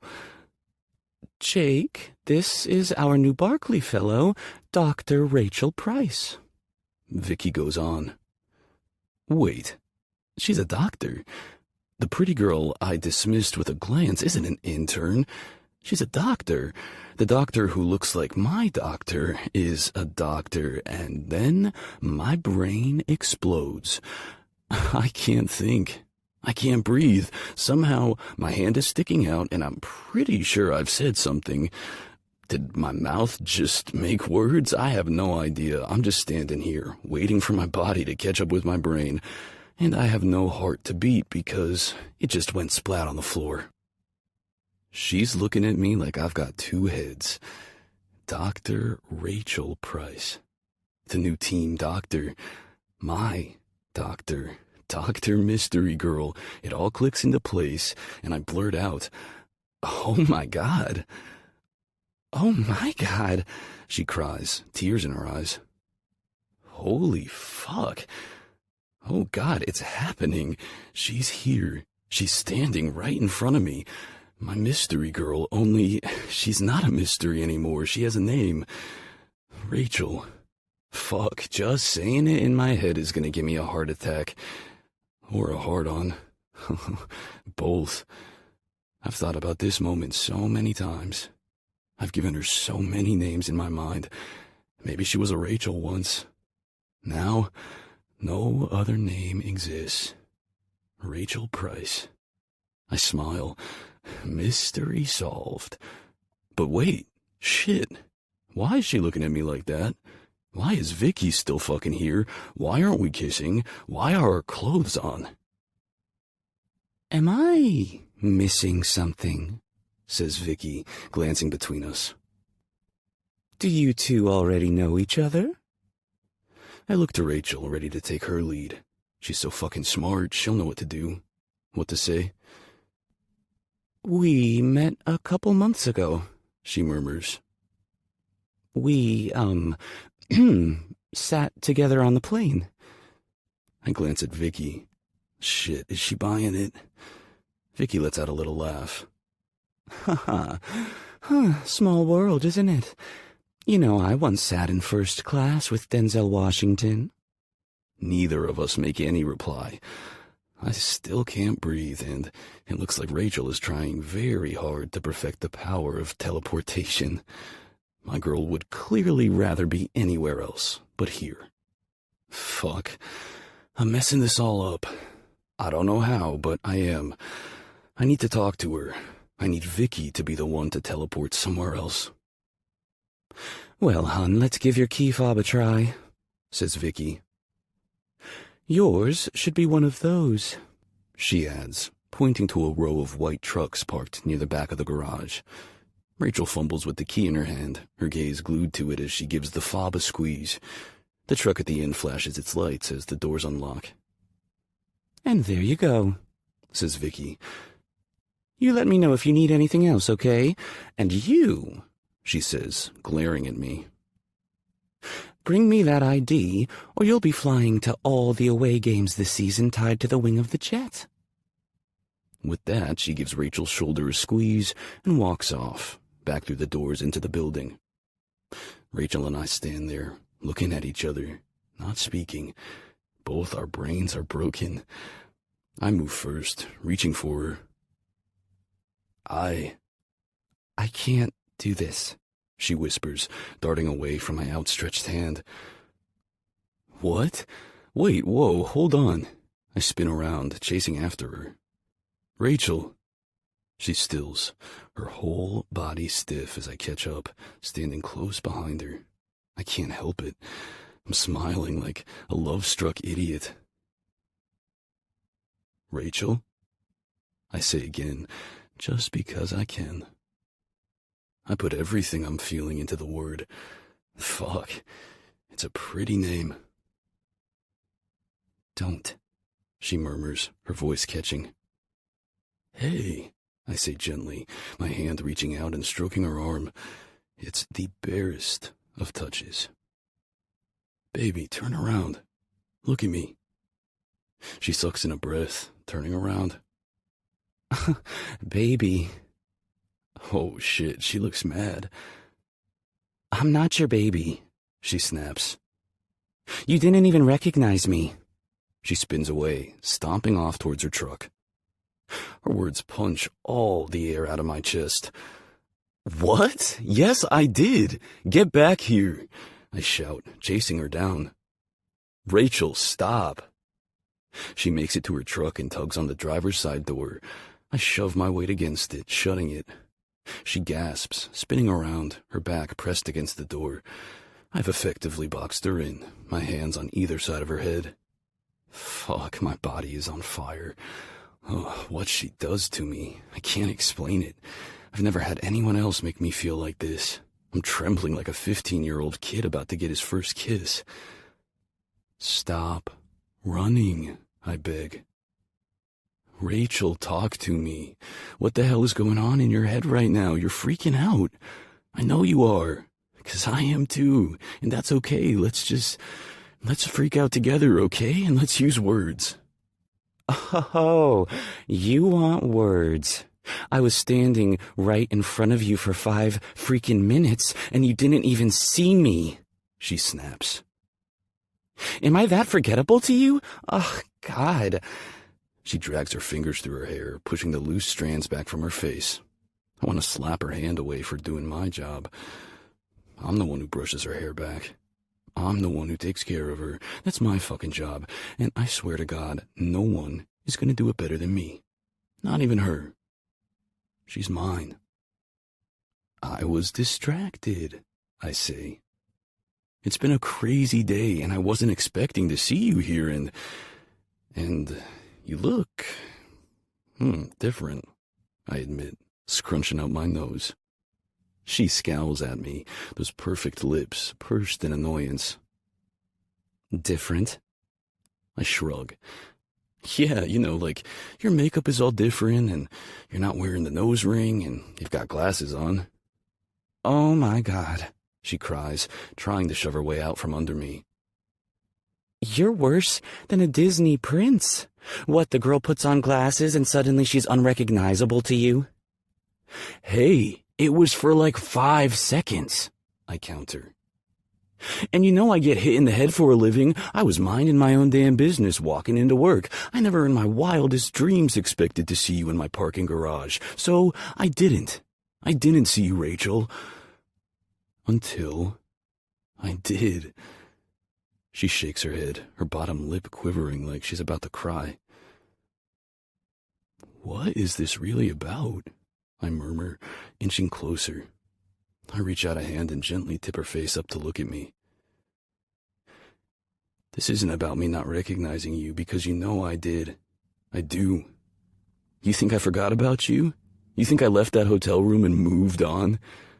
She closes her eyes. Please. I brush my fingers feather light down the line of her jaw. You really think I could forget my Seattle girl? Baby, you're all I think about. Ugh, don't, she begs. I frown, frustrated. You left me in that bed, remember? I'm the one who should be stomping around. I wanted your name. Hell, we could be 2 months deeper into something by now instead of starting fresh. No, she gasps, pulling away. Her arms are wrapped around her middle so tight, a pathetic excuse for armor. Jake, we can't do this. Oh, fuck me. My name on her lips is stronger than a shot from Cupid's bow straight to my dick. Say it again. She looks up at me. We can't do this. No. I shake my head. Say my name. Don't, she murmurs. Please don't. Don't what? I reply, inching closer, my hand cupping her cheek. Oh, she smells so fucking good. She left me her perfume in Seattle, but it's nothing like smelling the combination of that scent on her skin mixed with her hair products and her detergent and just her. I want to wrap her in my arms and never let go. I want to wear her t-shirts to bed like a lovesick fool. Okay, so there's no way they'll fit me, but I could take 2 and cut them up and sew them back together. Or Caleb could do it for me. He's good with sewing machines and... Oh, shit. Caleb. Rachel. And Caleb. Rachel is the hot doctor Caleb picked up from the airport yesterday. The doctor with the kinky dildo who now shares a wall with him. The hot doctor he drove into work this morning. I was about to find him and grill him for more details because I know something else happened last night. He was being too cagey about it. Now my pulse is racing and my tongue feels too big for my mouth. Do I want to know what happened? I don't know if I can take it. We've shared the occasional bunny in college, but this is totally different. Rachel is... she's everything. Please look at me, I murmur. She glances up, her hand wrapping around my wrist as I cup her face. We can't do this, she whispers. I work for the team now. I just signed 100 pages worth of contracts. I'm your doctor. No. You're my patient. I can't cross that line. We can't. No. I growl again, pressing in with my hips. She gasps. Yeah, my girl is mad for me. I can feel it. I lower my hand from her jaw, wrapping my fingers gently around her throat, my fingertips brushing against her racing pulse. She whimpers, her neck arching. She can't help it. She loves my hands on her. We're both on fire, trembling with need. I have never been so turned on by another person in my life. She breathes near me and I'm ready to fucking go. I have her in my hands again and I can't wait a moment longer to taste her. Lowering my face, I press my lips to hers. Boom, like kerosene tossed on a bonfire, we ignite. We're pressed so tight, my hands racing down her sides to grab her ass and lift her, wrapping her legs around my hips so our heights match. I slam her up against the side of her truck. She hisses in my mouth, our tongues chasing, hands desperate. Fuck, she's the girl I want to kiss for the rest of my life. I don't care how crazy that sounds. She's ravenous, whimpering as I pin her with my hips, my hardness right there. If we were naked, I'd be inside her. Fuck, I'd be pounding her into the side of this truck. Her groping hands knock my hat off and her fingernails drag over my scalp. It makes my whole body shudder as my dick twitches. I need to be inside her, need to bury myself in her and never resurface. But then she's gasping, her body squirming in my hold. Jake, she whines. Please. And I know what she's saying without saying it because that's just the way we are together. Please put me down. Please stop. And then my heart is breaking into pieces. I loosen my hold on her and she slides down my body back to the floor of the garage. We're both shaking, need hammering through us. What we have is volcanic. She knows it too. I can't do this. I can't not be with her. She's in my city, on my team, in my fucking arms, and she's saying no? Don't push me away again, I plead, my heart shredding. I can't do this twice, Rachel. Don't ask me to pretend that we're nothing. I don't care about the damn contract. Her chin lifts in defiance, lips glistening with my kisses, teary eyes dark and dangerous. Well, I care. This is my life, Jake. This is my chance, she says with such determination. This fellowship, this team, it's my whole career on the line. You don't have to care about breaking the rules, but I do. She's closing off, shutting me out. God damn it, she did the same thing in Seattle. No, I growl. Rachel, please. Am I begging? Fuck, I have no pride when it comes to this girl. No chill, no game. I'm lost to her. I was from the moment she turned around on that bar stool. Don't do this. Don't push me away. But I see the resolve shining in her eyes. My contract lasts the whole season, she says, voice tight. We can be friends. We can be colleagues. But nothing more. I drop my hands away from her, our connection broken, and we both take a gasping breath. My mystery girl is putting me on ice. She wants to focus on her career, and I can respect that. I'm a career addict too. You don't get to my level of sport and not be obsessive over your job. I swallow, heart racing, out of control.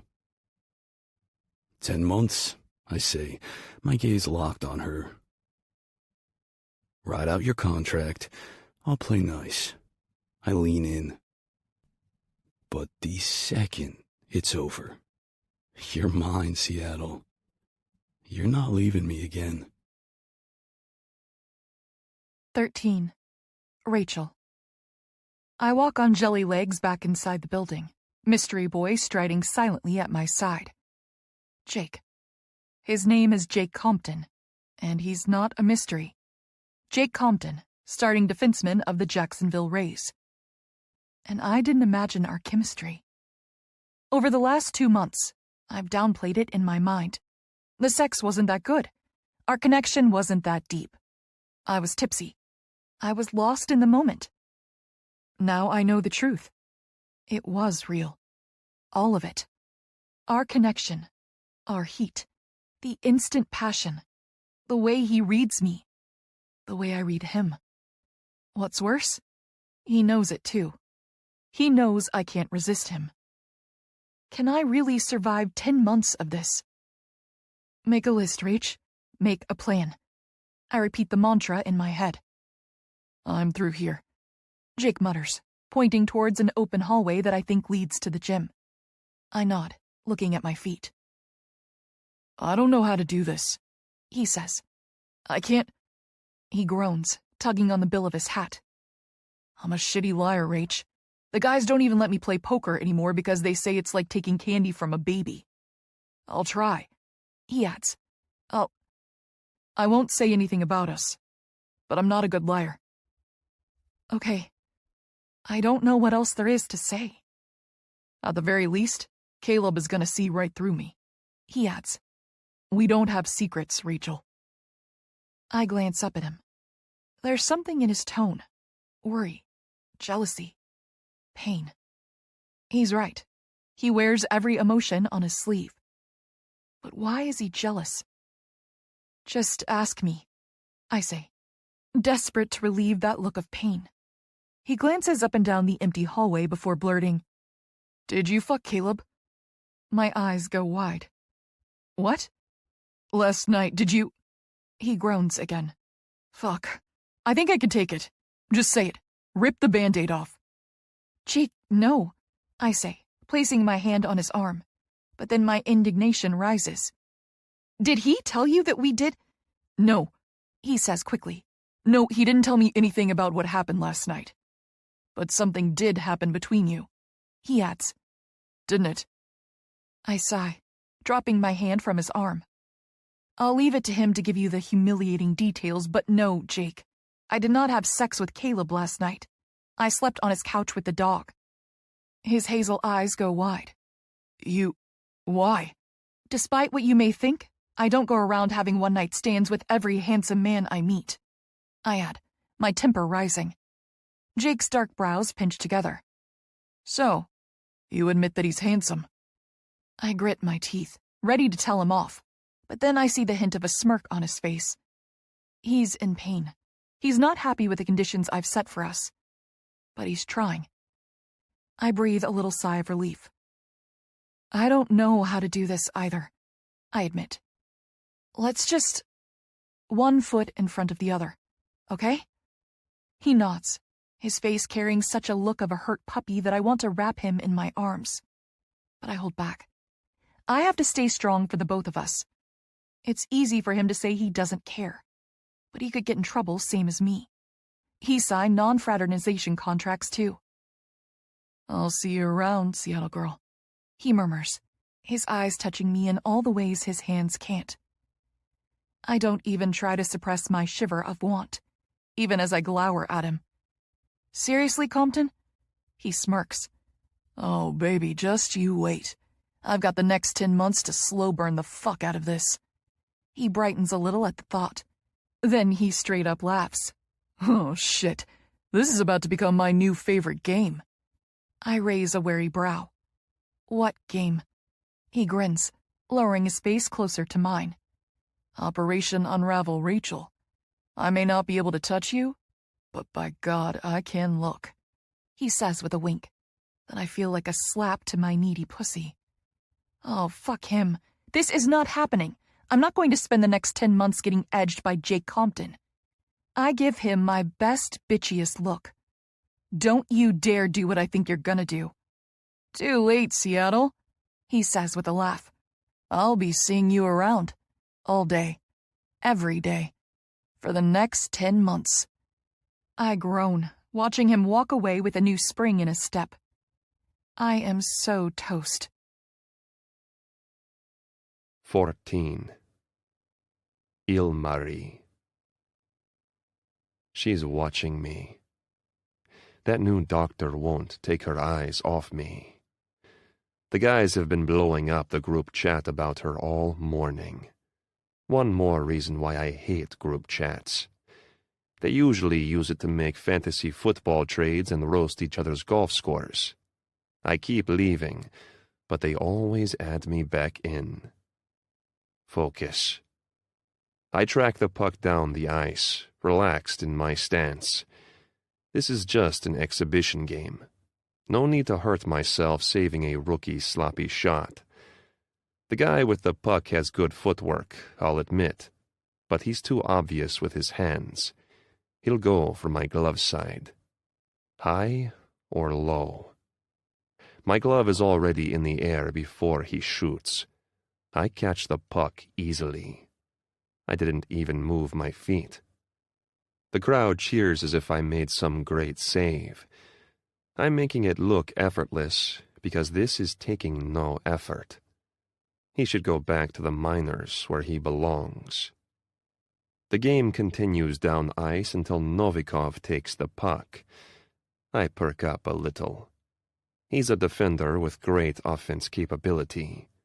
I don't hold it against him that he's Russian. Well, Russo-Canadian. I track him as he races down the ice in a breakaway. Novikov is unpredictable. I'm curious to see what happens if I put up a real defense. I square off in my stance, my eyes locked on the puck as I instinctively measure his distance to me. He's moving fast, cutting left. He's going to pass the puck across. Inside pass to fielder. I need to drop. I sink into the butterfly, one push with my right skate, and the puck hits my pad. Blocked. Pivot. Double push to guard the other post. They're skating around for a rebound. Puck is passed to Novikov. Right leg extends as I stretch out. The puck hits my pad again, and I fish it out with my stick and pass to a defender who shoots it down the ice to a waiting winger. Saved. But it cost me. I groan, getting up as fast as I can. The push followed by a full extension stretched my groin muscle tight. Pain lances through my right hip. I shouldn't have done that. Should have just let it in. The puck is down at the other end of the ice, so I take a moment to stand, bringing my legs together. It was a mistake to dress for this game. I'll skip the next one. I'll make any excuse. The truth I've tried ignoring for weeks sinks deep into my chest. The pain is getting worse. And damn if the doctor isn't still watching me. I noticed her in the stands sitting next to Dr. Tyler. Now she's standing right at the plexiglass in my eye line, arms crossed, mouth set in a firm line. Coach Tomlin comes up to stand next to her, and I watch them shake hands. She finally looks away from me, and I realize with a pang of curiosity that I don't like it. Eric has all her attention now as he makes her laugh. What is he saying to her? Satana! I curse as I nearly take a puck to the face. It whacks off the crossbar and hits my shoulder before dropping into the net. White scores because I was too busy watching my coach flirt with the pretty doctor to guard my damn goal. Head in the game, Mars! Sully barks at me. I shake my head. What the hell just happened? Was I bewitched? Nothing breaks my concentration on the ice. Anger bubbles in my chest. I don't like that I was distracted. Focus. The buzzer echoes all around, ending the game, and I relax. Even with that last goal I let in, White still loses 3-6. Sully skates up, sliding to a stop. You all right there, big guy? Yeah, I say through the mask. Fine. He skates off, following the others off the ice. I snatch up my water bottle and turn. Voi helvete, I mutter, skating over to where Coach Tomlin waits with the doctor. Falling asleep out there, hey Mars? Calls Coach. You nearly took a facer. Game was over, I mutter. Fielder needed the goal more than I needed the save. He just chuckles, gesturing to the doctor. Mars, this is Dr. Rachel Price. I let myself look at her openly. She's standing with her arms crossed tight around her middle. She's cold. Not used to the rink, then. She has dark eyes hidden behind thick, rectangular framed glasses. Her hair is up, with a few pieces framing her face. She's beautiful. And she's still looking at me. Her gaze roves unashamedly, taking me in from my skates to my helmet. I tower over her in my full kit. We're like the kitten and the gorilla. Slowly, I take my helmet off, holding her gaze without the cage in the way. Dr. Price, this is Mars Kinnunen, Coach says. He's the best damn goalie in the league. I hand my helmet over to Coach and tuck my stick into my knee pad.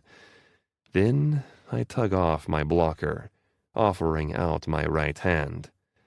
It's sweaty, but if the new doc has a problem with that, she's in the wrong business. She leans over the boards with a smile and takes it.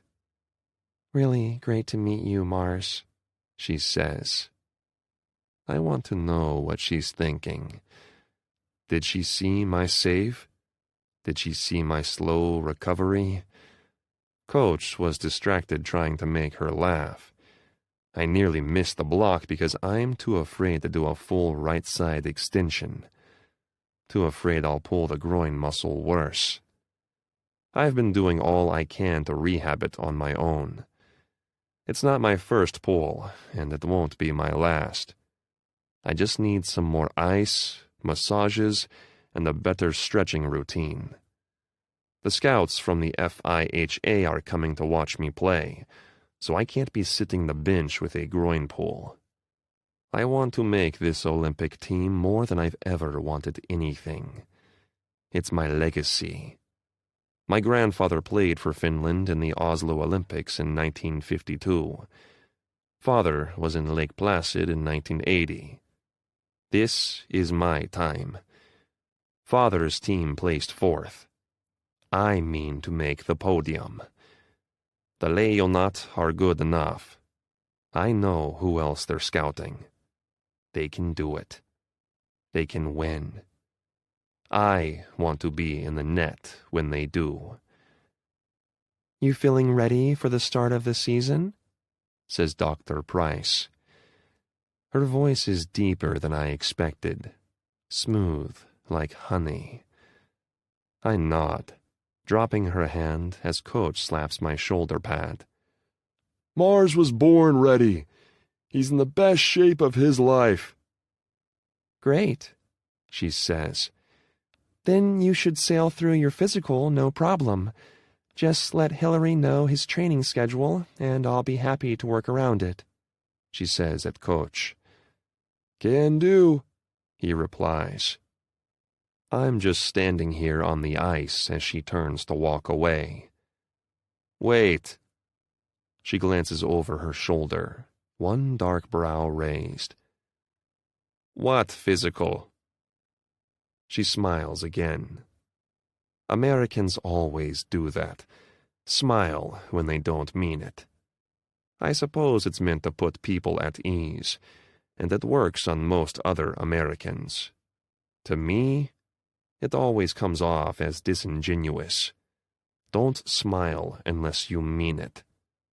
And I don't want her fake smiles. I want to earn them. All the starting players have their final physicals next week, she replies. I'm new to the team, so I'm playing a bit of catch-up here, but I promise I'll be thorough. We don't want to miss anything with the eyes of the hockey world focused on the Rays. We appreciate it, Doc, Eric replies.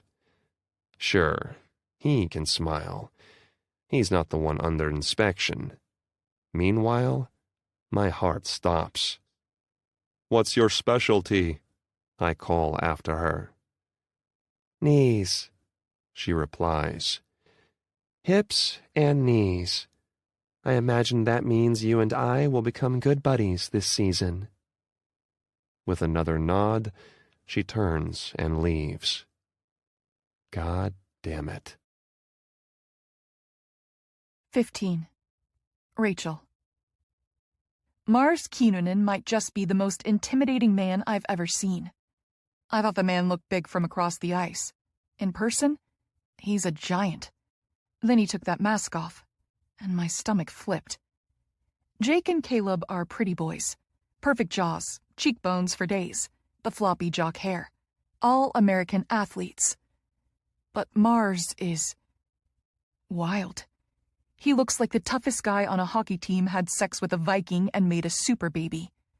He's got a full blonde beard an inch long, trimmed longer under the chin. The rest of his hair is shaved to the skin around his nape, leaving a full head of unruly blonde hair at his crown, long enough to pull back into a messy knot. His features are rugged too. His nose sits a little crooked at the bridge, likely from a break. His left brow is scarred in 2 places. But he has the most beautiful ocean blue eyes, piercing in their intensity. I felt like he was staring into my soul as he scowled at me. I shake my head with a soft laugh. This has certainly been an interesting first day. I catch up with Tyler in his office to grab my backpack, and he introduces me to Hillary, the team nurse. She's a lovely older lady with curly gray hair and kind eyes. She'll be responsible for scheduling my appointments.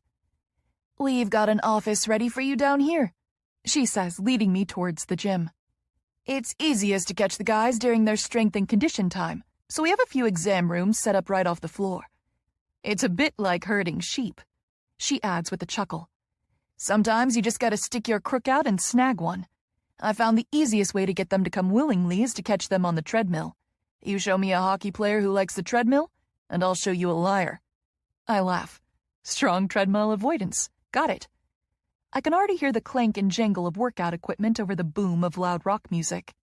They're usually good about turning it down if you can't hear yourself think. She calls over the music, pulling open a glass door. Wow, I murmur, stepping inside.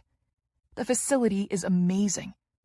You wouldn't know it from the somewhat nondescript hallway, but the room opens into a gymnasium-like space spread over 2 levels. There's the main floor, which is all for weightlifting. Several guys are milling around, doing reps and spotting each other. Most are players, but the guys in polos must be the strength and conditioning team.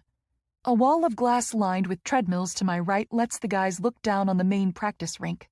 It's already been cleared from the exhibition game, and it looks like figure skating lessons are happening now. Upstairs is a running track.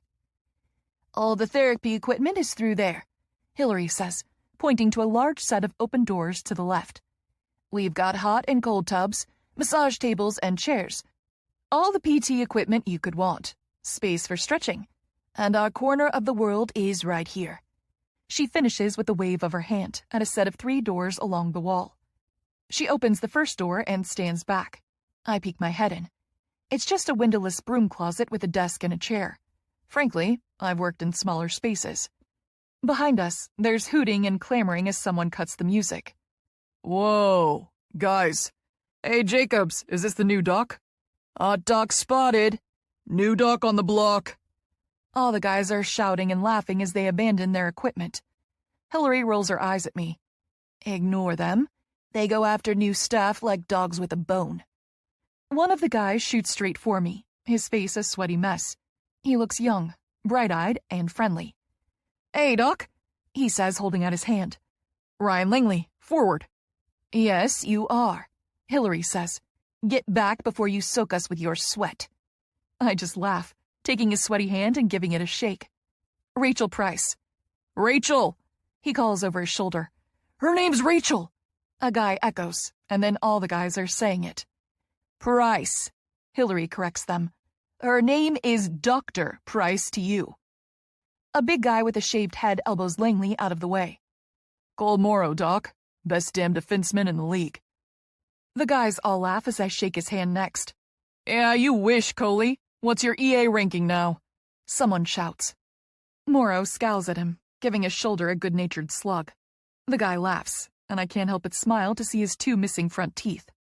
Hockey truly is a brutal sport. I'm Gerard, he says. Hey, J-Lo, get out of the way. I smirk up at him with a raised brow. J-Lo? He just shrugs. My name is Jean-Luc, and the guys are assholes. Oh, don't get salty, J-Lo. You know we love you. All right, enough, calls one of the surlier-looking strength and conditioning coaches. Leave the doc alone and get back to your reps. Now. Welcome to the team, Doc, the cute blonde says with a cocky grin. They all amble away, still laughing and shoving each other. I just smile, shaking my head. Boys may grow into men, but they never really grow up. How long will the hazing last? I say, glancing at Hillary. She purses her lips. With how pretty you are? My guess is forever. Great, I mutter. This is going to be the longest 10 months of my life. As if I needed direct confirmation of that statement, my phone pings with a message.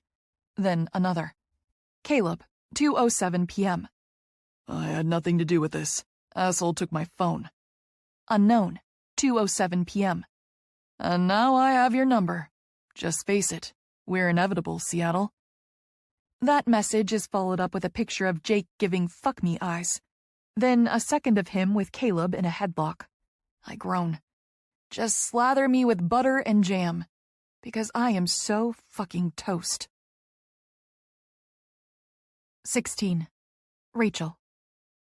So, wait. You're saying you met this guy in Seattle at Harrison's wedding?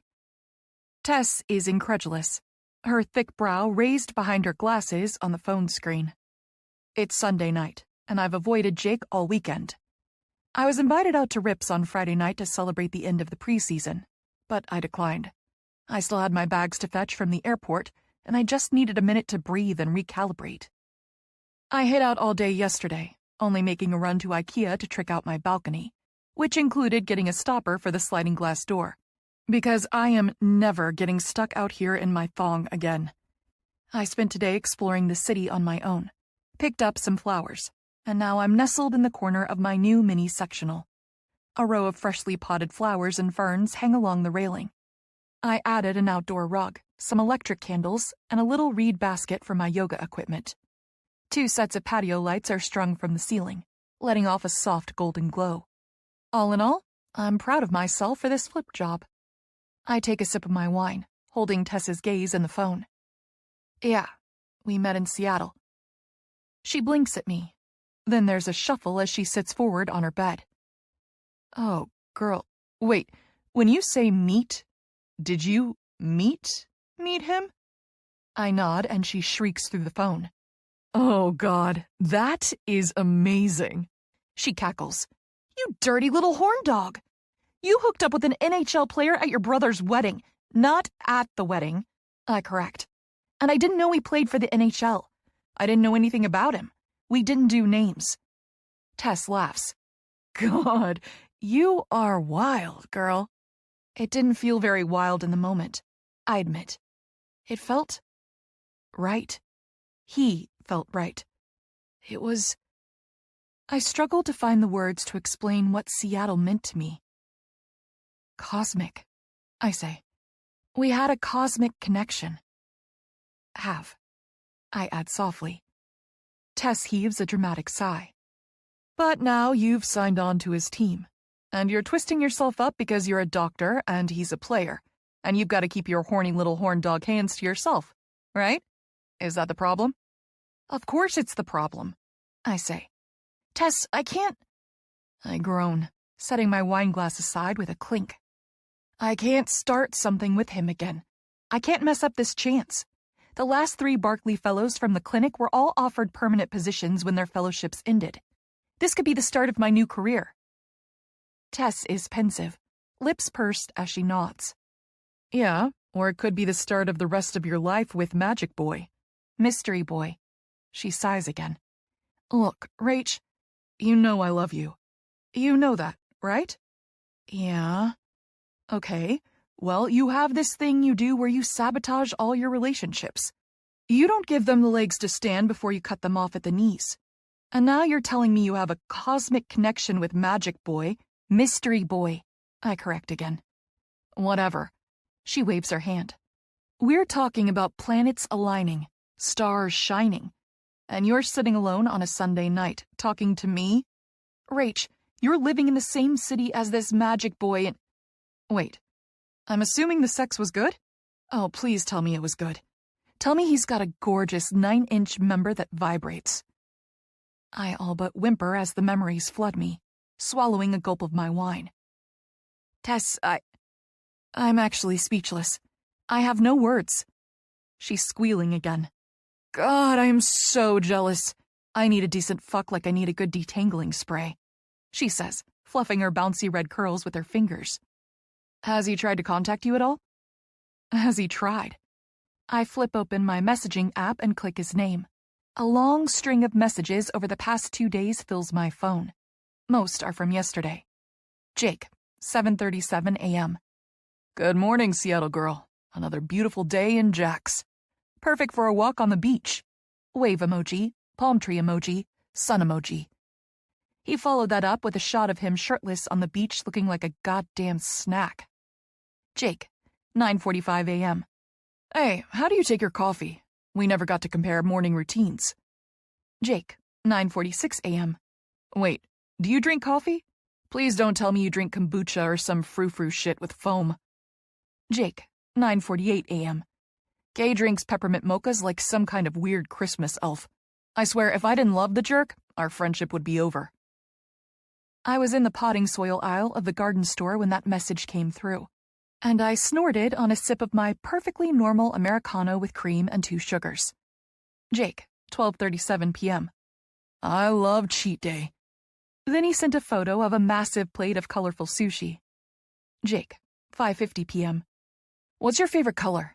Mine is blue heart emoji. Jake, 9:45 p.m. Night, beautiful. FYI, I go to sleep pretty early. Jake, 9:45 p.m. Unless you're in my bed, obs. The last thing he sent on Saturday was a picture of him, shirtless, in the dark, stretched out on his bed. He had a sleepy smile on his face, one hand tousling his hair. I can't stop smiling. Girl, what? Tess says with a grin. What is that face? He's been texting you, hasn't he? OMG, what is he saying?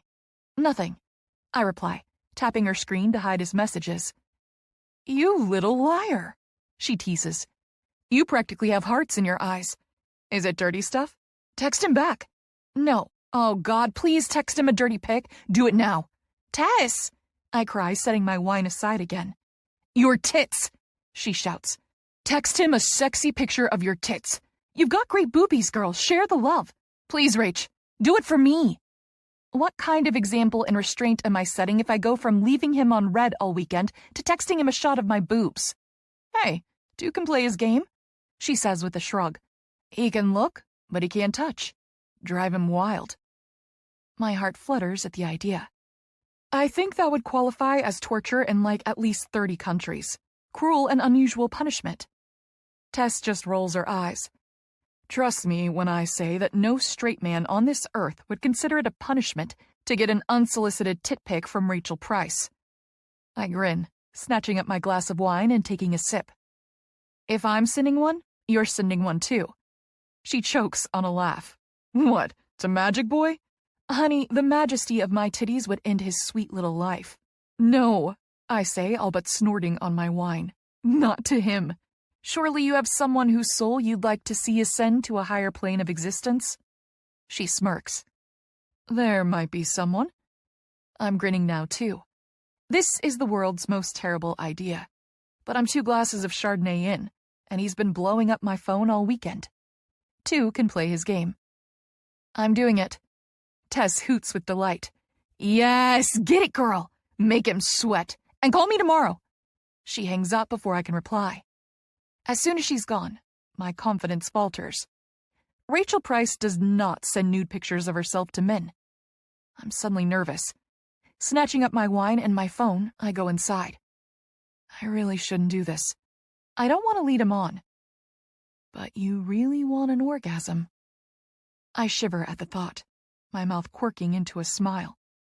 Yeah, just picturing Jake's face when his phone dings is enough to have me hot. And there's literally no way he won't respond. If I'm not careful, I might have him breaking the laws of traffic, racing over here to handle business in person.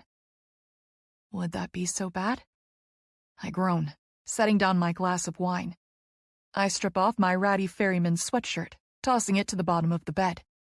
Now I'm standing in just my silky pajama shorts. No way am I sending a picture of my coochie. I'm not even going to let him see my full tits. I crawl onto the bed, sitting back against the pillows. I cross my right arm over the girls, squeezing them together a bit and giving them a lift. The lighting is good, just a soft glow from my side lamp. And if I angle the shot right, I get just my neck and chest. Everything is covered and the angle ends at my hips. Before I lose my nerve, I take the photo. This is crazy, but I have a plan. I send the picture and wait. 17. Jake. After a long day of practice, it feels good to unwind with the guys. A few of us are out exploring a new bar tonight, eating our weight in chicken wings and salad. The food is crap, and the music is too loud, but we've got a great view of the ocean. Caleb sits next to me, reading out the stats from the other NHL team's exhibition games. Morrow and Novi sit across from us, elbows bumping at this narrow table. "Oi, boys," says Novi with a laugh. "Look who we have here." Caleb and I glance over our shoulders.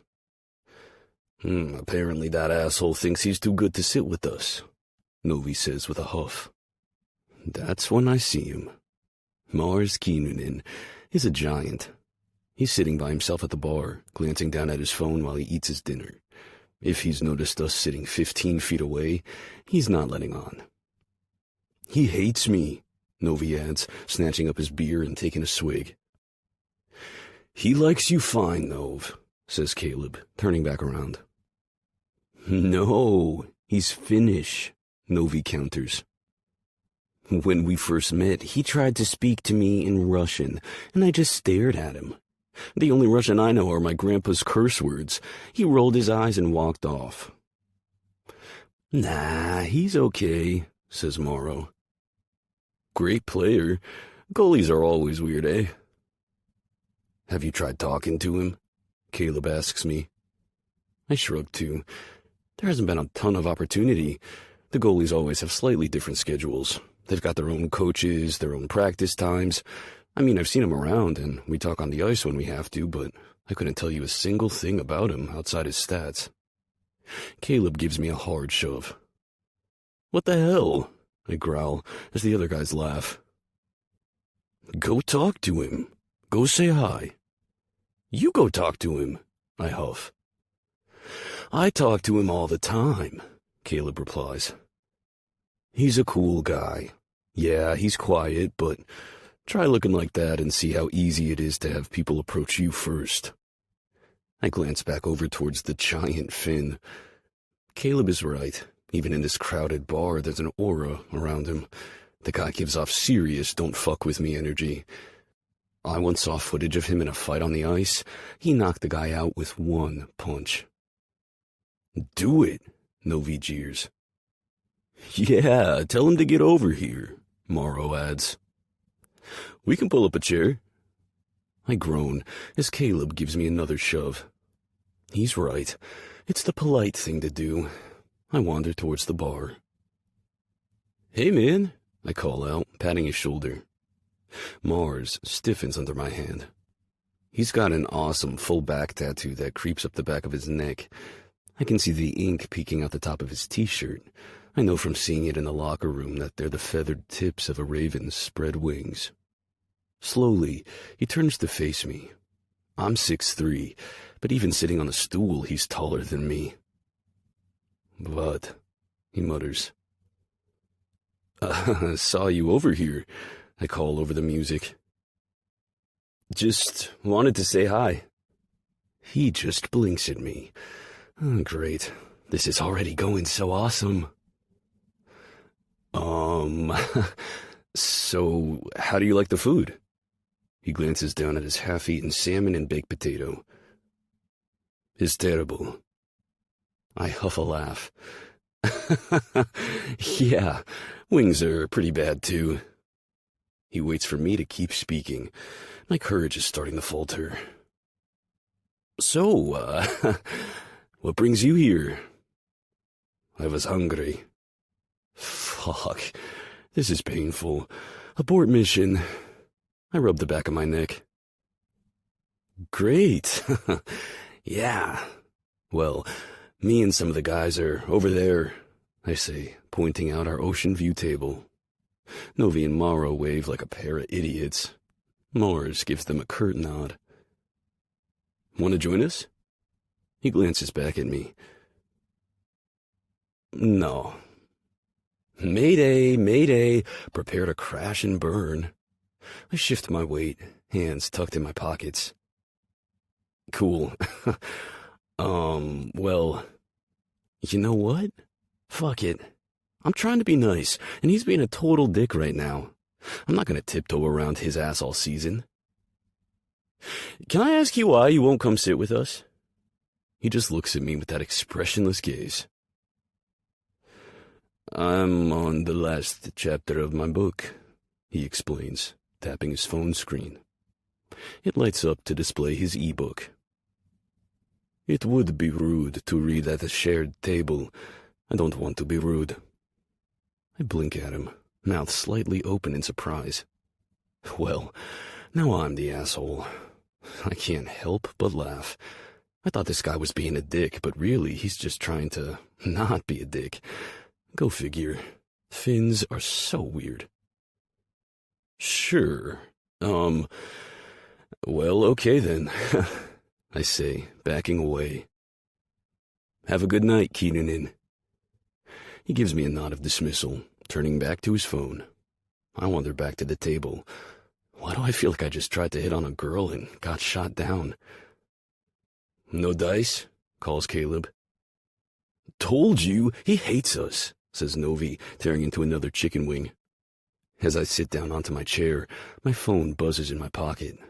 Caleb slides his basket of fries over to me. Here, you've earned these. But I can't think about fries. I can't think about anything, because after 2 days of shooting my shot and getting nothing but radio silence, I'm looking down at a topless picture of my Seattle girl. 18. Rachel. I shift on the bed, feeling a little self-conscious, but then my phone dings. Jake, 8:15 p.m. Holy shit. Warn a guy next time. Caleb is sitting right next to me. I smiled down at my phone. Why does the idea of Caleb seeing my picture on Jake's phone give me a secret thrill?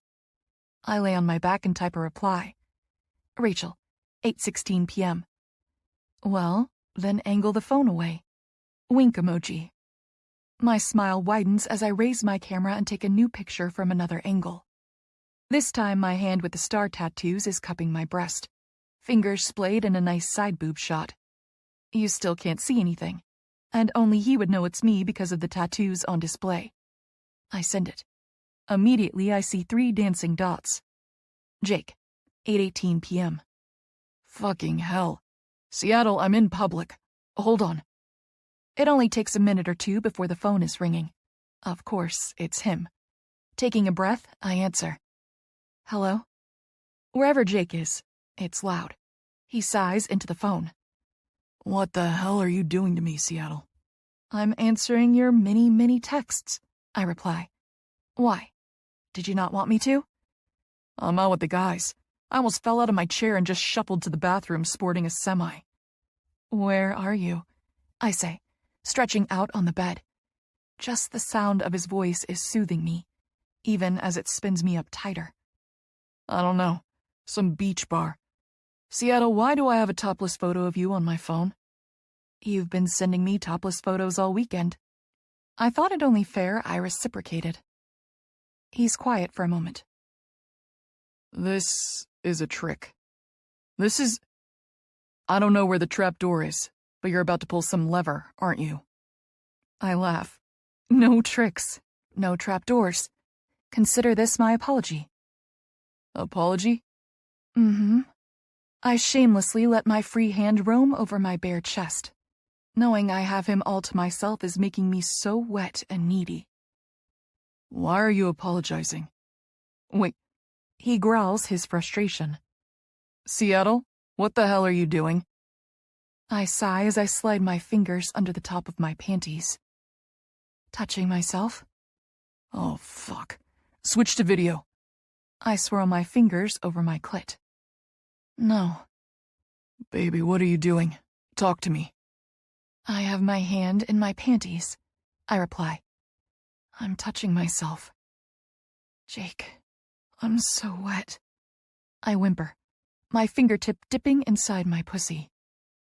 The gravelly sound in his groan is like a slap straight to the clit. I arch my back on a sigh, sinking a finger deeper inside. Baby girl, you gotta talk to me. Tell me what's happening. I huff with frustration. I've never been good at dirty talking on a phone. If I ever worked for a phone sex hotline, the guys would probably ask for a refund. Hold on. I shimmy out of my silky sleep shorts and my underwear. You're killing me here, baby. Hold on, I say again, tapping the icon on the phone to switch to video. Oh, fuck, yes. His words cut off as the call switches. I hold my phone out with one hand, so my face is in view. His camera flicks on, and I see his beautiful face close in on the screen. It's dark. There's a heavily graffitied wall behind him. Where are you? I murmur. Fuck if I know. He replies. Some bathroom in a shitty beach bar. I've locked the door, but I can't camp out in here. Now, you called me for a reason. Yes, I reply, spreading my legs and letting my fingers explore again. I can't help it. Seeing him and feeling so turned on, I can't not touch myself. You called me to apologize. He presses. Mm-hmm, I say, circling my clit again. I'm biting my bottom lip to keep in my moan. And why are you apologizing? I still my hand, holding his dark gaze. I don't want to hurt you, I reply. I never wanted to hurt you. He nods, dragging a hand through his hair. Well, it is what it is, right? I shake my head. No. This is real, Jake. What we have. If I try to put it into words, I'll cry. And I don't want to cry tonight. I just want to feel good. I want to make him feel good, too. I left you in Seattle. You didn't get to say goodbye. Yeah, that sucked. He mutters. I take a deep breath, letting it out. So, now's your chance. He raises a dark brow. What? Say goodbye. Seattle, what are you? I robbed you of the chance to have me one last time, I explain. I knew if you did, I wouldn't be able to walk away. I would have stayed. I would have told you my name. Well, now the game has changed. Neither of us can walk away. And you know my name anyway. The reasons I slipped out don't matter anymore. So here I am. I'm naked, and I'm saying yes to anything you want for the next. I tap my screen to check the time.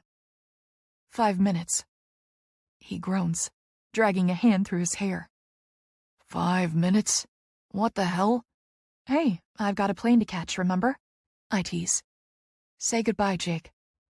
You are in so much trouble. Clock is ticking, Angel. Are you going to make me come? So hard you see stars. He replies, spinning to lean against the wall of the bathroom. Touch yourself. Touch your breasts. And show me.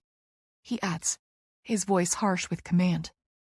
I angle the phone down a bit until my boobs are in the shot. I cup each one for him, pinching each nipple tight until I'm shivering with need. Good girl. You look so beautiful. He croons. So fuckable. You know, if I was there, I'd be flicking those tits with my tongue, biting until I leave teeth marks, branding them. You're fucking mine, Seattle. Mm-hmm. For 4 more minutes, I tease. You gonna hurry this along? Take your panties off. He orders. Spread your legs. I smile, shifting the phone up to show my face. Way ahead of you. I raise the phone up a bit and flip the camera so it's panning over my naked body. Oh, fucking hell. He groans. Kill a man, why don't you? Spread those legs, baby. Touch yourself. Use your fingers. 2 in the pussy, thumb on your clit. I rush to comply, loving the feel of taking orders from him. My fingers sink inside my tight, wet center, and I let my thumb rub little circles on my clit. Oh, God, I whimper. Jake, are you hard for me? As fucking steel, baby. You have no idea. I suck in a breath, feeling that glorious spiral of a looming orgasm low in my gut. That warm feeling is spreading. I'm close, I pant. Get your cock out. Come with me. He groans again. I can't even see him at this angle, but I can hear him. I can hear his want for me. Do you have a vibe? Not that tentacle thing. You're not using that unless I'm there to hold it for you. I gasp, my fingers stilling inside me. He told you about that? Of course he told me, he says with a low laugh. But can we not talk about Kay while I've got my hand on my dick? Get a vibrator. I want to watch you ride a toy and pretend it's me. I roll over, opening the drawer of my bedside table. I pull out my trusty pink vibe with a clit stimulator. The thing comes with like 15 settings, but I only like one. High voltage buzz. Ruins me every time. I hold it up for him and smile, turning it on. Oh, fuck yes. Put it in nice and slow. Write it for me and let me watch. Fuck. I'm so fucking close. Gonna come in this shitty fucking bathroom watching you shatter, baby. I slip it in, adjusting it on my clit with a soft gasp. It vibes so good, hitting me inside and out. I move the camera angle so he can watch as I give the toy a few little wiggles, my hips arching. Oh, God. I'm so close, Jake, I whisper. So am I. Fuck, you're so beautiful. So perfect. Come for me, baby girl. Between his voice and the vibrations, I crest my high so hard and so fast. I come apart, crying out for him, convulsing with each wave of my orgasm. I clench around the toy, strangling it with my pussy as it buzzes against my clit. I'm hot all over, and then I'm shaking, jerking it loose and tossing it on the bed next to me. I sink back against the pillows, flipping the camera to look at him. He's breathing hard, too, his eyes glassy. We came together. Even through the phone, our bodies are so in sync with each other. We may be separated by circumstance, but this man holds a piece of my soul. I lick my parched lips, waiting for him to look up at me. When he does, I see the relaxation there. "Better?" I murmur. "Much," he replies. "I can't offer you more right now, Jake." He nods. "I know." "But at least you got to say goodbye." "That was a goodbye to who we were in Seattle. Two strangers lost and alone." He looks straight at me, his eyes burning with intensity. "But we're not strangers anymore. My name is Jake Compton, and I'm the starting defenseman for the Jacksonville Rays. I like sushi and the color blue, and I drink my coffee black. I have a twin sister, and I hate all flavors of sparkling water. And I'm not going anywhere, Rachel. Jake. You give me a chance, and I'll be so damn good to you. I'll treat you so right, baby. You're it for me." I sit up, eyes wide. "Jake, what?" He chuckles. "Easy. I'm not out here about to propose. I'm not that crazy. I'm just saying I'm in. You want a friend? You got one. A boyfriend? Great. A fuck buddy? I'm there. You just name the time and the place. Because we are not strangers, Rachel, and I refuse to act like it. I'm not going to tiptoe around my life pretending you're not in it when you are. And if you don't like it, then, well, that's just too damn bad. You made a choice for both of us in Seattle. Now I'm making this choice." I smile, settling back against the pillows. "Relax, Jake. I like it too. We're friends." He raises a dark brow. "With benefits?" I purse my lips. "Friends." "Right. Friends working on the conditions of their friendship, to include a provision about benefits." I laugh, rolling my eyes. "You better get back to your table." "I guarantee you they left without me. I bet they think I ducked out to avoid paying the bill." Just then I hear a thundering pound at the door. "Jake! Geez, man, you die in there? Hold on!" Jake bellows. I snort. "Good night, Jake." "Night, Seattle." "See you tomorrow, bright and early." I raise a brow. "Bright and early?" He flashes me a devilish grin. "Didn't you check your schedule? You're doing physicals tomorrow." "Yeah." "Well, I'm your first patient." I groan. "Better get in that beauty sleep, Seattle girl. I can be quite a handful in the morning. And I'm nothing compared to the rest of the guys." "Oh, God. They're going to start hazing me tomorrow, aren't they?" He laughs. "You know it." Then he hangs up, leaving me blissed out on my bed with a buzzing vibrator. 19. Caleb. "Come on, man, poop already," I mutter. Sai is taking his sweet fucking time this morning. Usually we try to get over to the beach and do a sunrise walk, or he roams around while I surf. But I've got an earlier start than usual today. This dog needs to hurry up and make so I can bring him back upstairs. I check my phone, tapping the message thread for Jake.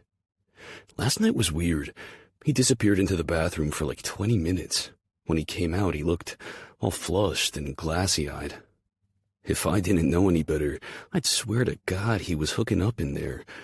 But I was right there when the door opened and he came out alone. I asked him about it on the drive home and he got all cagey, changing the subject. Something is up. I hate thinking he's hiding something from me. That's not how we are together. Or at least it wasn't, but he's been weird for a few months now. I blame his Seattle girl. Jake went out to Seattle to meet up with Amy before training camp. He was so excited about it too. For weeks, it was all he could talk about. I mean, I don't blame him. Amy is awesome, but then I got a desperate call from him that Amy's flight was canceled and he was alone. Jake hates being alone. I talked him down and he promised to call me back after he got his flights changed. Next thing I know, I don't hear from the asshole for 2 fucking days. I was ready to call the Seattle police and start a manhunt. Then he shows up back in Jack's with stars in his eyes, talking about his precious Seattle girl. Best sex of his life, his every dream come true, blah, blah, blah. If she was so great, why did she ghost him? She snuck out before sunrise without leaving her name or her number. I'm not out here trying to rain on my best friend's parade, but it doesn't sound like the start of any love story I know. For the past 2 months, I've watched him change. He's gotten quieter, moodier. I mean, it's all relative, so we're talking Jake's version of quiet. The man has no filter, no shame, and no off switch. He used to drop everything and call me if he saw an interesting bird while driving. He can't eat a meal unless he sends me a picture of it first. Now he's doing fishy shit in the bathroom and hiding it from me. I think the start of the season is coming at just the right time.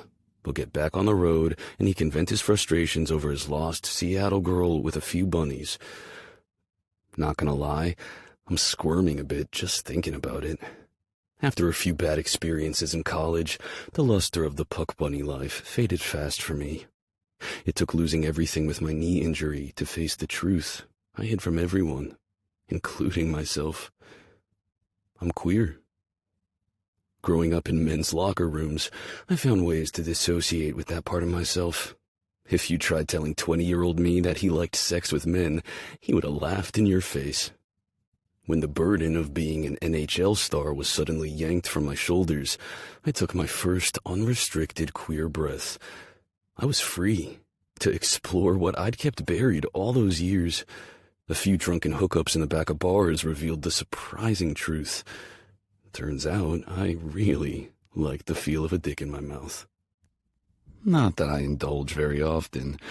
In fact, I haven't gotten laid in like a year. I'm over the emptiness of bar hookups. I can take care of the urge with my hand. What I crave is something deeper. I want connection and intimacy.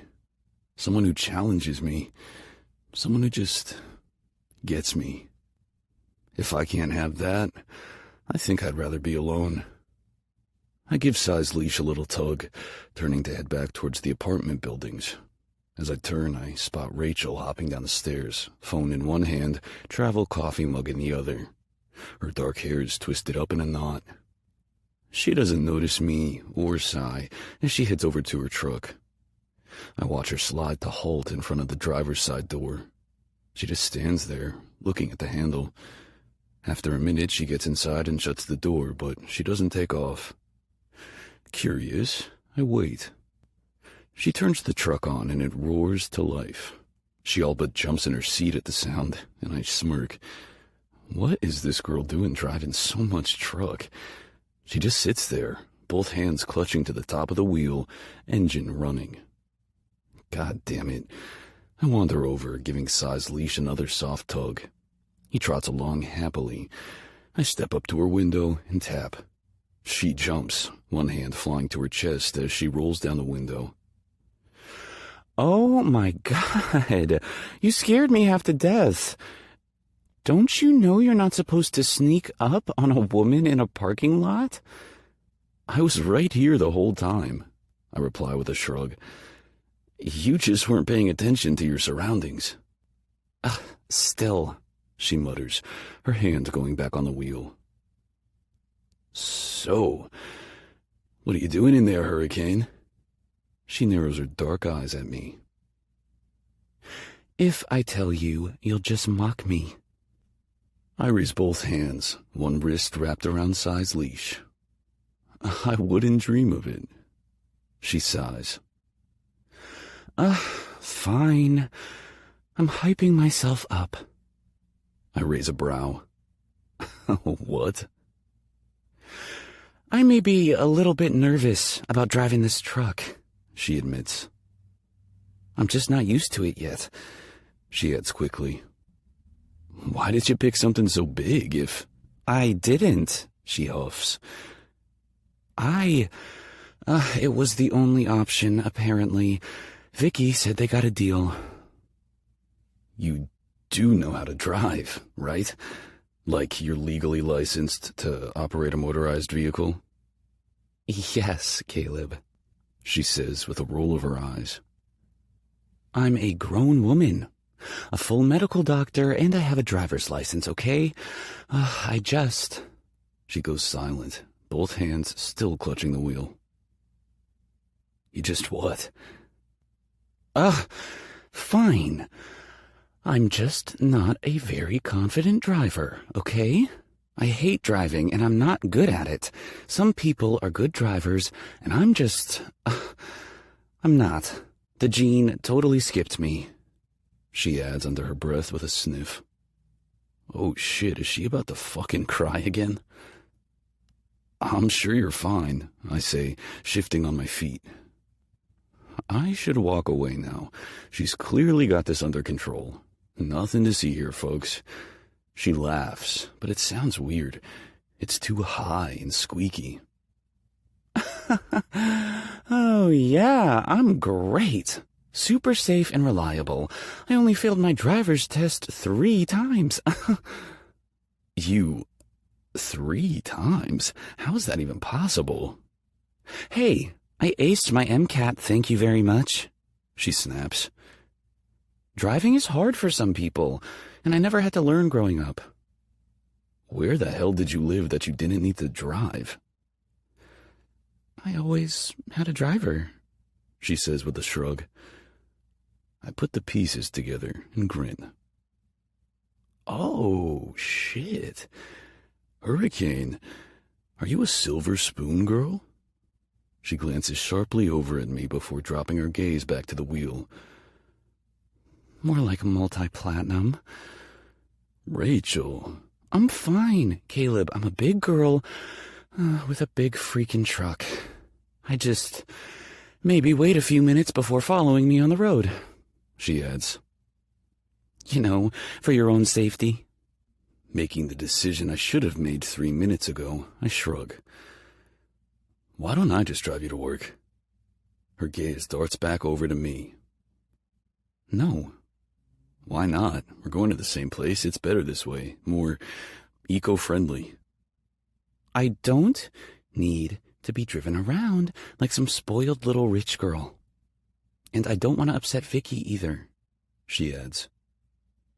The team is paying for me to have a truck as part of my fellowship. I can't just not drive it. I'm fine, really, she says again. I shake my head with a laugh, patting my pockets. This girl is so damn stubborn. I've already got my keys and my wallet. I jerk open her car door. She shrieks. Caleb, what? Move over. What the hell are you doing? You won't let me drive you in my car, so I'm gonna drive this one. Unlike you, I love to drive, and I'm excellent at it. Now, move over. God, this is so embarrassing, she mumbles, unbuckling her seatbelt and climbing over the center console. I get a nice shot of her ass as she scrambles across. Sigh, up, I say, patting the seat. He leaps into the driver's seat, and she gasps with delight. Oh my goodness, is he coming with us? She's already got both hands out, rubbing his ears. The little traitor has his tail wagging in my face. I try to slap it down. Yeah. Sigh, over, I direct with a snap of my fingers. Sigh hops the seats into her lap. You're such a cutie patootie. Yes, you are. I'm obsessed with his eyes. She coos, wrapping both arms around him as he straddles her lap and licks her face. You're coming to work with me. Daddy gets to see you all the time. Oh, yes, he does. I'm never letting you go, ever. She kisses his face, and he eats it up like a total ham. Lucky jerk. I huff to myself. I have no idea where that thought came from. Sure, she's gorgeous, but she's also neurotic and kind of annoying. I smile to myself. She and Jake would be perfect for each other. My smile falls as I go still, my hand on the truck door. Rachel and Jake. Why does the thought of them together turn me on as much as it terrifies me? I glance over at her, watching her buckle in as she talks nonsense to my dog. If this gorgeous, sophisticated, slightly neurotic doctor ever decided to give Jake Compton the time of day, it would be game over. She'd have him as her shadow for the rest of her natural life, and then I'd lose him. A reformed puck bunny turned kindergarten teacher I could compete with no problem. But Hurricane? Hell no. She'd sweep him off his feet and drag him out to sea. Shit. Why do I suddenly feel like I'm sweating? He took her number out of my phone the other day. Said he wanted it to haze her. He and Novi have taken it upon themselves to haze all the new staff, so I didn't think much about it in the moment. Now I'm thinking I was a fucking idiot. But her quiet confession from our first night together still simmers in the back of my mind. I held her on the balcony, her bare skin like heated silk under my fingertips. "I miss him," she said, tears in her eyes. She's already got a guy she's totally hung up on. For the moment, at least, Jake is safe. 20. Rachel. Caleb and I part ways at the coffee cart in the lobby. After swearing on his life to let me and Cy have another sleepover soon, he and the dog wander off toward the locker rooms. I find my way to the gym, only taking a wrong turn once. Am I embarrassed about what happened? I mean, yeah. At this point, I'm just keeping a mental list. If there's an embarrassing moment to be had, odds are Caleb Sanford is going to find a way to witness it. I really hope the cosmic wheel finds a way to balance this relationship soon.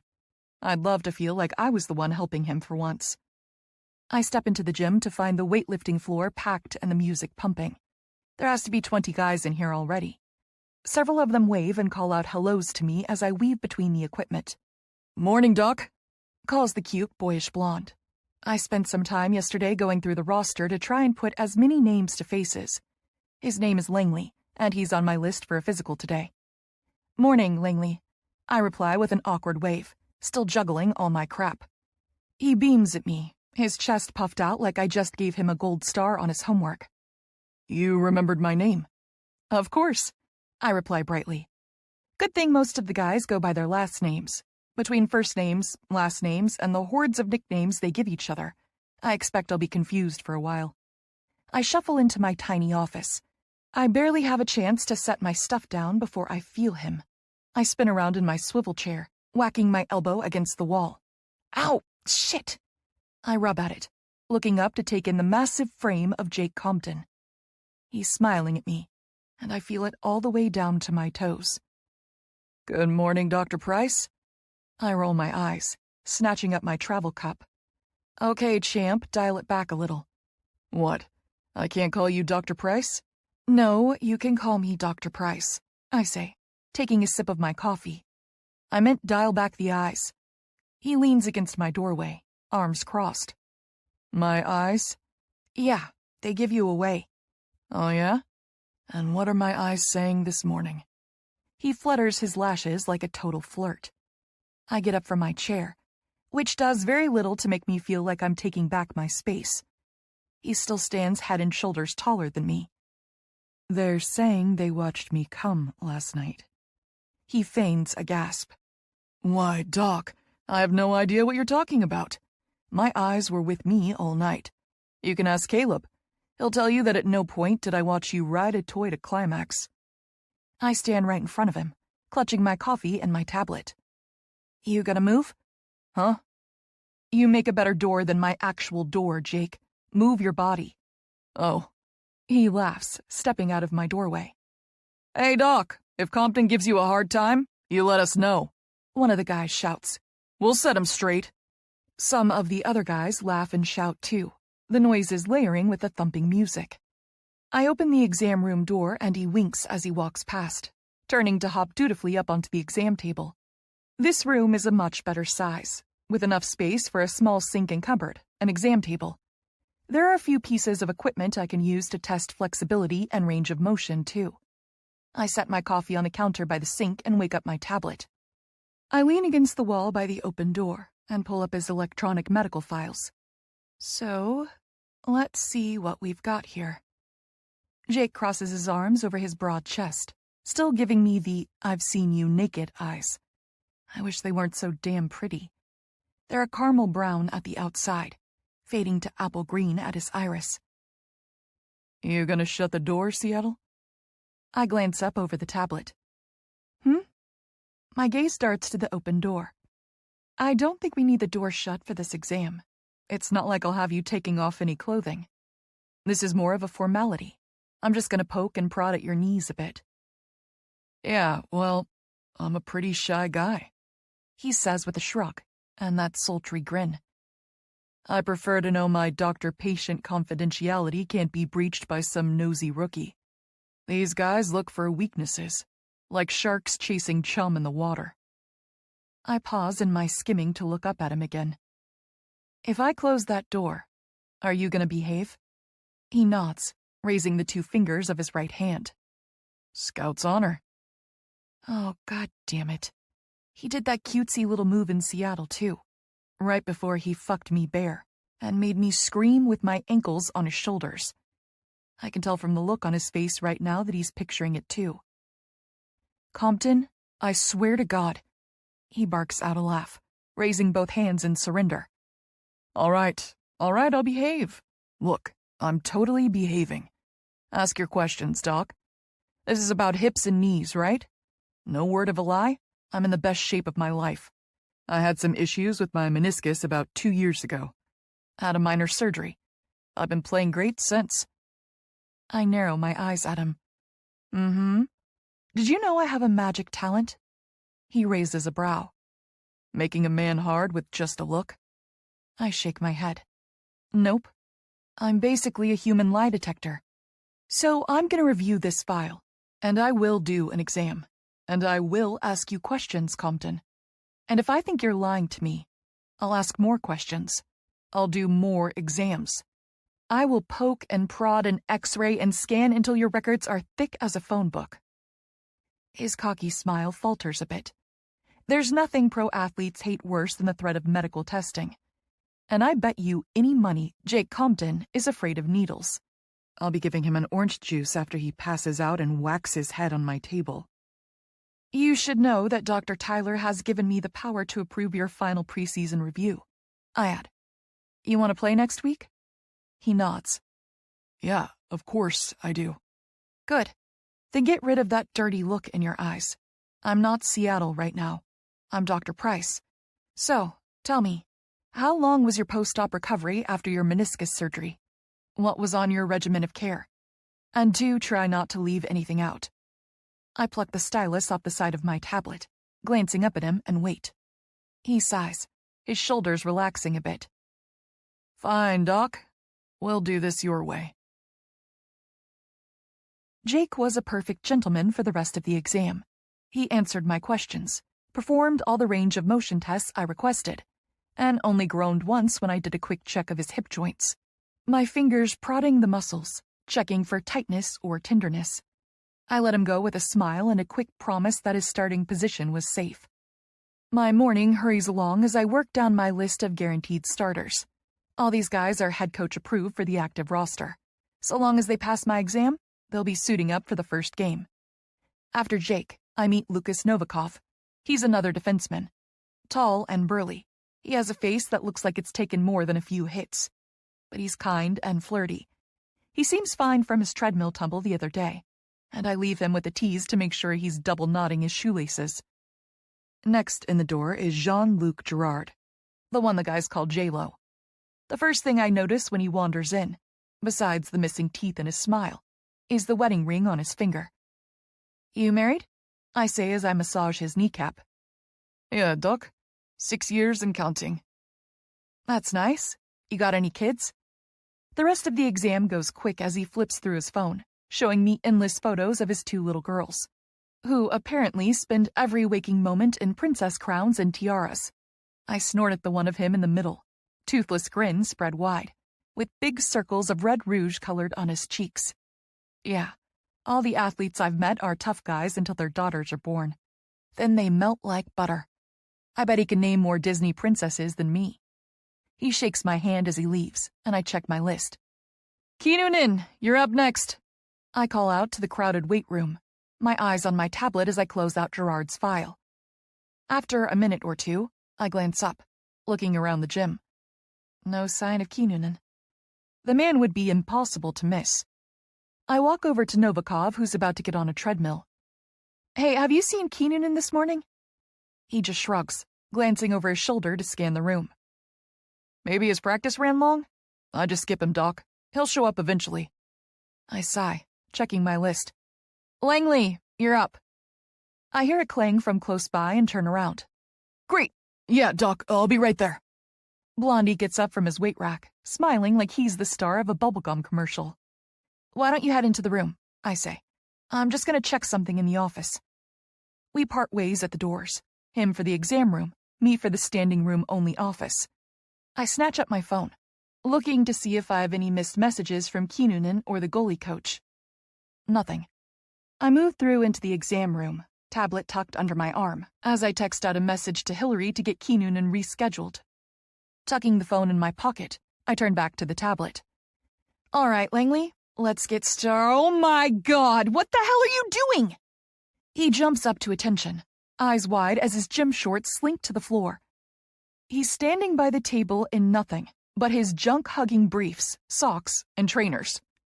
What? I didn't see one of those paper gown thingies. My eyes go wide as I hug the tablet to my chest. This guy is cut. There is not a single ounce of fat on him, and he was in the middle of a workout, so his perfect pecs are shiny with sweat. Why the hell are you getting naked, Langley? Now he's looking at me like I'm the crazy one. This is a physical, isn't it? I gape at him. I'm a knee specialist, Langley. You were already wearing shorts. I gesture to the pile of polyester at his feet. His face blanches wider than an almond. But the other guys all said... He pauses, and we just stare at each other. Then his cheeks go from white to red. Oh, fuck those guys. I'm gonna kill Novi. Then he's dropping to his knees to snatch up the shorts. I can't hide my smile as I shake my head. Just put your clothes back on. I'll wait outside. The second I step out, the gym explodes with laughter. All the guys were apparently waiting to see what might happen. Jake is standing by Novikov, his arm around his shoulder. The pair of them are wearing matching shit-eating grins. See something you like in there, Doc? Novikov teases. Who are you hazing here, him or me? I call back. Both, shouts a guy I think is named Carlson. He's Swedish and very GQ looking. Langley appears at my shoulder fully dressed, and the guys all hoot and howl again. Fuck you, Novi. You guys are all jerks, he shouts before disappearing back inside the room. Please tell me he stripped totally naked, says Novikov, tears in his eyes. No, he didn't, I reply. And just for future reference, I call out, the first guy who gets naked in my exam room is going to get benched for a week. Bad idea to piss off the person who signs your medical releases, I add, shooting daggers at Novikov and Jake. What's wrong, Doc? Can't appreciate the male form? Jeers Novikov. Oh, I appreciate the hell out of a fine male form, I reply. I just like to have finished my damn coffee first. So, you would want to see us naked. Just later in the day, says Jake. After you've finished your coffee. Yeah, it's all a matter of timing, Novikov adds with a nod. Noted, Doc, Jake says with a grin. We could try again after lunch, someone calls. At the same time, a guy starts singing Afternoon Delight, and the guys all fall to pieces again. You're all 12, I grumble, turning back to go inside the exam room. And you love our dumbasses. I snap the door shut, drowning out their laughter, as I face a mollified Langley. Let's get this over with, eh, Doc? 21. Rachel. I finish my last physical of the morning with Josh O'Sullivan, the forward who was just made captain of the Rays. He's a sweet guy with a body that he's keeping in fighting shape with little more than a hope and a prayer. My guess is that his knees might just be seeing their last season. Of all my guys this morning, he'll need the most preventative care. As soon as he's gone, I wander over to the PT wing to compare my notes with Avery. He's in the middle of some stretching reps with a young guy with black curly hair who has his knee artfully wrapped in athletic tape. You really need a babysitter to double-check your work, Price? Avery says with a huff. Are you that incompetent that you can't do a few basic range of motion tests? The athlete he's working on goes still, trying hard to pretend he's not listening. I don't know Avery well enough yet to tell if he's just having a bad day, or if he actually is the world's biggest fucking asshole. I wasn't asking you to babysit me, I reply, keeping my tone professional. I was just hoping to confer with a colleague. You know the guy's better at this point, and... Well, I have to finish up with Jonesy here first, he says, giving the kid a pat on the shoulder. Can't drop everything to do my job and yours. That's fine, I say. I'll just grab some lunch and come back. He waves me away, and Jones gives me an apologetic look. I leave the PT wing and let out a shaky breath. No way am I going to let one jerk drag me down. He's going to have to try a lot harder than that to hurt my feelings. Pushing all thoughts of him from my mind, I let my nose follow the tantalizing smell of hot dogs, leading me down the long hallway. This practice complex is technically for the Rays, but the rinks can be rented out for other purposes. Junior hockey, figure skating lessons, even just a free skate session open to the public. When a rink is open to the public, they open a small concession stand too. I stand in line and order a hot dog, a bag of barbecue chips, and a Diet Coke. Taking my lunch with me, I wander between the rinks until I find some of the guys doing drills. I sit on the bench, quietly eating my lunch, watching as they skate lightning fast through some cones, moving the puck down the ice towards the goal. The swish of their skates and the click of the puck against their sticks is almost hypnotic. These men are sharks on the ice.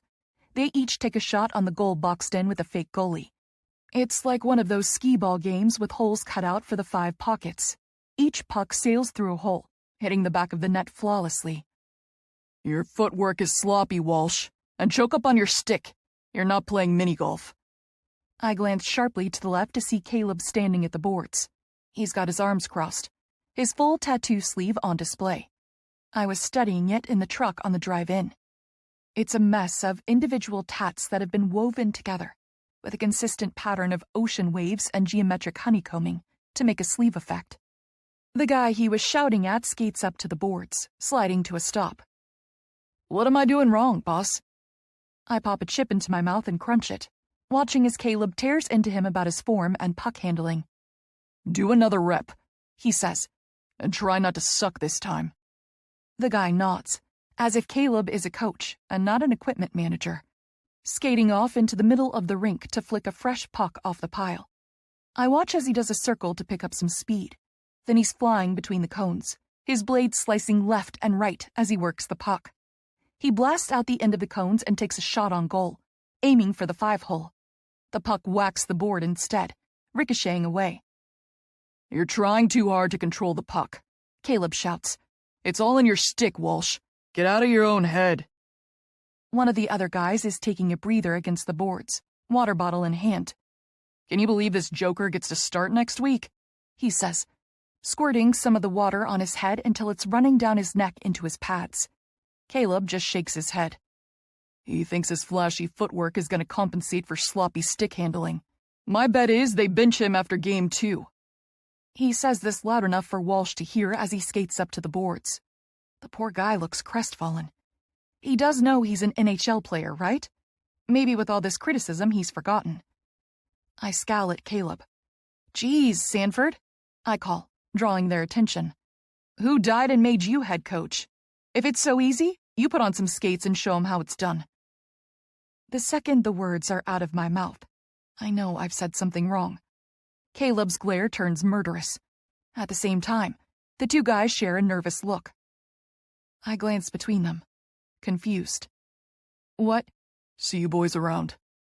Caleb mutters at the other two, turning on his heel and stomping away. I watch him go, feeling suddenly guilty. Yeesh, Walsh mutters. That was harsh, Doc. Yeah, going in for the kill, says the guy with dark hair. Clearly I just stepped in something, I say, slipping off the bench and walking over to the boards. Sandy'll be all right, says dark-haired guy.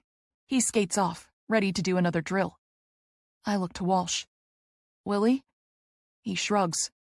Yeah, probably. But maybe you should Google him. And cut him some slack. He adds as he sets his water bottle aside. It can't be easy for him. With that, he skates off, leaving me with my head spinning. The second I get back to my office, I shut the door and whip out my phone. I Google Caleb Sanford hockey, and after the most cursory of glances down the search result page, I'm ready to crawl inside a hole. He was a player, a forward, just like Walsh. The articles are a mix of his college stats and interviews, glowing reviews of his speed and scoring ability. I read the press release announcing him as the number 3 draft pick for the NHL. He signed with the Pittsburgh Penguins before he was even out of college. But then there's the articles. And videos. They're almost too awful to watch. He was taken out Game 1 of his first season in the NHL. A brutal hit from behind smashed him into the boards. The defenseman was twice his size. He went down, and he didn't get back up again, writhing in pain, his mouth open on a scream you can't hear, as the camera feed cuts away. One article has me frozen, eyes glued to the phone. It includes a photo from earlier in that first game. Caleb is skating towards the camera with his arms slung around the shoulders of a smiling number 42. Jake. They were both signed to the Penguins. For one shining moment, their shared NHL dreams came true.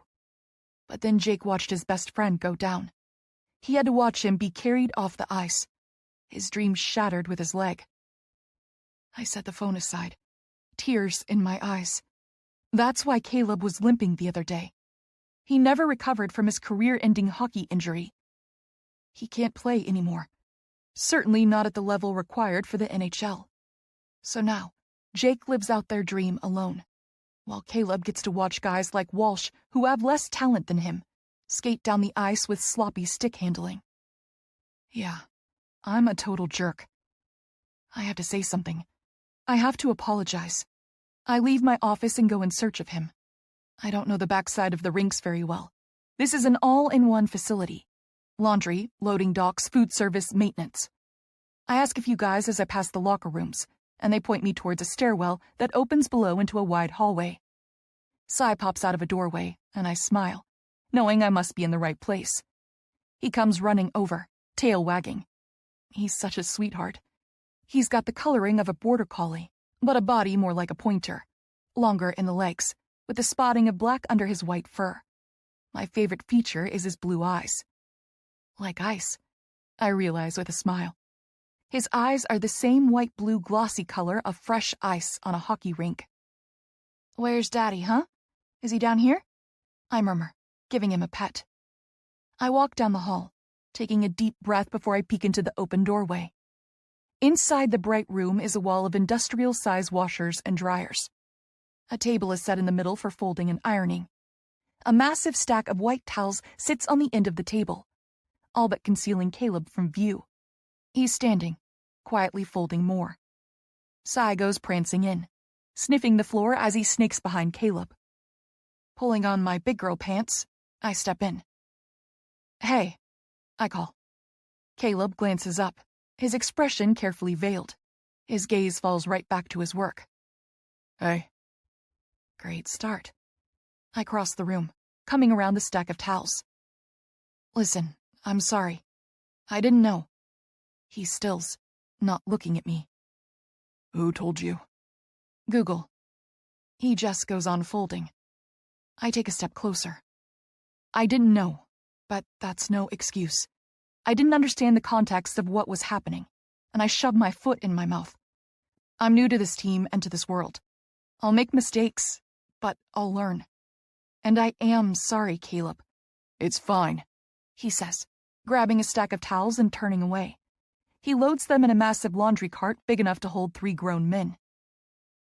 I should leave him alone. He clearly doesn't want to see me or speak to me. I should go. But I don't. Instead, my feet are moving. Before I know it, my hand is on his tatted forearm.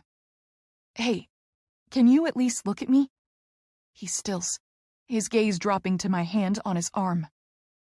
"Take your hand off me, Rachel," he says quietly, his voice cold as ice.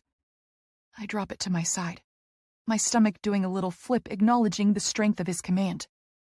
I don't like him using my real name. I want to be Hurricane again. Caleb, Just stop. he growls, turning to look at me. His eyes are so dark, almost obsidian. It's a beautiful combination with his reddish-brown hair. Mix in his cheekbones, his pouty lips, and the fuck all the way off energy oozing from his pores, and I'm ready to fight a whimper as he leans in. You see what you're doing here? You're making it worse. Just go. He turns away from me, stalking off back over to the table to snatch up more towels. I spin around, heart racing, following right on his heels.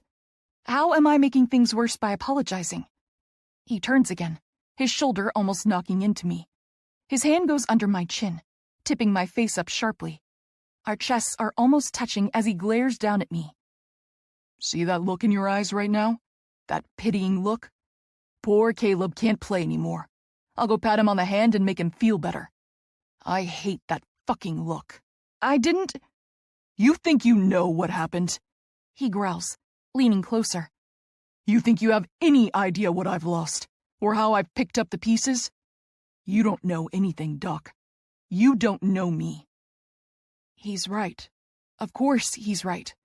We've known each other all of a week. I don't know him. But I can't focus on that. My mind is humming. Oh, God. He's so close. I can feel the heat of his skin. I can smell his aftershave. It's crisp and clean, with soft notes of citrus.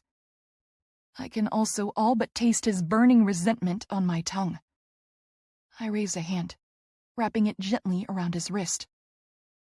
I don't pity you, I murmur, holding his dark gaze. Empathy and pity are not the same. They are to me, he mutters, trying to pull away. No, I say, holding him still. Pity implies that I feel sorry for you. Poor, sad sack Caleb got a raw deal, right? Well, we both know that's bullshit. He glances sharply up at me, his dark brows narrowing. You knew what you were doing, I explain. You were at the very top of your game in a dangerous sport. You were a forward, a damn good one from your records, which made you a target. But you knew the risks.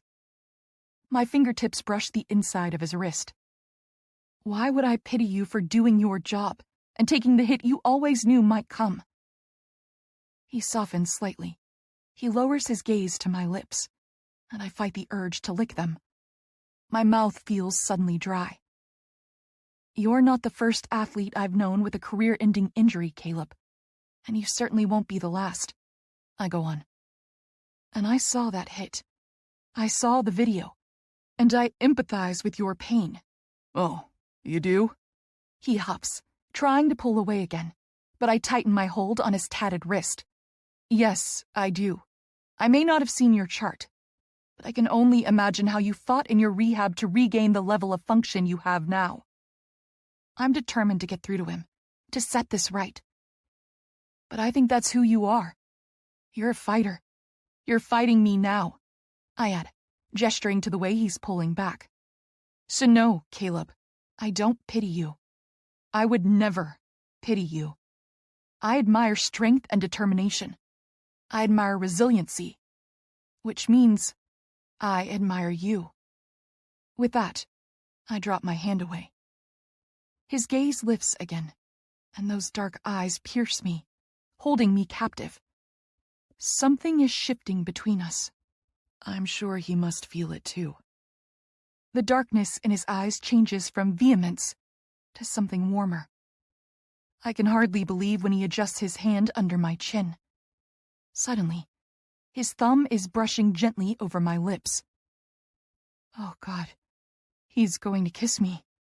The thought ricochets inside my head as my lips part. He dares to give my bottom lip the slightest tug, wetting the tip of his thumb against my teeth. My breath catches, and I'm leaning in. He's so close. I want him to do it. I want to know what his lips feel like against mine. I want to chase each kiss. I want... Thank you, he murmurs, Then he's dropping his hand away from me and stepping back. I'm left standing there, swaying slightly with my lips parted, heart racing, wholly unkissed. He's already turned away, reaching for another towel to fold. Oh, and hey. He reaches in his pocket and tosses something at me. I catch it on reflex, clutching my key fob to my chest. I'm getting a ride with Jake. Think you can drive home in one piece? I nod, slipping the key into my pocket. I don't know what the hell just happened here. His signals are all over the place. They have been since we met. He's burning hot, then he's ice cold. He's grumpy, he's funny, he's sexy, he's sad. It's like he's a walking mood ring. I turn around and stomp out. Sai follows me at a jog until I reach the stairs. These boys are going to be the death of me. I've already got one hockey player in my bed. Well, okay, he was in my bed. Now he's... God, I don't even know what to call my not a relationship with Jake. He's still texting me. He's been burning up my phone all day. Random stuff, like a picture of his lunch and something he's calling Pelican Watch. Apparently a pelican keeps landing on the railing of his deck. That's it. That's Pelican Watch. It lands, and he takes a picture and sends it to me. So, I have Jake talking me to orgasm through the phone and sending pictures of pelicans. I have Caleb helping me climb balconies and edging me without even trying. Did I mention they're best friends? This is a disaster. I need some space. I need some uncomplicated dick. No bad Rachel. I pause in the stairwell, hand clutching the railing. No more dicks. No more drama kings. I need to do my job, and my job is physicals, which means I need to go find my missing goalie. 22. Rachel. Kinnunen is a no-show for the rest of the day. I finally hear from his coach as I'm about to head out for the afternoon. Something about extra video review sessions with the second and third string guys. Whatever, it's fine. We've still got plenty of time. I shoot a text off to Coach Tomlin and we get Kinnunen rescheduled for tomorrow. Now that the roster is set, I'll need to add Davidson to my list too. He'll be suiting up as goalie with Kinnunen for the first 2 games. My first official day as a Ray went well enough. Aside from the hazing this morning with Langley, the guys were all perfect gentlemen. Jake blew up my phone a couple more times. A picture of a hot dog with mustard he must have snagged from the concession stand. A picture of him with Sai asking which face was more handsome. That got a reply out of me. I said the dog. And he's continued his game of 20 questions that, for now, I'm leaving unanswered. Caleb, on the other hand, remained totally MIA. If he was somewhere in the sports complex, I didn't see him. Didn't even catch wind of him. Or Sai. I was hoping maybe he'd change his mind about the driving thing. Not because I don't want to drive, which, okay, fine, I don't. I was just hoping maybe it might be a sign of him thawing. I apologized. I meant it. We had our second confusing, almost kiss moment. I don't want this guy to hate me or be weird around me. We share a team and a wall. We'll be traveling with each other to 41 away games, here for 41 home games. That's a lot of togetherness. Whatever. If he doesn't want to accept my apology, if he's determined to think everyone looks down on him and pities him, fine. I can't change his bad attitude. I huff, slinging my backpack over my shoulder as I walk out to the parking garage. Maybe I'll go to the beach tonight. I've been in Jacksonville for almost a week, and I haven't even seen the ocean. I still. An odd sensation prickles on the back of my neck, a feeling of being watched. I glance around the parking garage. It's a bright, sunny day, so the garage is well lit. I don't see or hear anyone. I hurry along over to my truck, clicking the key fob to unlock the doors. The big truck beeps in the eerie quiet, taillights flashing. I rush over and jerk open the driver's side door. That's when I let out a scream. My soul leaves my body as a flood of colorful balls comes pouring out the open door, spilling around me in a cacophony of sound. Red, yellow, blue, green. They're small and plastic, like from a kid's play gym. Someone filled the inside of my truck with a ball pit's worth of balls. I shriek, stumbling back. That's where I hear it. Howls of laughter. I spin around to see 10 guys standing a row of cars away, with their phones out filming me, including Jake and Caleb. Cy is inside the back of a fancy Mercedes, his head poking out the window as he barks. "You guys are jerks!" I cry, stumbling over the balls as I come out from between the cars, hands on my hips. "Welcome to the Rays, Doc," Novikov shouts. "I had nothing to do with this," Langley adds, looking almost nervous to be included in the prank. "Oh, I know exactly who did this," I reply, my gaze levels on Caleb, the guy who had my keys all morning. Caleb says nothing, that sexy little smirk his only tell. "How long have you all been waiting out here for me?" I say, watching the balls freewheel across the floor. "Only about an hour," Jake replies with a shrug. "J-Lo snagged us some beers to drink while we waited." Novi adds, crunching his empty can. "And we made Porter wait in the gym to tell us when you were coming out," says Morrow. I just roll my eyes. Quite the elaborate prank for the 2 seconds of fun they got to enjoy. Jake steps forward. "Come on, Doc. We're all going to dinner." He wraps an arm around me, pulling me away from the truck. I stiffen. "Well, "Nope, we're not taking no for an answer," he says, cutting off my protest. "We tricked you twice today, and that can't go unanswered. We're taking you to dinner, and you get to order the most expensive thing on the menu. Novi's buying." "Hey!" I smile as all the guys start moving towards their cars. "Well, wait," I call, gesturing around. "We have to clean up this mess." There are easily 1,000 colored balls rolling across the floor of the garage. "Don't worry about it," Jake laughs, his arm leaving my shoulder as he kicks a few balls away from his car. "Walsh and Perry are on cleanup," Caleb adds, stepping in behind me. I glance over my shoulder to see the 2 forwards from the ice this afternoon already scooping the balls into big plastic bags. Ah, to be a rookie. I can only imagine how long it will take them to wrangle every ball. "Come on, Hurricane," Caleb mutters, gesturing to the passenger side of Jake's car. I don't know which sensation I like more. The warm glow of his tacit forgiveness, his soft use of my nickname, or the brush of his fingers at the small of my back as he opens my car door. 23. Ilmari. The worst part about being a professional hockey player? The constant travel. People my size were never meant to live on airplanes. So you tell me why I picked a career that has me traveling on a plane for a third of the year. I move down the aisle, checking the seat numbers as I go. There are no assigned seats, but we all have our routines. Some might even call them superstitions. I'm a goalie. Of course I have them. One of my habits is that I like to sit on the right side, window seat, row 20. Don't ask me why, but this is flight 1. I have to stake my claim, so the guys know not to take my seat. My eyes narrow, and I feel a growl rise in my throat. Someone is already sitting in my seat. It's none other than the new doctor. Of course, she's traveling with us. We always have our own medical staff at away games. Did she know this was my seat? How would she know?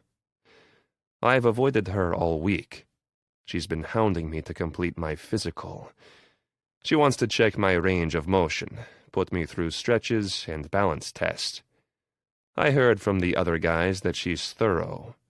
Just my damn luck that the team hires an eager new doctor that specializes in hips and knees when I'm doing everything in my power to keep this pain from getting worse.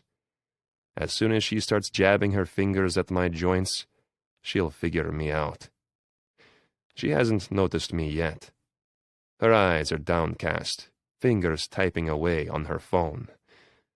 I have 2 options: give up my seat or draw her attention by asking her to move. I glance around. There are some empty seats further back. Or I could sit on the opposite side of the aisle. But Compton is already seated there with the equipment manager. I'd have to make them both move. God damn it. My palms are itching just thinking about sitting in a seat other than the window of row 20. Sucking in a breath, I clear my throat. She glances up, her face flashing with a flurry of emotions before she settles firmly on annoyance. Well, look at you. You are alive. I couldn't be sure from the way you've been ghosting me all week. I grunt, putting my bag in the overhead compartment. That's my seat. She blinks up at me, lips parting slightly. Excuse me? You're in my seat, I repeat. There are no assigned seats, Ilmarie, she murmurs, her gaze dropping back to her phone. Her use of my name takes me aback slightly. No one calls me by my name here in the States. It's not a difficult name to pronounce. Americans are just lazy. The only time I hear my real name spoken is when the announcers shout it out at the start of each game. I loosen my tie a bit. Surely we can be reasonable about this.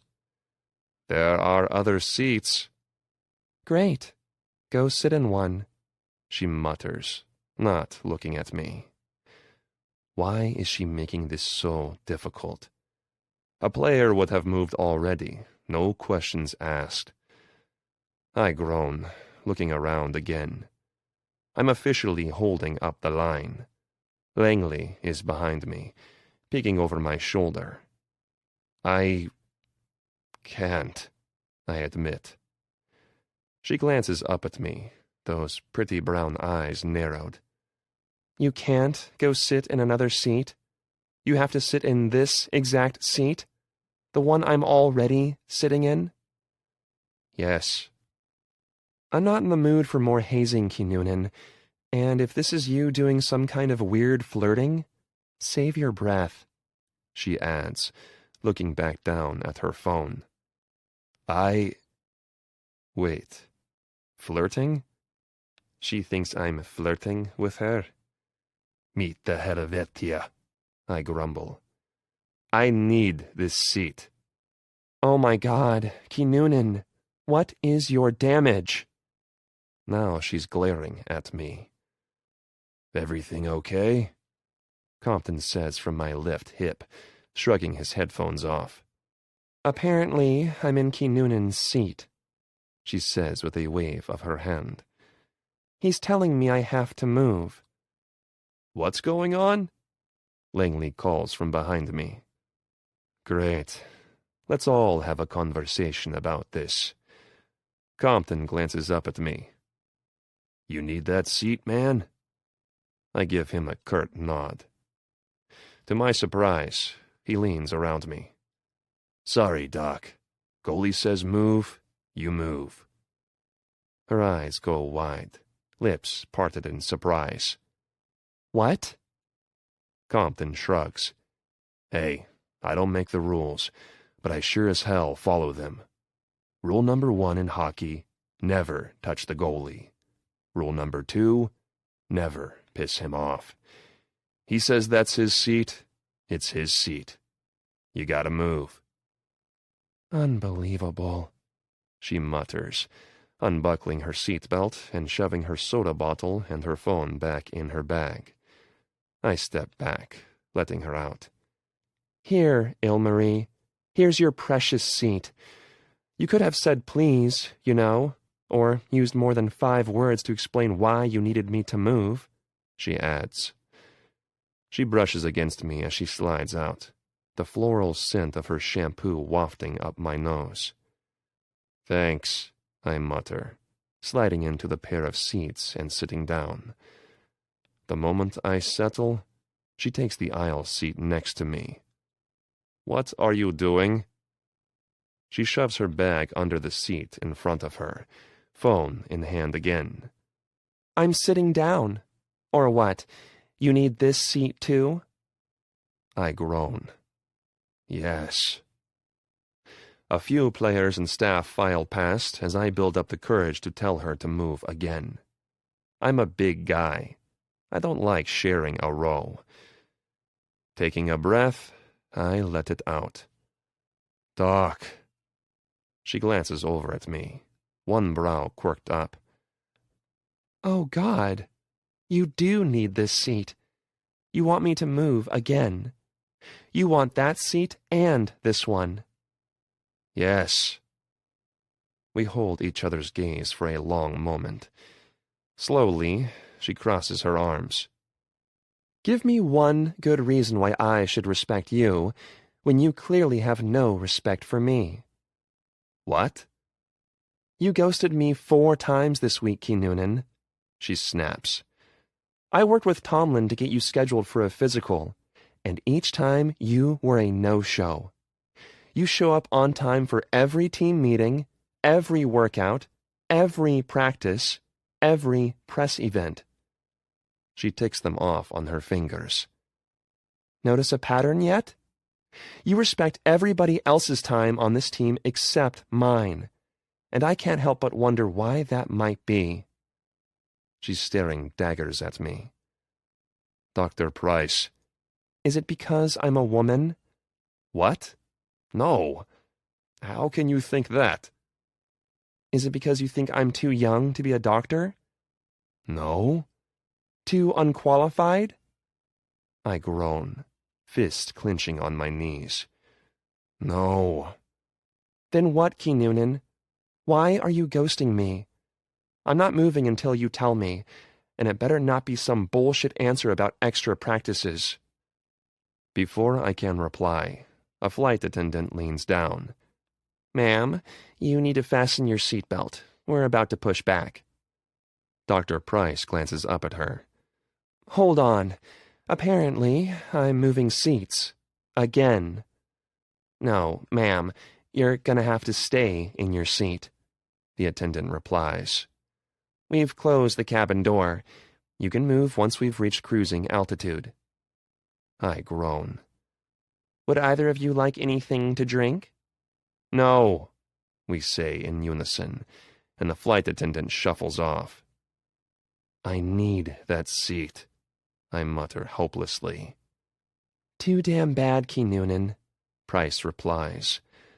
I'm the barnacle on your butt for the rest of this flight, and until you give me what I want and do your physical, I'm going to be sitting in this seat for every flight from now until the Rays win the Stanley Cup.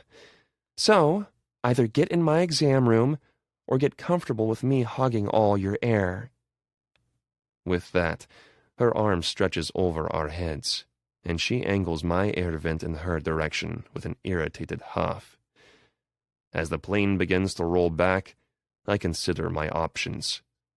Let this doctor examine me, and most likely bench me for half the season, or let her sit next to me, shattering the comfort of my long-established routines and throwing off all my concentration with that wonderful way she smells. Fuck. 24. Rachel. A shutout. The Jacksonville Rays beat the Carolina Hurricanes 4-0 in their first game of the season. The guys were on fire tonight. Even as the away team, the mood in the arena was electric, with all the fans excited to see a new NHL team hit the ice. Sure, they booed each time the Rays scored, but Key Noonan made a few truly spectacular saves that had the Carolina fans screaming in their seats with frustration and awe. And I had a front row seat for it all. Well, technically I was standing behind the front row. I tried to make myself small as possible, wedged in the corner of the players' bench, watching as the guys passed the puck and slammed the other team into the boards. Not gonna lie, it did unholy things to my lady parts to watch Jake Compton on the ice. He was laughing and joking all through the warm-ups, flashing me those hazel fuck-me eyes. But the moment that warm-up jersey came off, and he skated out under the music and the lights, it's like he became a different person. He wasn't my fun-loving mystery boy. He was number 42, Jake Compton, and he was lethal. When I wasn't watching the guys on the ice, My gaze kept trailing to the other end of the players' bench, where Caleb was hard at work. He and Jerry were on a constant rotation, passing out sticks, changing blades, handing over water bottles and towels. It made me feel guilty for my role, which was to stand in the corner, taking up as little space as possible, and just praying I wouldn't be needed. Seconds before the final buzzer, the Rays erupt with cheers, the puck sliding forgotten along the ice. The Carolina fans clap for us and our first ever team victory in the NHL. The bench clears out as the guys book it back to the locker room.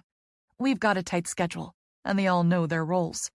Most of the team will hurry up and shower, shedding their uniforms quick so the EMs can finish packing everything. The guys in need of medical treatment or therapies will get it, while at least a couple guys have to go with the coaches to the press briefing. "Well, Seattle girl," Jake said with a wide grin, his face wet with sweat. "How'd you like your first NHL game?" You were amazing, Jake. Really incredible, I say, smiling up at him. He leans in, his body twice as large as usual in his full kit. Fuck. God, I want to kiss you so bad right now. I lean away with a laugh. Fat chance, 42. You smell like a half-dead badger. You looked gorgeous tonight, baby. Uh-huh. I'm trying to stop my stupid stomach from fluttering. What's it gonna take to get you to wear my jersey to a game? He asks, eyes scanning my Rays polo. Of course, you'll have to keep your little charge paddles handy, 'cause seeing a big 42 across your back might just kill me dead. Okay, he's not allowed to be so good at flirting. I couldn't keep my eyes off you.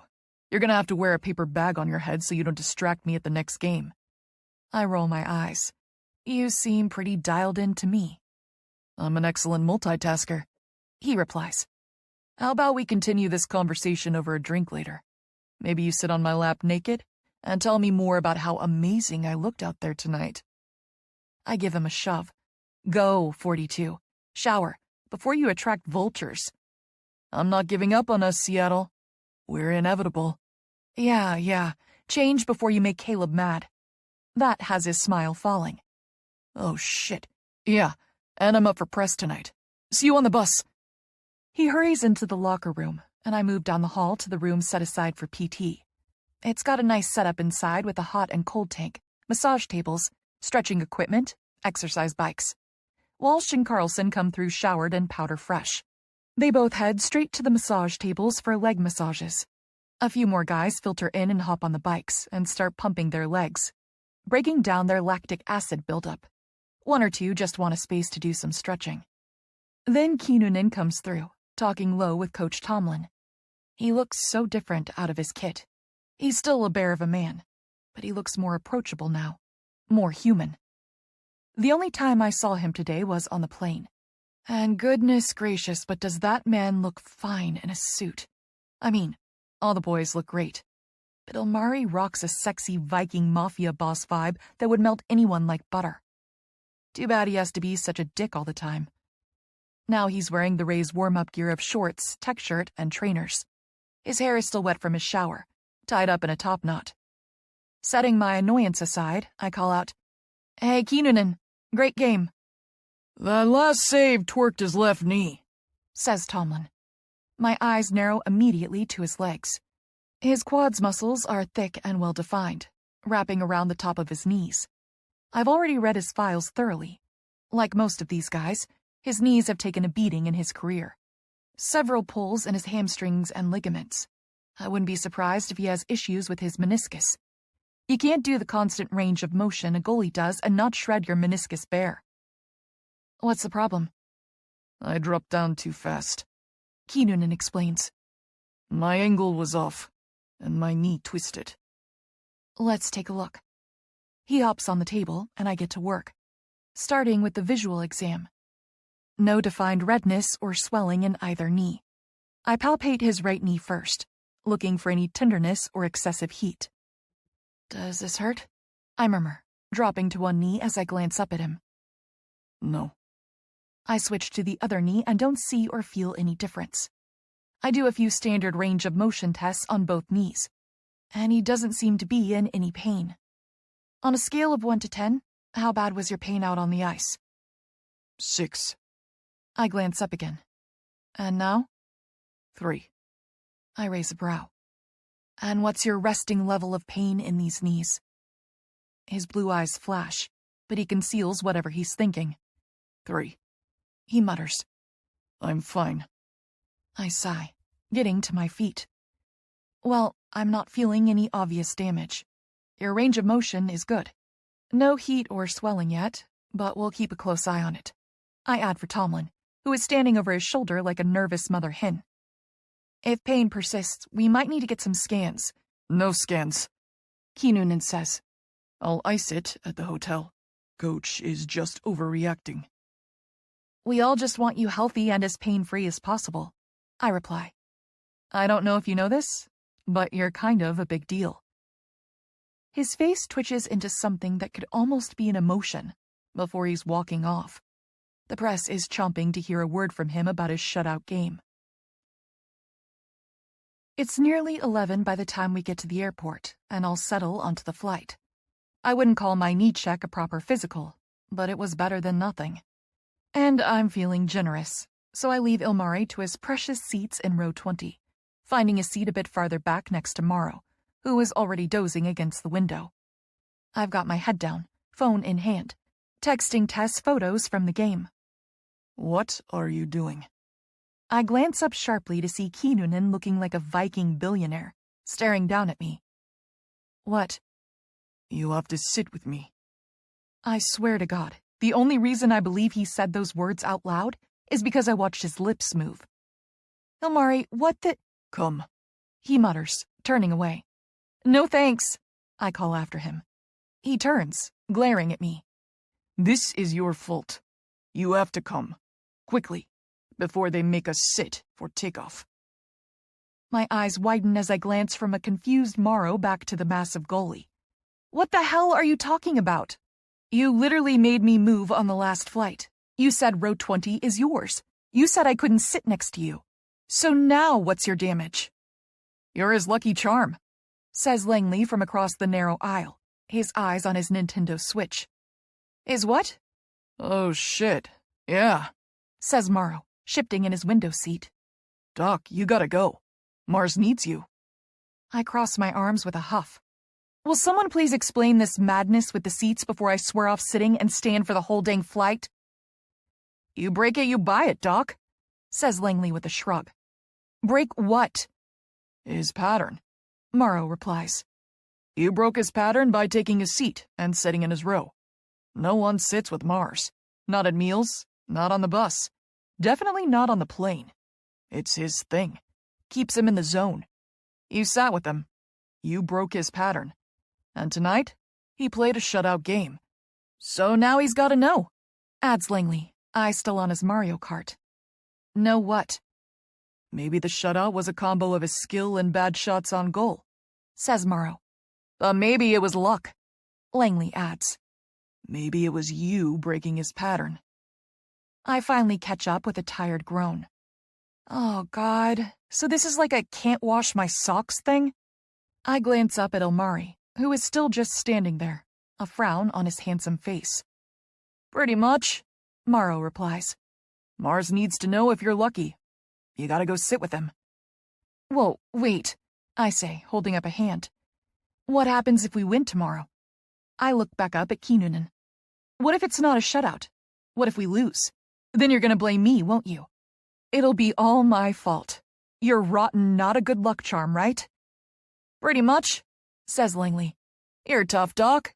You can handle it. But you can't sit here, Morrow adds, giving me a little shove. Sorry, Doc.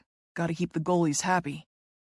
Muttering to myself, I snatch up my stuff again, rising out of my seat. I shuffle my way down the aisle towards Kinnunen. Say, when I jump from this plane for you, will my backpack have a parachute?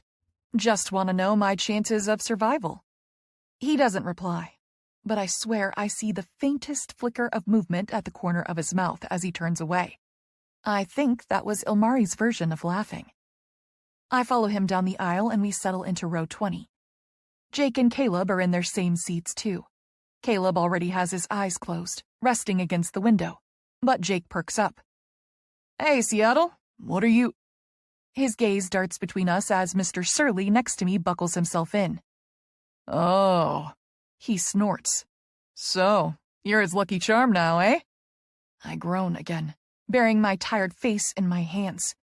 Stupid, superstitious hockey players. 25. Rachel. Another shutout. Game 6 of the season, and the Washington Capitals didn't know what hit them. The Rays played amazing. Sully and his offensive line kept the puck in the zone, bringing the fight to the Capitals goalie all night.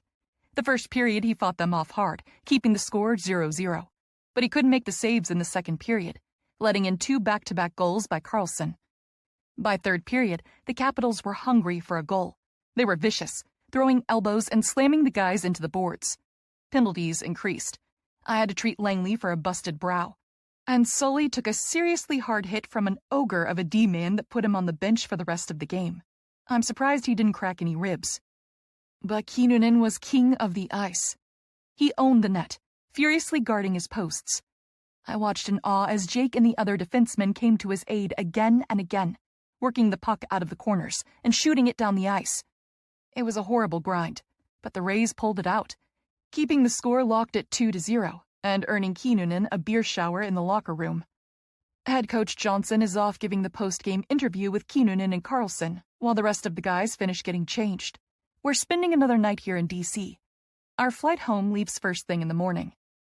Right, so I've made a reservation at Club 7 for 11 p.m. The VIP area is all set up. Poppy calls into the locker room. Her hand is over her eyes like she's afraid of what she'll see. God, she's precious. We've gotten to know each other a little bit better over the last few weeks. She's pretty funny when she's caught her breath, and she's sweet as pie. You only need to stay for an hour, but I want a good showing of guys there, she calls, her other hand on her hip. She's all business in a sleek suit coat and pencil skirt with 3-inch heels. First round of drinks is on the house, and don't forget to snap those pics. I watch her do her thing with my arms crossed as I lean against the wall in the outer hallway. As soon as Sully gets showered and changed, I need to check him. And Langley will probably need a butterfly bandage over that nasty cut on his brow. Are you going out with the team tonight? Poppy says, spinning around. Her shadow, Clarabelle, is at her shoulder, eyes on her phone, thumbs flying as she taps away. Clarabelle is the new social media manager for the Rays. She's got a hot goth girl vibe going, so at odds with the preppy all-American look of an NHL team. Her hair is dyed inky black, violet at the tips. She wears thick black eye makeup, and her bottom lip is double pierced. To see her in a Rays polo shirt tucked into her khakis is a bit jarring. Oh, please say you'll go, says Poppy, grabbing my arm. Clarabelle's underage, so she can't get in. I told you it's not a problem, Clarabelle mutters, eyes still on her phone. We are not breaking any laws, Miss Naughty, Poppy counters with a glare. And I don't want Sanford to be the only other sensible adult there. Please, Rachel, she begs. Please come with me. Please, please. All right, fine, I say with a laugh, shoving her hand away. Hey, Doc, calls Langley, coming out of the changing room in his sweats. He points to his shiny red cut. Yeah, coming, I say with a wave. Be ready at 10:30 p.m. in the lobby, Poppy shouts at my back. And look unobtainable. We've got a brand to build. I smile to myself. I may or may not have packed a special outfit for this trip. You know, just in case I needed it. 26. Jake. Holy fucking shit. I'm standing in the lobby of the hotel with some of the guys when the elevator doors open and out walks my Seattle girl. She's wearing the outfit. The outfit. The one that's been haunting my dreams for almost 3 fucking months. It's a sexy black jumpsuit with a low-cut V in the front and absolutely no back. She wore it the night we met. This girl, I swear to God, for weeks I've been out here playing checkers with my stupid photos of tacos and my endless questions, just trying to get something out of her. Anything. She leaves me on red 90% of the time. I'd say it doesn't hurt, but that's a lie. I'm shredded by this distance. I'm not sleeping well, not eating. I'm distracted on and off the ice. Caleb has totally noticed. He keeps asking me what's wrong, and I hate lying to him. But here comes my girl floating out of the elevator, and with a flick of her hair, I know she's playing chess. She wants me to keep chasing her. That's the only reason she's wearing this outfit. It's not for her. It's definitely not for some random guy she might meet at the club tonight. God, the thought alone has me seeing red. No. It's all for me. Fuck, she's so gorgeous. Her dark hair is down and curled, sort of golden at the tips. She's wearing a mix of gold jewelry, including her little septum ring. I haven't seen her wear it since she arrived in Jax. I missed you, beautiful, I want to say to that twisted ring of metal. I've never really liked face piercings, but on her, I'm ready to drop to my knees. My dick twitches in desperation. I'm riding the high of our win, and I need some goddamn relief tonight. And I know she knows exactly what she's doing to me. She's winding me up, waiting for me to explode. Well, tick, tick, boom, baby girl. A few of the guys let out wolf whistles and clap. It's only then that my vision refocuses and I see she's not alone. Poppy St. James is walking at her side looking like a fun-sized snack in a curve-hugging blue dress. I mean, she's gorgeous too, fine, whatever. I don't care. I only care about Seattle. If any of the guys even look at her sideways tonight, I might be knocking out some teeth. I'm already at her side before I realize I was moving. "Hey, Compton," she says with those red-painted lips. I want that color smeared on my dick tonight. "Looking good," she adds. Of course I look good. I'm a guy in peak physical condition wearing Armani pants. But I don't care about me. I'm not going out tonight to wheel any bunnies. I already wheeled my girl. The only girl. I'm going out because if I have to breathe air tonight, it's going to be Rachel's air. I offer out my arm and she takes it, shifting her little clutch to her other hand.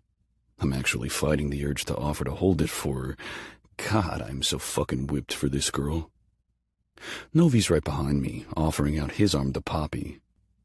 The group heads out the doors to the trio of waiting Ubers and we all pile in. I practically shove Langley out of the way to be next in the van behind Rachel. I'm too big to fit a third person in the last row of seats, so we have it to ourselves. Poppy and Novi take the middle two pilot seats and Langley rides shotgun. Our van drives off and Langley starts blasting some tunes. I feel like everything is moving in slow motion. Rachel is next to me, the scent of her perfume taunting me. Our legs are touching from hip to knee as she leans forward, laughing and saying something to Poppy over the music. Her bare back is on full display for me. She's got that shoulder tat of 3 lines of coordinates. I never asked her what they're for. My guess is her parents and her brother. Since he's her twin, it'll be for her too. She's got another one under her ribs, disappearing along the side of her top. I can't see it, but I know it's there. My hand drops off the back of the seat until I'm brushing my fingertips over it. Her ribs give a little shiver, but she doesn't break her conversation with Poppy. I smile. Yeah, she wants me. She's leaning in now, her arm on my leg. To anyone else, she's just leaning forward to chat with her friend. But I know what she's doing. It's so dark in this van, and the seats are in the way. Poppy can't see a damn thing, and Novi is on his phone. I let my hand snake around a little more until I'm brushing the edge of her top with my fingertips. A little wiggle, and I'm under the hem, my fingers smoothing along the outer curve of her breast. I shift in my seat, my dick screaming, and then I let my hand slip all the way in, cupping her full breast. Fuck, I love the weight of it. So heavy and full. I want to strip off her top right now and suck on her dusky pink nipples. I want to flick them with my tongue until she's moaning, pinch them with my teeth until she digs her fingers into my hair and pulls me off. I let my first and middle finger drift up, pinching her raised nipple until she clamps her arm down on mine, digging her elbow into my quad. Smiling, I back off, letting my hand drift out of her top and back to her side, just as the driver pulls up outside the club. The door glides open and Langley, Novi, and Poppy all get out. "You gonna get out of the van, Compton?" Rachel says in that sultry voice. "Or do you need a minute first?" I hold her gaze. This chemistry we have is otherworldly. You like knowing my dick is hard for you, baby girl. She swallows, her teeth rolling her bottom lip inward on a little bite. I lean in, brushing her hair off her shoulder as I whisper in her ear. Tell me you're not wet for me right now and I'll get out. She shivers again, and it has my dick throbbing. "Jake?" Lie to me, I growl. She leans back, holding my gaze. "I'm not wet for you." Then, my vixen damn near makes my cock explode as she takes my hand and puts it between her legs, clamping down on me with her thighs. Oh, god damn, I can feel her heat. She's radiating with it. "I don't melt for you, Jake Compton," she murmurs, holding my gaze. "I burn." With that, she slips over my knee and darts out of the van. Oh, baby girl, the chase is so fucking on. 27. Rachel. This club is packed. It's modern and sleek, with a main floor for dancing and some reserved booths. The second floor creates a U shape, and it holds all the VIP areas. A stage at the front has a DJ spinning tracks while people in a series of cages dance, silhouetted by a curtain like something out of Moulin Rouge. It's not quite my preference for dance music, but the energy is great, and I'm in the mood to move. As soon as we order drinks, most of the Rays make their way up to the VIP area. But I weave my fingers in with Jake's, pulling him out onto the dance floor. I don't even know if he likes dancing, but there's no way he's not following me. I hate keeping him at arm's length all the time. Not that he's very good at staying away. Most guys might interpret a girl's radio silence as disinterest, but I think it just spurs Jake on. He texts me all day, every day, and sometimes calls. He's sneaky about it too, usually including offers to get food, or he makes it clear other people will be there too. And hey, a girl's gotta eat.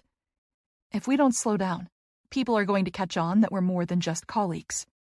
But I'll worry about that tomorrow. Tonight, I just want to dance.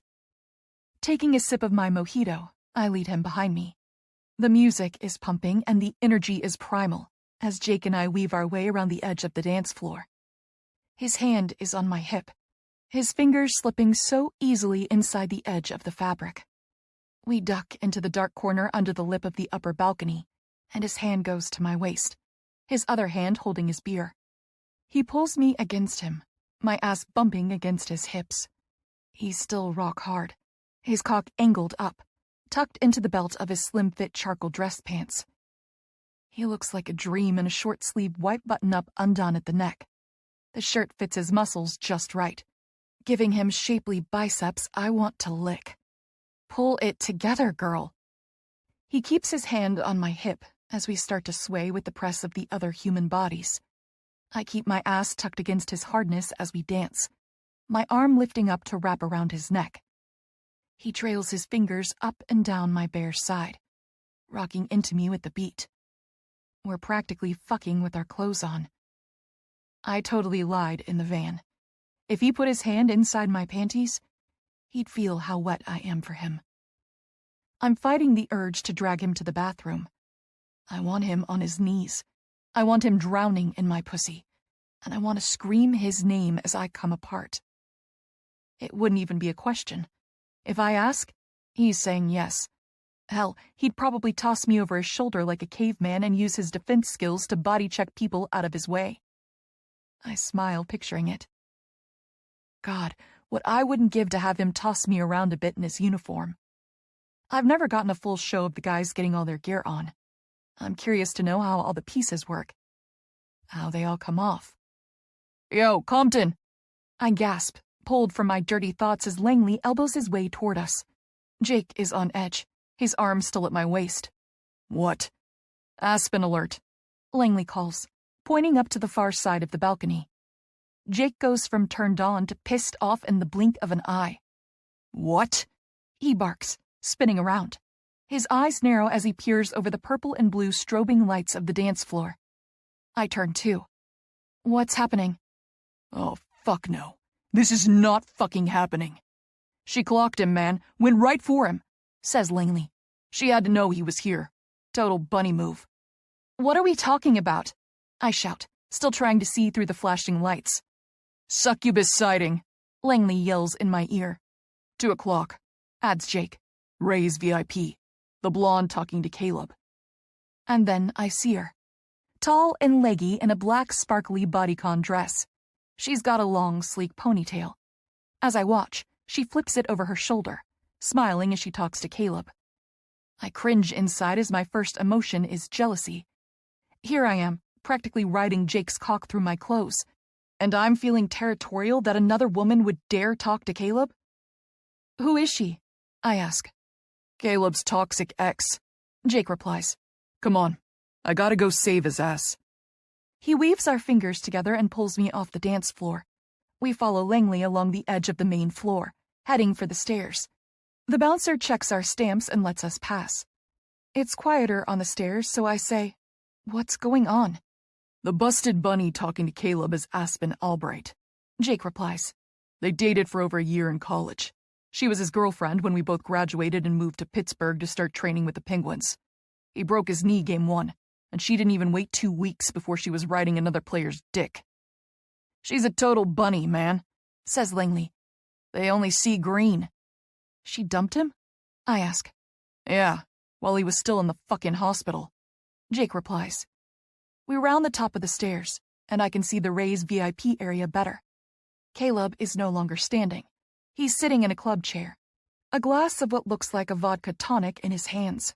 But I've learned in the last few weeks that he doesn't drink. Bunny Barbie is standing in front of him, talking with her hands, laughing and smiling like a beauty queen. I've met enough groupies and celebrity chasers to know exactly what she's doing. She doesn't want Caleb. She's just using him. She's standing above him to keep herself on display. Who she's really performing for is the table behind him, the table of Rays. I see Morrow and Novi and Carlson. Even J-Lo and Sully are there. Both guys are happily married, but I'm sure she's not picky. How the hell did she even get up here? Jake growls. He's surging forward, ready to go drop her over the side of the balcony. I grab his arm. Hey, wait. My mind is spinning out an idea, and I slowly smile. He turns around, glaring at me. What? Let me deal with her, I say. For a month, I've been waiting for the chance to right the epically unbalanced cosmic scales between Caleb and me. This seems like the perfect opportunity. Low-hanging fruit, really. I can banish groupies in my sleep. What are you gonna do? Jake says with a raised brow. I take a sip of my mojito. Just a simple bunny extraction. I hold out my mojito. Langley, hold my drink. Oh, shit, he says, taking the mojito with a wide, boyish grin. No way am I missing this. Jake's eyes flash with such a look of hunger that I swear I'm probably pregnant now. Yeah, I thought he'd like me sticking up for his best friend. Watch and learn, boys, I say, sauntering off. Don't hurt him, Doc, Langley calls after me. As I approach, Bunny Barbie leans down and brushes her hand over Caleb's shoulder. I watch him flinch, his face a tight grimace. He's so uncomfortable it makes my heart hurt. He clearly just wants her to leave him alone. Enter Rachel. 28. Caleb. Aspen fucking Albright. As if this night can't get any goddamn worse. I didn't even want to come out tonight. I'm exhausted, and I hate big crowds. Jake made me come, and then the asshole abandoned me the second Hurricane came waltzing out of that elevator. Fuck, that outfit she's wearing? Oh, should be illegal. I mean, I guess it covers everything. It's more fabric than most of the bunny's entire wardrobes, and yet it leaves nothing to the imagination. Her body is dynamite. I'm not surprised Jake was all but tripping over himself to get to be the one to take her arm. They've got great chemistry, and they're not even trying to hide it. They're like a pair of magnets. He moves when she moves. I'm happy for him. If chasing Rachel means he'll move on from his Seattle girl, I don't want him hung up waiting for a ghost. And yet, I can't help the feeling of jealousy growing in the pit of my stomach. He could have picked anyone. Why did it have to be Hurricane? I watched them down on the dance floor, all but fuck with their clothes on. They're hypnotic. I can't look away. I don't know what the fuck is happening to me. Rachel Price is so far out of my league. Girls like her don't fall for sulking, washed-up former pro athletes with bad knees and a drinking problem. No, she falls for guys like Jake, all-American hockey stars at the top of their game, rolling in the money and the accolades. Power couple. That's the term, right? I've drained my glass of club soda twice, praying it might miraculously turn to vodka, and then Aspen flounces up. I can't believe I wasted a year of my life on her. Jake tried to warn me, but I was a stupid kid. I was so busy with hockey and going to class that I missed all the signs. Or I just chose not to see them. We never had much in common, honestly. She was extroverted and fun and so damn sexy. Not to mention she sucked my cock like a Hoover vacuum. What else could a 19-year-old kid want? "What are you doing here, Aspen?" I mutter, pulling my gaze away from Rachel and Jake. My hard-on is shriveling up like a worm on a hot sidewalk now that Aspen's blocking my view. I can't believe you're here, Kay. You work with the Rays now? How are you? She's talking so damn loud. Tired. You're such an old grandpa, Kay, she teases. Hey, you want to dance? I'm good, I say, swirling the ice in my drink. I hate that she's using my nickname. We're not dating anymore. We're not even friends. We're nothing. I don't want her saying it. She flicks her ponytail over her shoulder again. So, why don't you introduce me to your friends? I glare up at her. I'm good. Before she can reply, a new voice has us both turning. There you are. God, I've been looking everywhere for you, baby. My eyes go wide as Hurricane comes striding up, that low cut in her top showing off a dainty little sternum tattoo. I don't even register her words before she's swooping forward, all but knocking over Aspen as she sinks down onto my lap. Her arm goes around my shoulders, and then she leans in, kissing my temple with those fire engine red lips. Behind us, the guys hoot and holler. "Yeah, Sandy. Get a room. Kiss her good, Sanford." My arm wraps around her waist on instinct, holding her in place on my lap. I'm faintly aware that this outfit has no back. We're skin on skin, my fingers brushing her lower ribs. She laughs. Oops, sorry, babe. She dips her thumb in my club soda and rubs my temple, wiping away the mark of her lipstick. Holy fuck. Who are you? We both glance up to see Aspen standing there, one hand on her hip. Hurricane shifts, her half-exposed boob all but in my face. The softly floral scent of her perfume is warm against her skin, and she's holding me so close. Shit, I'm gonna get hard if she keeps this up. I'm sorry? Rachel says, one dark brow raised. No, she's not. She's a fucking hellcat. I glance over in the direction she came from to see Jake and Langley standing there, Langley holding a beer and a cocktail. He's grinning like an idiot. But Jake's look is shuttered, impossible to read. I said, who are you? Aspen repeats, her smile fading. I'm Rachel, Hurricane replies, holding out a hand. Caleb's girl. Who the fuck are you? I don't know who's more surprised, Aspen or me. I work quickly to school my emotions. Aspen crosses her arms under her boobs. Oh, yeah? And how did you two meet? No, wait. Let me guess, she says with simpering sweetness. You were his nurse, or maybe his physical therapist? Not missing a beat, Rachel laughs, flicking her dark hair over her shoulder in a mirror move to Aspen. I'm a doctor, actually, sports medicine, but Caleb has never been my patient.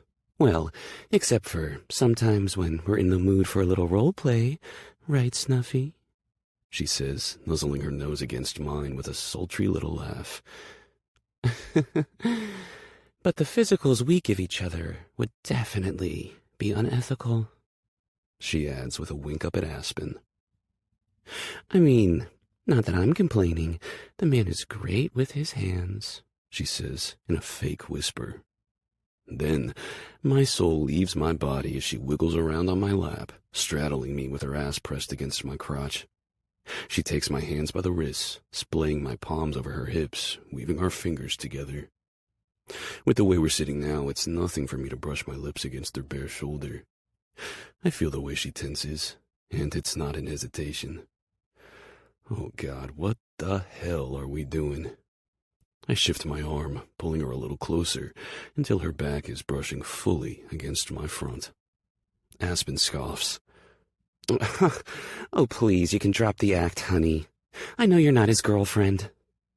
Rachel narrows her eyes, her fingers brushing lightly down my tattooed forearm. Oh, yeah? And how do you know that? Aspen purses her lips. Because I know Kay. We've been friends for years. False. We were casually dating until I broke my knee. Then she was fucking my teammate before I signed the hospital discharge papers. And I follow him on all his social media accounts, she adds. News to me. I blocked her years ago. Besides, I never use social media. I'd know if he was dating some mystery doctor girl. She narrows her gaze at me. Whose girlfriend is she really, Kay? Compton's, Novi's. It's sweet of them to loan her out to you so you don't have to look pathetic in front of your ex. But really, honey, I got that message a long time ago. Rachel goes impossibly still in my lap. One might think she was just turned to stone, but I know the truth. Hurricane just went full Cobra mode, and she's about to fucking strike. Her hands tense on my arm, even as she doesn't let the smile drop from her face.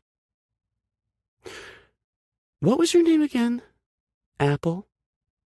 Aspen. Yeah, whatever. She waves a hand in dismissal. Look, sweetheart, this is just sad, okay? We all know you didn't wiggle your way past the bouncer by offering him a handy just to come up here and reconnect with your old college flame. Aspen snarls. Bitch, you don't know me. I do know you, Asphalt. I've known girls like you all my life. Caleb broke his knee, and you took him out with the trash. Well, lucky for him, hitting your curb is the best thing that could have ever happened to him, because now he has me. She leans forward, which presses her ass even harder against my crotch. You had your chance with a great guy, and you blew it, Asteroid. He's gone, and he's not coming back. You're so far off his radar now, you might as well be lost in space. And don't for 1 second think he's going to waste his breath introducing you to any of the great guys sitting behind us either, she adds. My advice? Go orbit another VIP section. This one is private. Rays only. Aspen's cheeks burn pink, her eyes flashing with rage. You're a rotten bitch. Hurricane just laughs, her hands stroking down my arms. Yeah, I am. A well-satisfied one, right, Snuffy? She twists in my lap, kissing the tip of my nose. Control your girl, Kay, Aspen snaps. She needs a muzzle and a leash. Feeling a lightness in my chest, I brush Rachel's hair back, laughing against the warm skin on her shoulder. That's not a bad idea. You'd look great with a leash, Hurricane. Something with spikes. She flashes me a sultry smile. Oh, Daddy, don't tease me. God, you're both psycho, Aspen shouts, storming off in her mile-high heels. Bye, Avocado, Rachel calls after her, waving like a total bitch. It only takes 2.7 seconds before the booth behind us explodes. The guys whoop and cheer, slamming their fists on the table. Several shout and wave bye to Aspen. Later, alligator. Bye, asteroid. No bunnies allowed. Langley comes rushing forward, sloshing Rachel's drink as he hands it over. Holy shit, that was the single hottest thing I've ever seen. That was like an Animal Planet shark attack, but with heels and hair flipping. You destroyed her, Novi jeers. We bow to the master, says Morrow with a fake bow. Novi elbows him. It's mistress, jackass. They exchange a few more punches as Gerard steps around them. Sanford, marry her, or I will, he says, patting my shoulder. Sully slaps him in the chest. J-Lo, dude, you're already married. Right? That's what I mean. That's how much I'm serious. Gerard replies in that French-Canadian accent, his eyes wide with innocence as he shrugs. The guys settle back down, waving down a waitress to pay their tabs, and Rachel leans in. Sorry about all that, she murmurs over the music. Jake thought you might need the save. I glance sharply to my left to see Jake still standing there leaning on the edge of the low wall that boxes in our VIP section. He's got his arms crossed, and he's just watching us. She's still on my lap. I like the feel of her in my arms. I like her scent. I like the way she's touching me, the way she sticks up for me. Sure, she and Jake have some kind of magnetic chemistry, but she and I have something. I don't know what it is, but it's something more than nothing. Before I can ponder it any longer, Jake crosses over to us, his gaze carefully veiled. Want to dance? He offers out a hand to Rachel. It's such a dick move. He's taking her away from me, making her choose him in front of me. I knew they were flirting, but this feels different. This is territorial. Man, he has it bad. The idiot has fallen for the team doctor, and it's barely been a month. What the hell is he doing? First his Seattle girl, now Hurricane. She glances back at me, hesitation in her eyes. There's a question there, too. I sit perfectly still, offering nothing. Your move, Hurricane. The devastation is coming either way. She takes his hand, letting him pull her up off my lap, and I exhale. Fair enough. He's the better choice. Hell, I'd choose him too. Hotshot NHL star, rich, handsome, shining in his golden spotlight. I'm just the guy with a limp who changes his blades. But then she surprises the hell out of me as she immediately turns, offering out her other hand. Come on, Snuffy, she says with a smile. Come dance with us. My eyes flash to Jake. He's just as surprised as I am. He glares down at me, his emotions roiling. He's always been so easy to read. He wears everything right there on his damn sleeve. Frustration, hunger, jealousy, need. I see it all. Slowly, his shoulders relax and he huffs a laugh. Snuffy. That's the kind of shit that sticks. Rachel laughs too. Snatching my hand off my knee, she gives it a pull, bringing me to my feet. One hand on Jake's shoulder, her other linked with mine. Rachel calls out to Novi. Hey, Keep an eye on Poppy. Switch her to Shirley Temples at midnight. Novi nods, his eagle eyes already on the PR manager cutting loose down on the dance floor. Jake leads the way towards the stairs, and Rachel brings me along behind them. My heart is racing. I have no idea what the fuck I'm doing. I don't dance. I especially don't dance with Jake fucking Compton. I may be queer, but I'm more of a blowjobs in the bathroom queer. Secretly pines after his best friend, but will never admit it queer. But Hurricane has me by the hand, and there's no way in hell I'm letting go. Bust a move, Sanford, Morrow calls after us. Have fun, Snuffy, Langley adds. The other guys all laugh, and that's fine. I'll give them tonight to laugh it up. But I swear to fuck, the first guy to call me Snuffy tomorrow is gonna get his bag conveniently lost on every flight for the rest of the season. 29. Rachel.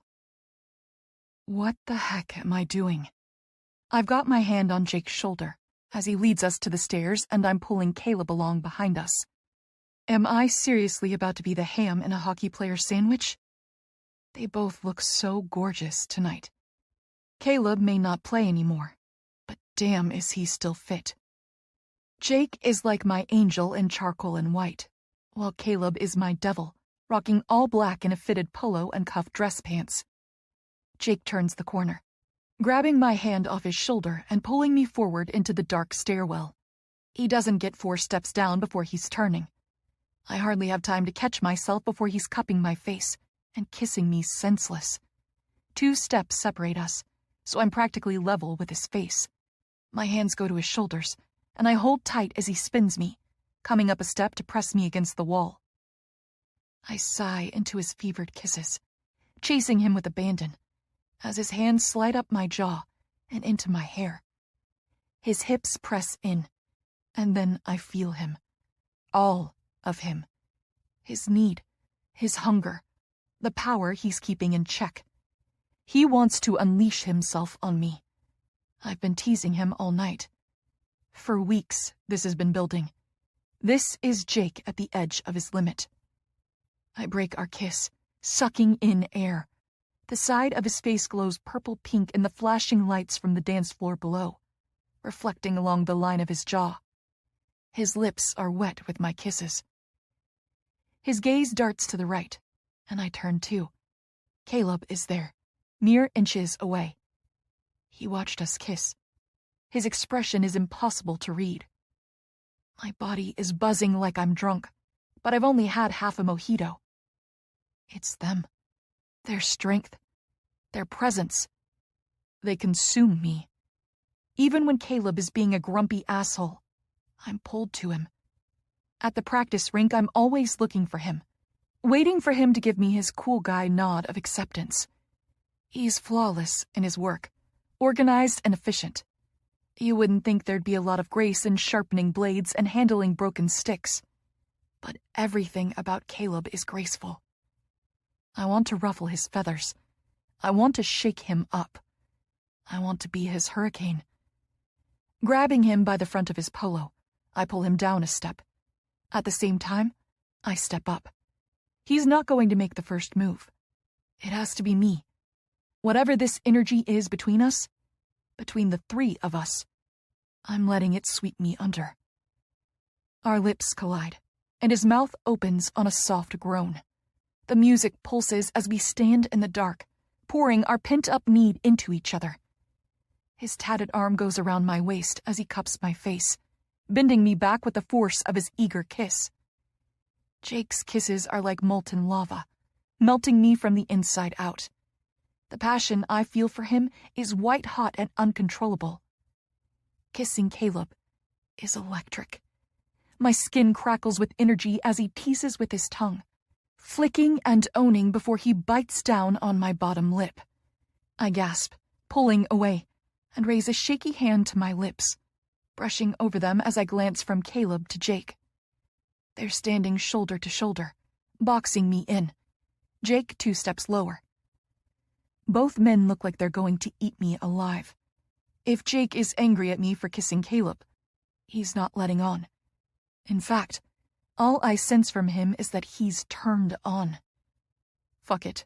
I'm calling an audible. I fist the front of his white button-down, one hand holding onto each of them, claiming them. My angel and my devil.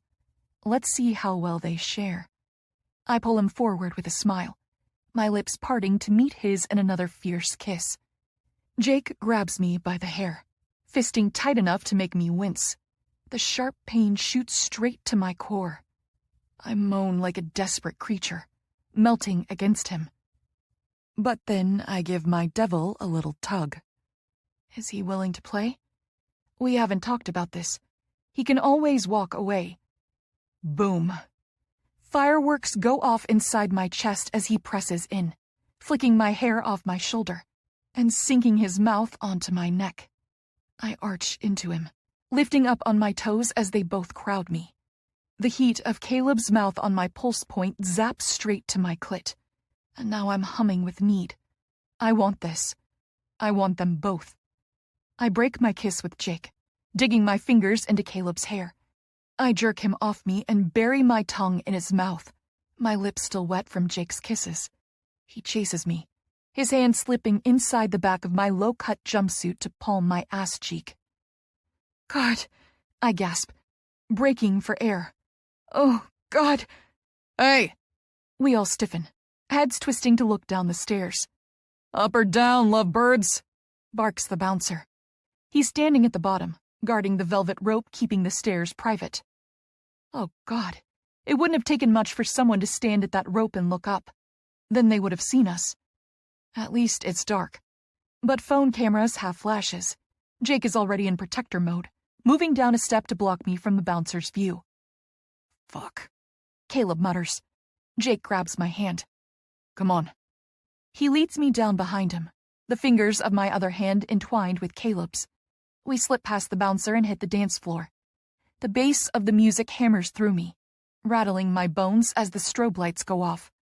Blasts of pink, blue, and green blind me. The boys box me in, sticking tight to my front and back, as Jake leads the way across the floor.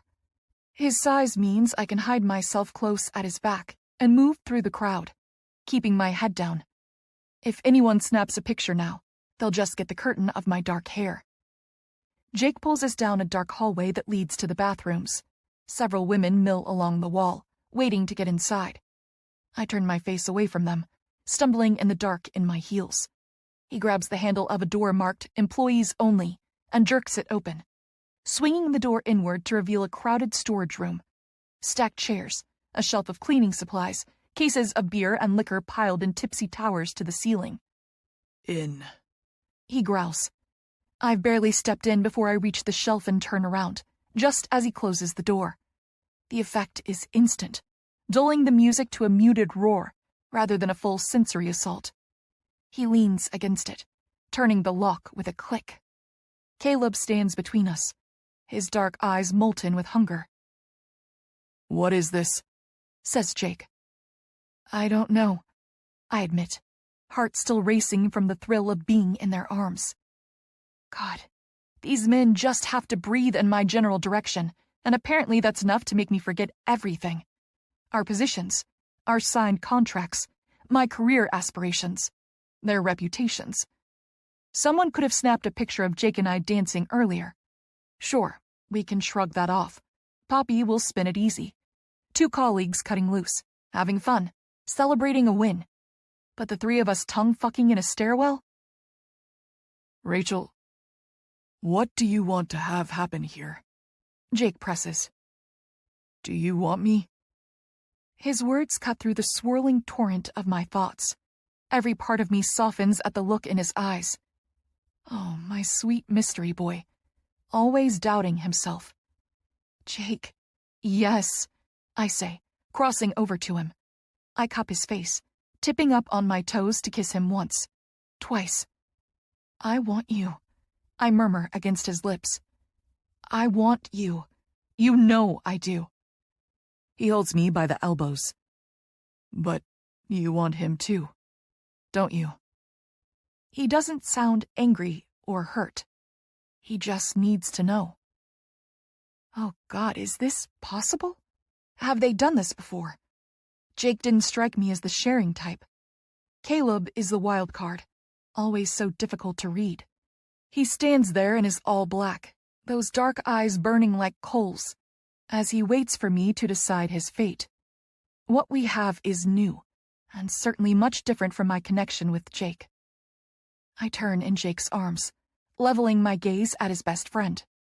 This is the kind of moment where the best approach is the most direct. Heart in my throat, I part my lips and say those 4 little words. Do you want me? 30. Rachel. Caleb holds my gaze, not looking at his best friend. Yes. Jake's hands brush down my sides and around to frame my hips. He tucks me in against him and leans down, kissing my shoulder. Tell us what you want, baby. What happens next? My eyes are still on Caleb. He's watching us together, watching Jake's hands roam. His hunger is making me desperate. A glimmer of awareness prickles in the back of my mind. I want you both, I admit. I want you at the same time. You know I'm clean, Jake says, his hand slipping inside the stretchy fabric of my halter top to cup my breast. He weighs it in his hand, kissing my neck and flicking my nipple until I'm arching against him. He pauses, his hand on my tit, and looks over my shoulder at his best friend. Okay? You clean? Caleb gives us a curt nod. You broken over there? Jake teases. Caleb shakes his head. No. Jake huffs a laugh. Well, I'm not leaving this room until she comes. So get over here and help me, or get out. As if to prove his willingness to share, he tugs on the fabric of my halter top, stretching it wide enough to expose my bare tits to his best friend. Shit, Caleb mutters. He crosses the few feet of space separating us and smashes his mouth against mine, pressing me against Jake, who was already up against the door. I sigh into Caleb's kiss, arching my back into the cup of his hands on my breasts. Jake works his fingers under my hair at my nape, fumbling with the halter top. It comes loose, and the 2 triangular pieces drop down to hang at my waist, leaving me topless. Caleb breaks our kiss, his mouth trailing down my neck and collarbone to my breast. He sucks and nibbles, driving me wild. Jake's hand slips between us, diving inside my pants. His fingertips brush the silk of my undies, just over my clit. Fuck. You're such a little liar. He growls in my ear. You're soaked, baby girl. Tell us what you want. Unless Kay is a kinky freak, I doubt we have lube. No lube, Caleb mutters. He cups my cheek, glancing from me to Jake over my shoulder. But you might want to see what I'm working with before you invite me to play. He admits. I still, my back pressed against Jake. What? In answer, Caleb unbuckles his belt and unzips his fly. Taking my hand, he slips me right inside, letting me feel his hard cock. Oh my fucking God, I say on a breath, my smile spreading. Holy shit, Caleb. I stroke him from root to tip, and he groans, one hand going to my shoulder. My hand is wrapped around his dick. His pierced dick. 4 times pierced. I brush my thumb over 4 stiff metal rods with barbells at either end. What is it? Jake says, clearly concerned. You have an accident or something, man? I snort, my smile spreading. Oh no, I reply.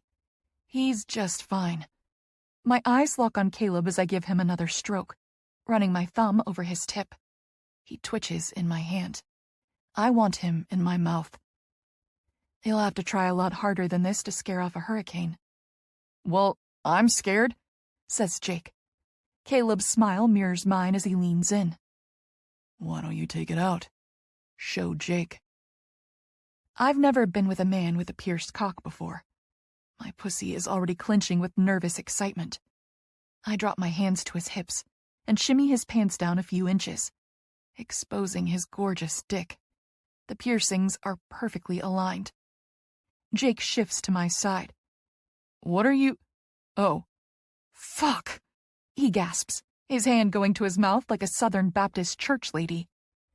When the fuck did you do that? How did you do that? Why did you do that? His gaze darts up to Caleb's face. You want to get into all that now? Or you want to fuck our girl before the staff kick us out of here? Caleb deadpans back. Well, both, Jake admits. I mean, does it help? I snort again. Help what? His balance? I doubt it. Jake rolls his eyes at me. I meant, like, with sex. Does it make the sex crazy good or something? I can practically see his competitiveness bubbling right beneath the surface. He doesn't want to be bested by Caleb and his pierced wondercock. I turn around, wrapping my hands around his neck. You think you can't make me feel good, Angel? You worried I'll fake my orgasm? Chant your name while I'm dreaming of his ribbed dick? Behind me, Caleb laughs, his hands brushing over my bare shoulders. Jake scowls at us both. No. But his eyes give him away. Yes. I purse my lips, trying hard not to smile. Tell you what, Angel, I say, flashing Caleb a heated look over my shoulder. Caleb is going to stand back with his fancy dick in his hand and watch us. Show him how good you make me feel. I run my hands down his chest to the top of his pants. He doesn't touch me until you've had your fill. Behind me, Caleb is practically growling, stepping closer. Now it's Jake smiling. Oh, baby, you have no idea what you just started. I glance between them. What? Kay likes to watch. He replies. He likes to boss me around. Or at least he did in college. We haven't fooled around with a girl in a long time. I turn in Jake's arms, fisting Caleb's polo shirt and pulling him closer. That sense in the back of my mind flickers like the flame of a little candle. Is that right, handsome? You want to watch him take me? Want to watch him fuck my mouth? Yes. I smile, pushing his shoulders until he steps back. I'll let you boss me around. I'm already wet just thinking about you bossing him. But I'm bossy too. I add, pushing him again until his back hits the supply shelf with a rattle. I drop my hands to his belt and jerk it loose. He grunts, his hard dick still sticking out the top of his pants. What do you want, Hurricane? I want you aching for me, I reply, grabbing both his wrists. Done. But I shake my head with a tisk. You don't know the meaning of the word. Not yet. With that, I slap his belt around his wrists and raise them up over his head. He lets me, relaxing his arms to rest atop his head. He's so tall, I can't reach much higher. Oh shit, baby girl, what are you doing? Jake says from behind me. He can look, but he can't touch, I reply, arching up on my toes to tie him loosely to the supply shelf. Caleb smiles at me like the snake to the rabbit, and I fight a hungry shiver. This man has layers. A little light bondage is only the beginning, I can tell. It would take nothing for him to tug his hands free, but I know he won't. He can boss us around, I say, running my hands down his chest. Until his hands come down, we do whatever he says. My rules stated, I give his tip a little rub with my thumb, making him twitch. Do you consent, Caleb? He nods. I glance to Jake, one brow raised in question. You kidding me? Fuck yes. I'm dying over here. His eyes heat as he looks to Caleb, too, waiting for his first direction. He's my good little hockey player, used to taking orders from coach. And he clearly loves a game. I have a sneaking suspicion these men will ruin me. Caleb's standing there, tied to the shelf with his own belt, pants open and down around his hips, dick out and hard. The lights flicker over our head. This is rough and dirty, and I can hardly wait to see what he does. Those dark eyes smolder. Kiss her. Those perfect lips. Her tits. Make her moan. My core clinches with excitement as Jake wraps me in his arms, doing as he's told. The thrill of his submission to Caleb has me ready to come, and no one has even started touching my clit. Jake pours himself into me, leaving nothing unsaid with his hands, his eager lips. God, he's such a good kisser. How did I go without this for months? How did I walk away from him in Seattle? Touch her clit. Caleb orders. Feel how wet she is.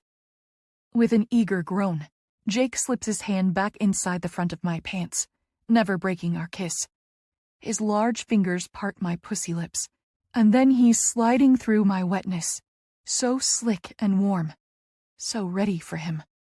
We both groan with longing as he drags that middle finger over my clit, circling it with his fingertip.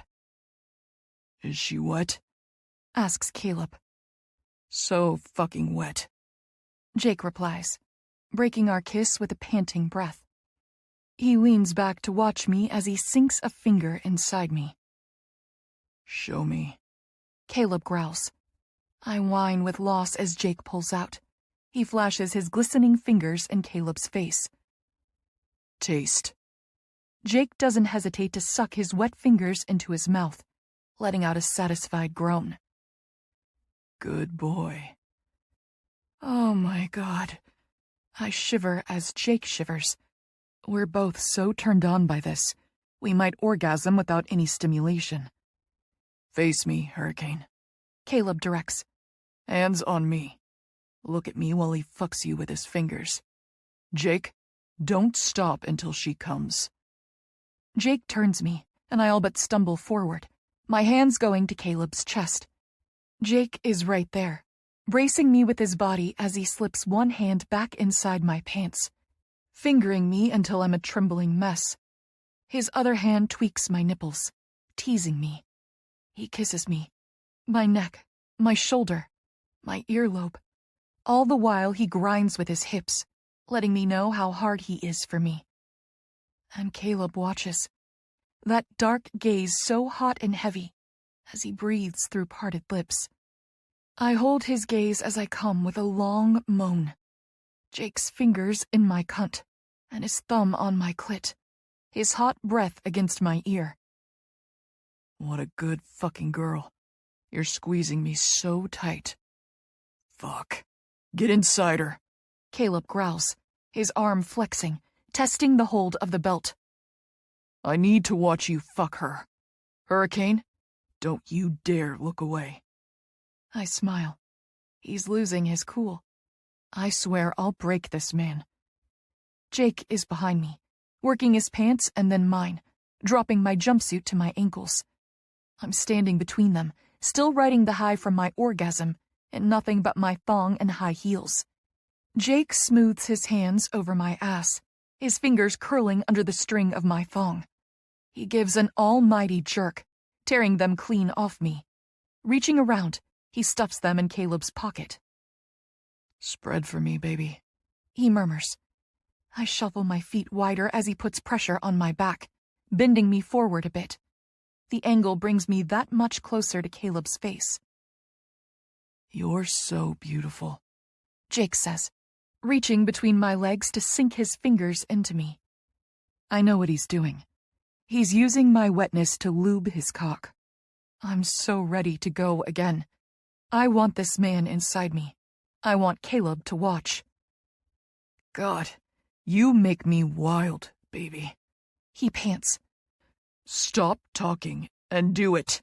Caleb growls, his eyes still on me. You want me to stop talking too? I tease. Why don't you put my mouth to work? Don't mouth off, and you'll get exactly what you want. He replies, his eyes molten. Hold still. Jake pants. Fuck, baby. He's got his hand and his dick between my legs, his tip rubbing at my entrance. Before I spread a bit more, and he's able to notch in. I gasp, sinking down on his tip. Oh, right there. Fuck. Hold still.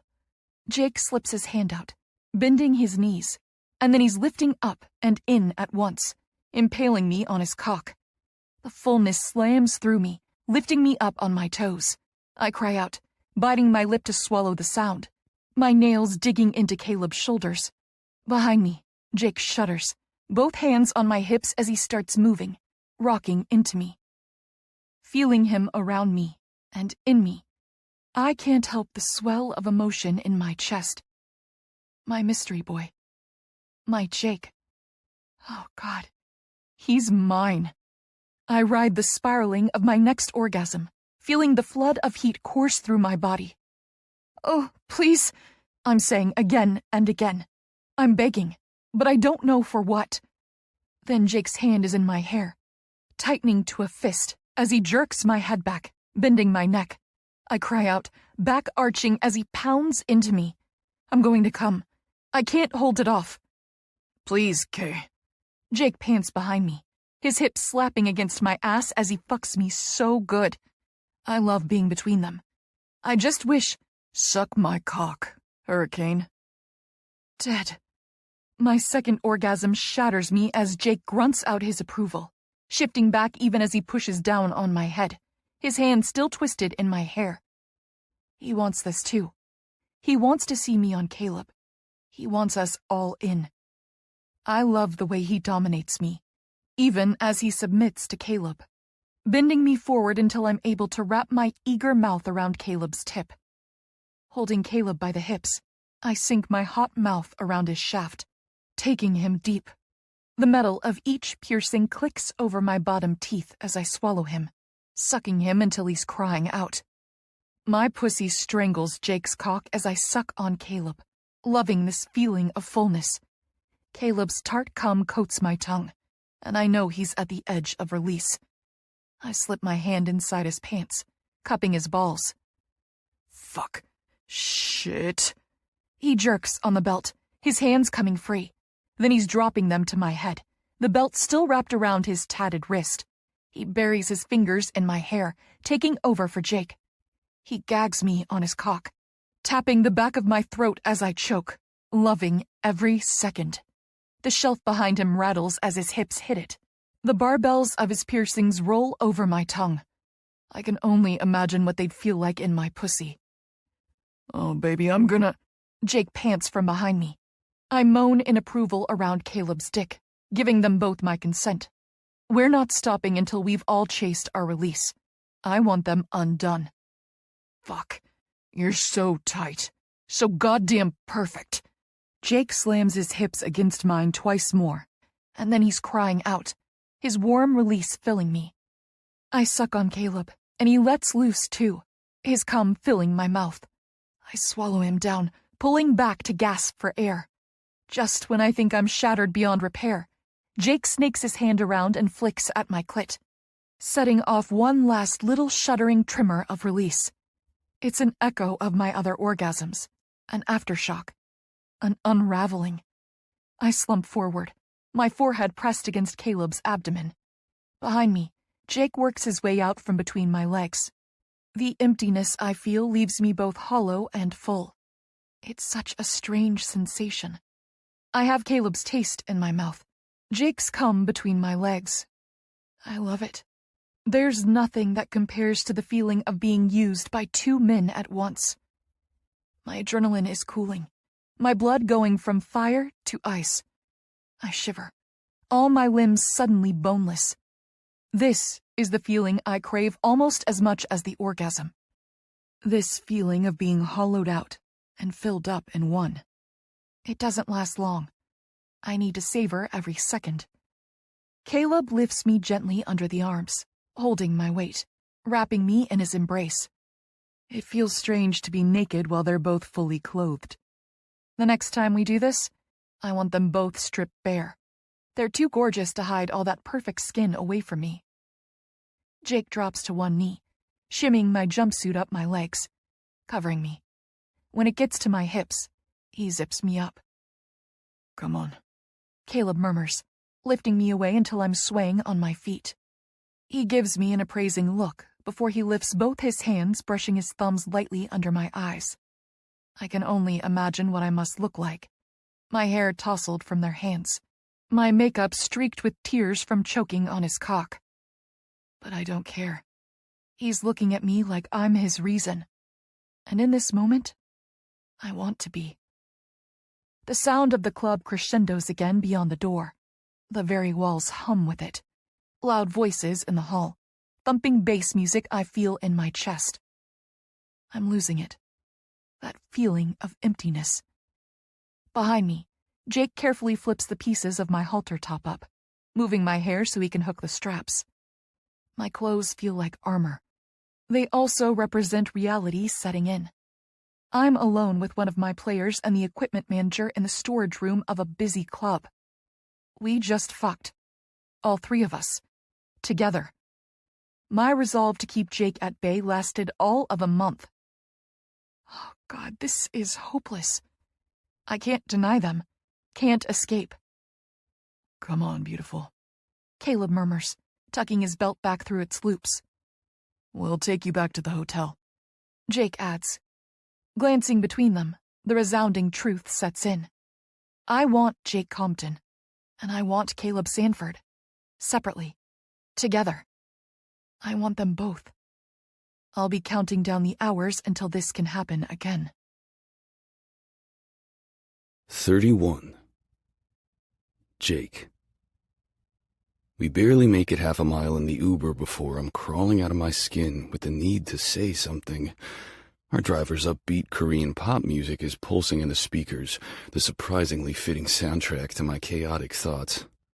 Every moment of the last 2 hours flashes in my mind like one of those old school slide projector things. The images are spinning. Spinning. What does this mean? I blurt out. Next to me, Rachel goes stiff, and I hear Caleb's muttered, "Fuck's sake." What? Do they actually expect me to have a threesome in a mop closet and have no comment? Have they even met me? Get over yourself, Kay. We had sex, and I want to talk about it. Maybe wait until we're in private, asshole, Caleb mutters. I won't say anything, our driver calls from the front seat in a sing-song voice. Yeah, see?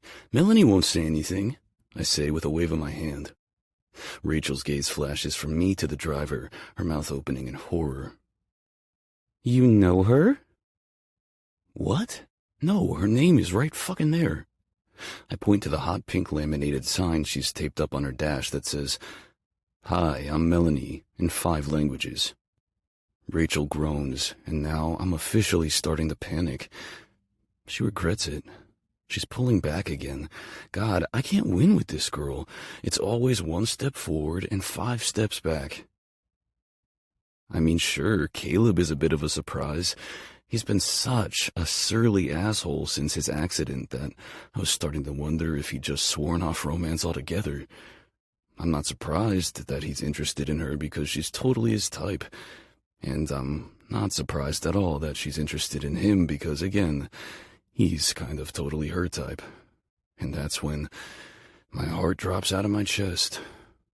Jake Compton, you're a fucking idiot. I'm gonna remember this moment forever, sitting in the back of an Uber with my best friend and the love of my fucking life while So Hot by the Wonder Girls plays on the radio. This is the moment I realized.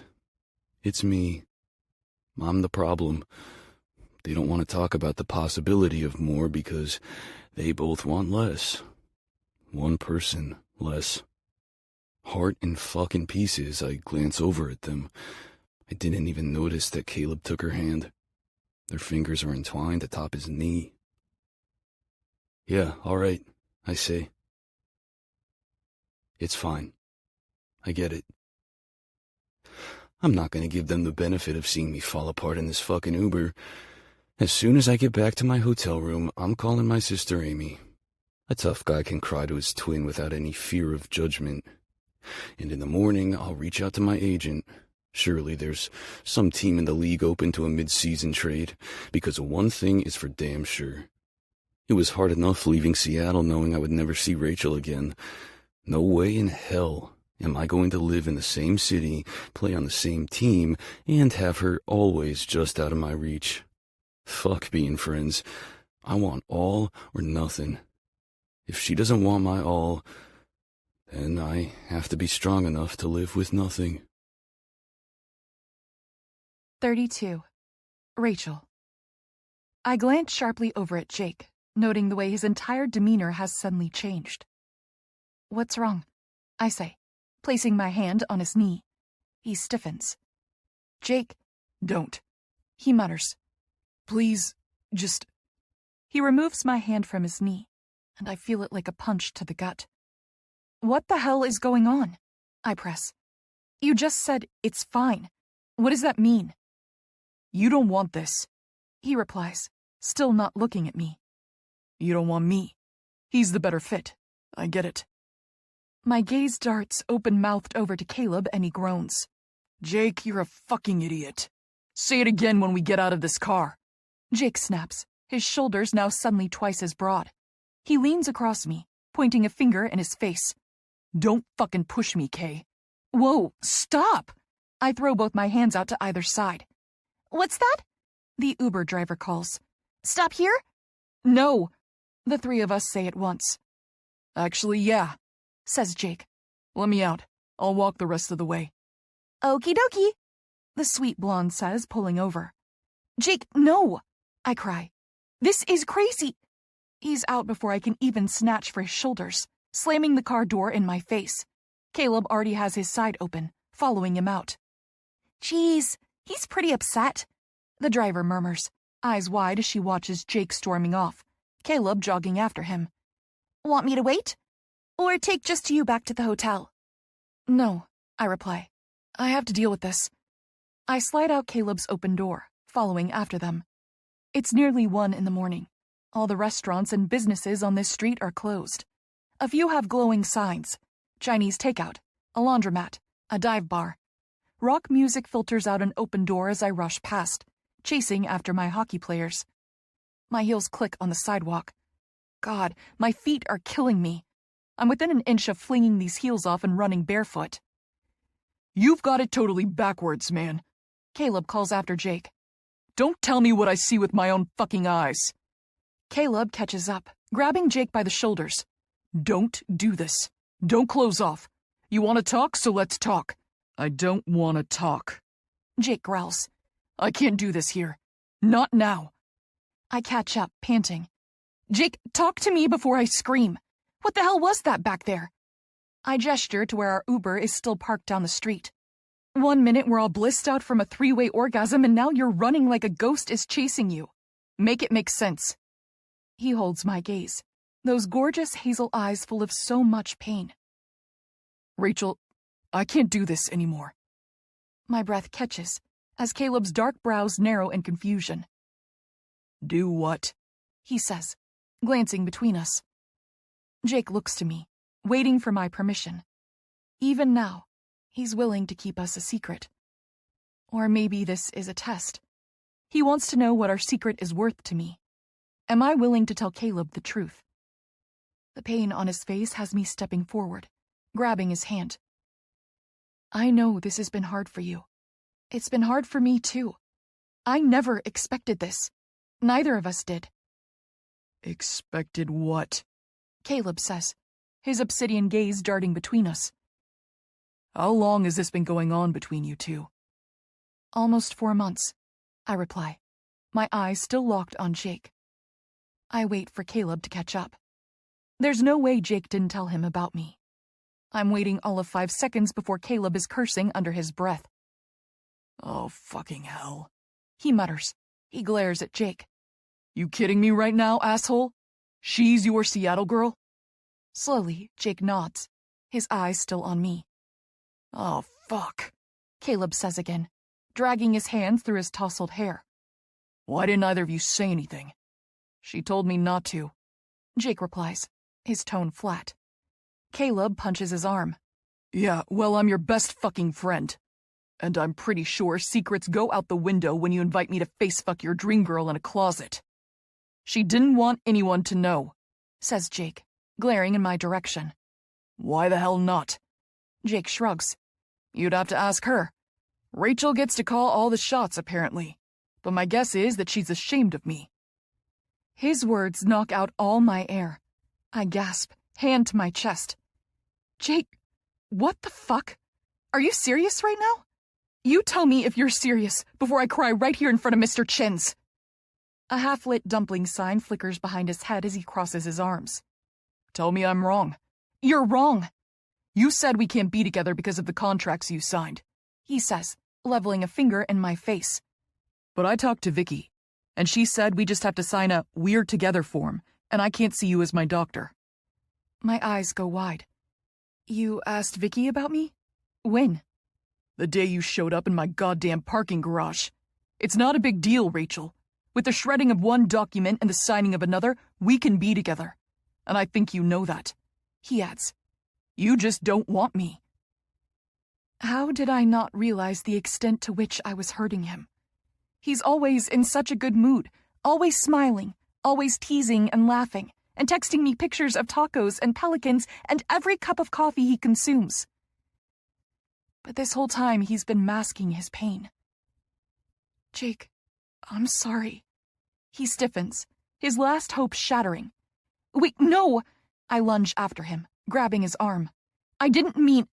Jake, I'm sorry for hurting you, for not realizing how difficult this was for you. Difficult? He growls. This has been fucking unbearable, Rachel. Do you know how hard it was to wake up and find you gone in Seattle? Do you know what I felt seeing you again? How I've suffered knowing you're in my city, in my goddamn ice rink, on my bus, in my gym, on my plane. You're fucking everywhere. All day. Every day. And I can't fucking touch you, can't kiss you, can't feel this heart beating under my hands. He splays his hand over my chest. I'm not eating, Rachel. Not sleeping. I can't concentrate on or off the ice. Ask Kay. He knows. He adds. He's been bugging me for weeks wanting to know what's wrong. You're what's wrong. I raise a hand, wrapping it around his wrist. Jake. I'm in love with you, Rachel. And you can say that's crazy, but I'm not some love-strict fool that falls for any girl at the first flick of her lashes. You turned around on that bar stool in Seattle, and I just knew. You're the one. I'm crying now, my head shaking. Jake, you don't even know me. I do know you. He counters, cupping my face with both hands. I know you and you know me. We proved that in Seattle. I may not know the name of your high school or your favorite salad dressing, but I can learn. I want to learn them. Give me a chance, baby. Please. My hands go back to his wrists, pulling his hands from my face. Jake, you don't want me, I say with a shake of my head. Don't. He growls. Don't push me away again. I can't let you be with me, I say. Not in public, anyway. Why the hell not? Not in public, Caleb adds, arms crossed as he glares at me. What are you, Hurricane? A fucking geisha? I fight back the tears that want so desperately to keep falling. I can't be with you in public because it would ruin your life, I admit at last. I would ruin your life. The way I've already ruined mine. 33. Caleb. My mind is racing. An hour ago, I had this girl on my lap, dazzling me with her show of friendship. 30 minutes later, I was fucking her hot mouth, coming down her throat while I watched Jake pound into her from behind. They were both goddamn perfection. I wanted to ride back to the hotel and go for round 2. I wanted this gorgeous girl riding my cock, slamming those curvy hips down. Fuck, concentrate. Now, I'm standing on some random street corner, connecting the dots I should have seen a month ago. Rachel Price is Jake's Seattle girl. Rach, what do you mean your life is ruined? Jake says. You're a hotshot doctor. Your career is on the rise. I'm flying just under the radar, Always only one more indiscretion away from total ruination, she replies. I can't put that on you, Jake. I can't drag you down with me. Drag me down? He glances sharply to me. I don't understand. Movement in the alley a few storefronts down has me on edge. We should get off the street, I mutter. We move down the sidewalk a few more blocks, ducking into a narrow 24-hour diner that is all but empty except for a small group of frat guys slamming pancakes at the counter. Sit anywhere, Hans, the waitress calls. Be there in a sec. Jake leads the way to the booth in the corner by the window. Rachel sits down first. Jake surprises me when he sits across from her. I slide in next to him. The waitress bustles over, clutching a pair of coffee pots. Calf or decaf, honeys? We all order decaf, and she fills our plain white mugs to the brim. Y'all eating anything tonight? Just the coffee, I say. As soon as the waitress leaves, I lean across Jake, snatching up the dish of creamers. All right, Hurricane, spill. She takes a creamer too, adding it to her coffee and stirring it with a spoon.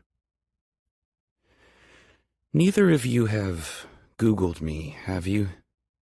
We glance at each other. I sure as hell haven't. Googling a person you like feels like such a Puck Bunny thing to do. No, I reply for both of us. She holds her mug with both hands. I can't believe I did that tonight.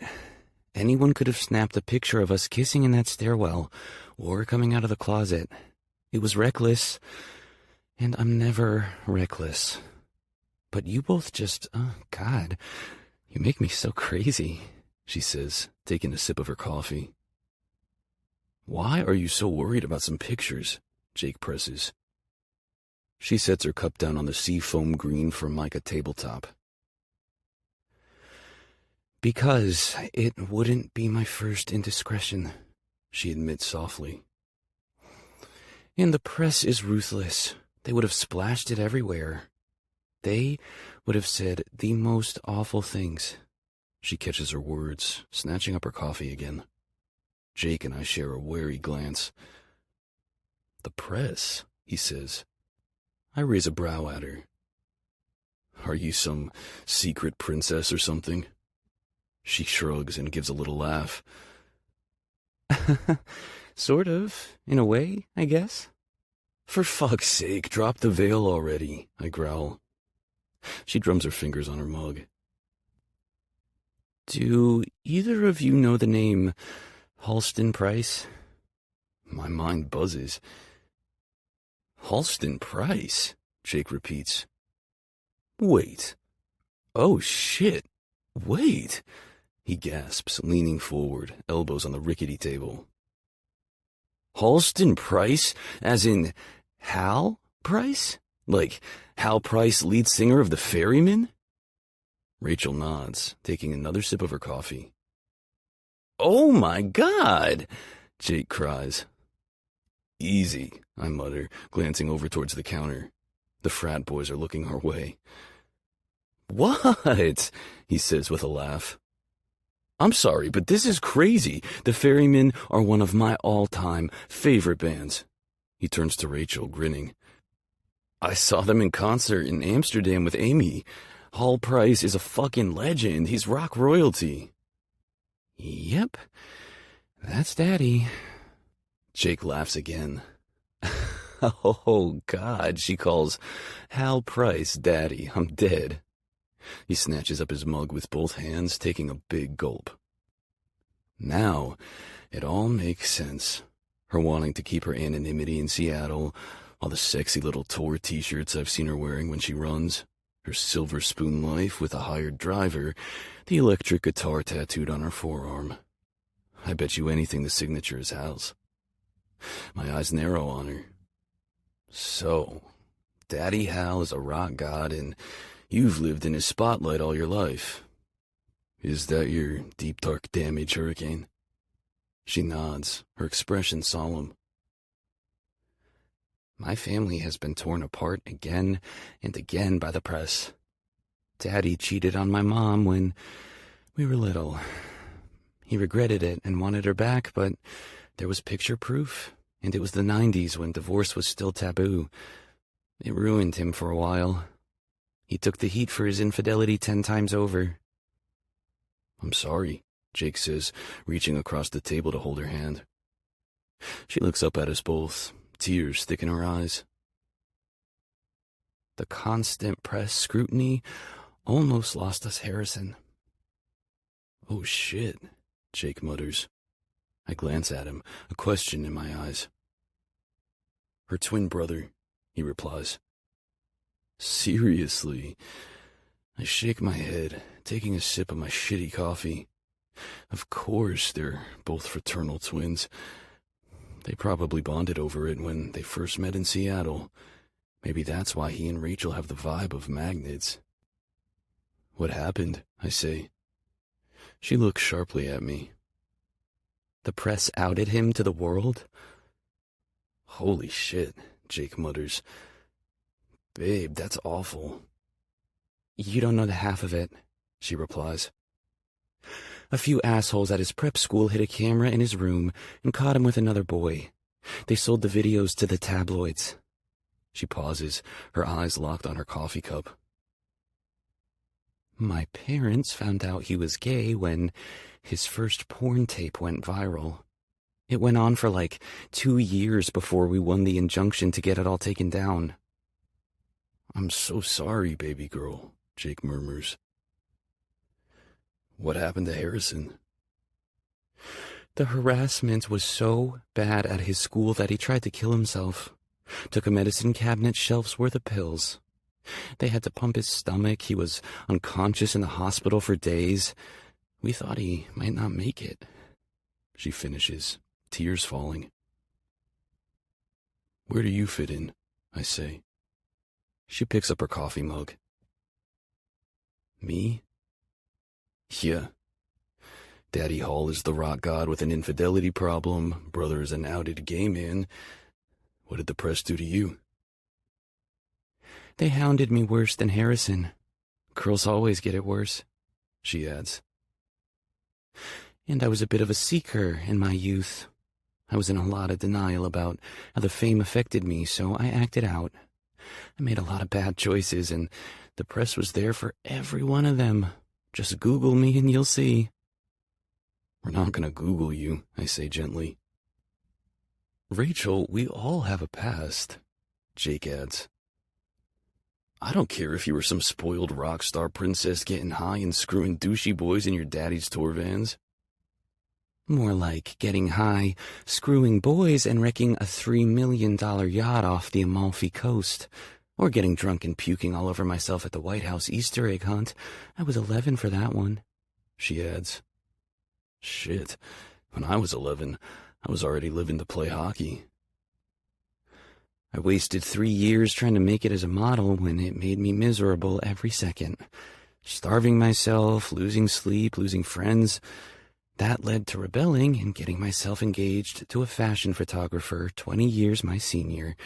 Daddy had to fly to Paris and physically drag me home. She sets her empty cup down, sliding it away. But it all worked out in the end. He put me in rehab and I finally snapped out of it. One of the other women was an alcoholic heart surgeon. We bonded and she told me I'd make a great doctor. I had all the drive and the smarts, I just lacked direction, so I finished rehab and went to college. I've never looked back. I graduated with my degree in kinesiology, secured a great residency, won the Barclay Fellowship. I've been Dr. Rachel Price for 3 years, and the press didn't report on any of it. They only ever cared about watching me fail. That's what they want from me and from all celebrities' kids. They want the train wreck, the drunken mess, the pill-popping anorexic model. I won't give them what they want anymore. So they leave me alone. Jake and I are silent. I have no idea what to say. She certainly lived a different life than a pair of hockey boys. Do you think being with me will bring you bad press? Jake says with a raised brow. She shakes her head. No, Angel. I think being with me would bring you bad press, she corrects. Especially if we get caught doing what we were doing tonight, she adds. And fuck it if I don't know she's right. We were so damn reckless. We could have cost Jake everything. But Jake is shaking his head. No, we could make it work. She leans over the table on her elbows, eyes narrowed. You think they shredded Harrison over being gay? What would they do to this? She says, gesturing between the three of us. You really think your NHL fans would accept you being with a rock star's train wreck of a daughter who likes getting face-fucked by your friend while you watch? Because I'm here to tell you that they would bury you alive, Jake. The sports press is just as brutal as the celebrity press. It's not their business who I spend my free time with, Jake growls. Poppy would disagree, she counters. Call your agent, I'm sure they would too. As she speaks, she tugs her phone out of her pocket, tapping the screen a couple times. Then she sets it down on the table. You're a public figure now, Jake. If you pulled me under your spotlight, it would shine on me and my 2 decades of baggage. You think it would play well for us that barely a month into my new job I'm already fucking my patient and his equipment manager? 4 months, Jake growls. And we met when I wasn't your patient. You mean when we hooked up in a hotel bar? We knew each other for all of 5 minutes before we were tongue-fucking in an elevator. You want to tell the press that story? Would that help our image, do you think? It wasn't like that, and you know it, he snaps. Oh, and you think the press cares about the correct story? You think they'll want to fact-check the details with us before they print their salacious gossip? Then we get out in front of it, he counters, getting more agitated. We tell the story our way. Control the narrative. No such thing. They will twist every single word to paint the story how they want to see it. And when it comes to Rachel Price and the press, the only story is mayhem. I don't care about the fucking press, Jake barks, slamming his fist on the table and rattling all our cups and silverware. The guys over at the counter all turn to face us, brows raised in curiosity. Keep your shit together, I mutter at Jake. He huffs, shaking his head. Hurricane taps her phone and holds it up, showing us the screen. 53 seconds, she murmurs, the stopwatch app flashing the numbers in bright red. It took me 53 seconds to unravel you, Jake. I'm not unraveled, I'm just pissed. Yeah, and I get it, she says. Look, I've been dealing with this bullshit all my life. For 27 years, it has been the Price family against the world. We've finally learned the best way to survive the press is to just keep our heads down. We keep each other's secrets. No drama, no sharing the spotlight with other celebrities or public figures, she adds gently. Him. She means Jake. No sharing a spotlight with an NHL star if it could bring him negative press. He groans, sitting back and crossing his arms tight over his chest. Please believe me that I'm trying to protect you, Jake. I don't want to hurt you. And I don't want to be the reason you get hurt. She's right, buddy, I add. The press would have a field day if any pictures of us at the club leaked. We gotta be more careful. You could lose your starting position. Hell, you could lose your contract. Careers have tanked for less. So where does that leave me then? He asks, his gaze locked on her. Is this over, Rachel? I tell you I love you, in front of a Mr. Chen's takeout, my cum still sticky between your legs, and you're gonna sit here and tell me that it's over? I can just take my love and choke on it, I guess. An idea simmers in my mind, and because apparently I have no filter when it comes to these two, the words come tumbling out of my mouth. I think you should move in together. Jake chokes on his coffee, snorting it up his nose with a cough. Fuck! Ouch! Rachel turns slowly to look at me, her dark eye makeup still messy from gagging on my dick earlier. Her full lips part in surprise. What did you say? Hurricane, you should move in with Jake. 34. Rachel. Move in? I cry, pulse echoing in my ears as I lean over the table. Did you not listen to a word of my speech for the last half hour? Yeah, I did. Caleb replies. I also listened to Jake. You guys really messed this up bad, He says, glancing from Jake back to me. You put the cart way out before the horse. And then you fucked that cart. Without condoms, apparently. Which, dude, he punches Jake in the arm. You're a fucking psycho. No rubber, no ride, remember? Ouch. Fucker. Jake growls, punching him back. I said that in Seattle, but she was all like, condoms are less effective. And then she felt so good bare that I... Shh! I hiss, my eyes darting behind their shoulders. More coffee, Huns? Calls the waitress, not waiting for our answer before she's pouring the decaf. Let me know if you need anything else, she says over her shoulder. Anyway, Caleb mutters, peeling back the lid of a creamer and dumping it into his coffee. You both messed this up, and now you gotta backtrack. Cool off and just get to know each other outside the pressures of the job. I scoff. Yeah, and you think moving in together is how we cool off? Whatever happened to no strings attached casual dating, or, oh, I don't know, just hanging out?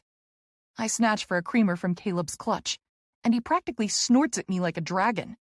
Give me one, you greedy monster. I need them, he mutters, pouring his third creamer into a coffee that is now a sickly beige color Sherwin-Williams would probably discontinue. Fuck, here.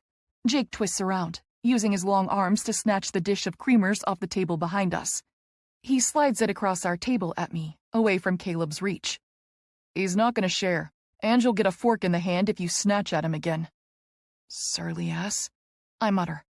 Caleb just stirs his cream-hold the coffee with a rattle of his spoon. I hold my warm cup between my hands, taking a deep breath. Look, guys, I'm happy, for the first time in my life, okay? I've got a job that I love, and I've got this amazing opportunity to make a big move with my career. And I'm making all of this happen without trading on my dad's name or his fame. Do you know how much that means to me? Can you even imagine what it's like to have the specter of being Hal Price's kid haunting you night and day? But the MCAT didn't care that I was Hal Price's daughter. I go on. Neither does the Barkley Fellowship. The only thing that got me here is my talent, my hard work. And frankly, I don't want my work overshadowed by a relationship right now. I admit. Do I wish I could see you more, and laugh with you more, and just exist where you are? Of course I do. I've loved every minute we've spent together, I say, taking one of each of their hands. Caleb stiffens, but Jake quickly laces our fingers together. And would I like to have more sex? I add with a smile. Hell yes. You two drive me wild, and God, I can hardly think around you. The feeling is mutual, Seattle, Jake murmurs. But does that mean I'm ready to flip my life inside out and put you before my career? Or risk hurting yours? I add. No way. I'm not ready to brave the chaos of the press. I reach for my coffee, taking another sip. So, I'm sorry, Kay, but I think moving in with Jake is literally the worst idea ever. I would only end up hurting him, and I've done enough of that already. Resting my case, I sit back, content to finish my coffee and head back to the hotel. Both guys are pensive, their shoulders turned in slightly as they exchange pointed looks. I've heard the other guys refer to them as DLPs, domestic life partners. Caleb would make a much better wife for Jake than I ever could. I go impossibly still, glancing between them, reading their body language. That's when it hits me. All my niggling feelings of curiosity and confusion suddenly make sense. They behave like domestic life partners. They behave like lovers. like soulmates. I suck in a breath, feeling rattled by my revelation. I mean, we could. Jake mutters. Caleb frowns. But would you? Jake shrugs. Better than nothing, right? Fine, says Caleb. It's your call, man. Then they both turn to me. Jake pierces me with his gorgeous hazel eyes. Seattle, I want you to move in. Now it's my turn to sit there stupidly with a surprised look on my face. Recovering my wits, I choke out, "What the actual fuck?" 35. Rachel. "Well?" I say, my voice coming out all high and squeaky. "I literally just said moving in would be the worst idea." You'd have your own room, Jake says quickly. Own bathroom and everything. And it locks.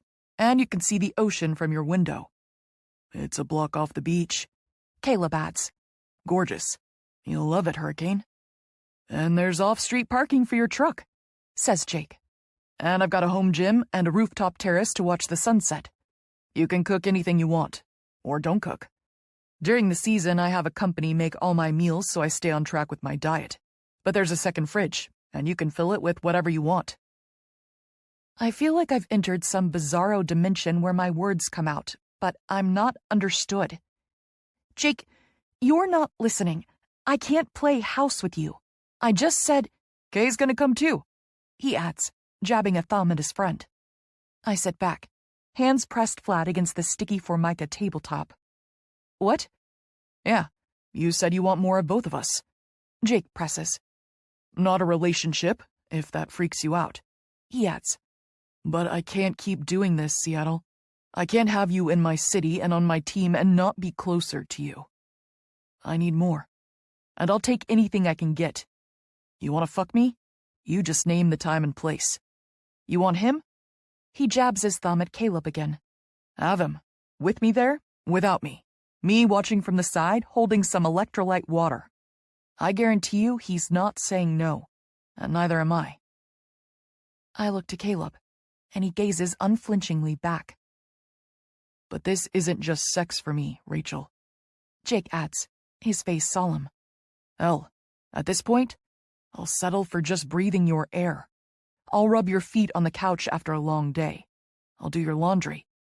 I'll hold your purse while you shop for trail mix. That's how crazy I am about you. I have to be me. And this is who I am. This is how I feel. Move in and be with me. With us.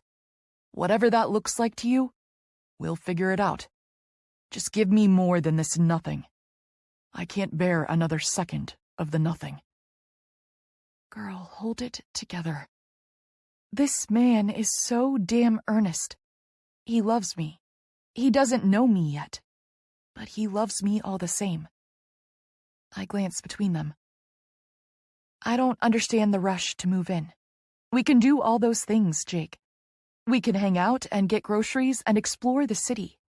We can cook at your place or mine and... What? Caleb snorts as Jake just shakes his head. What am I missing? Jake's a pro hockey player, Hurricane.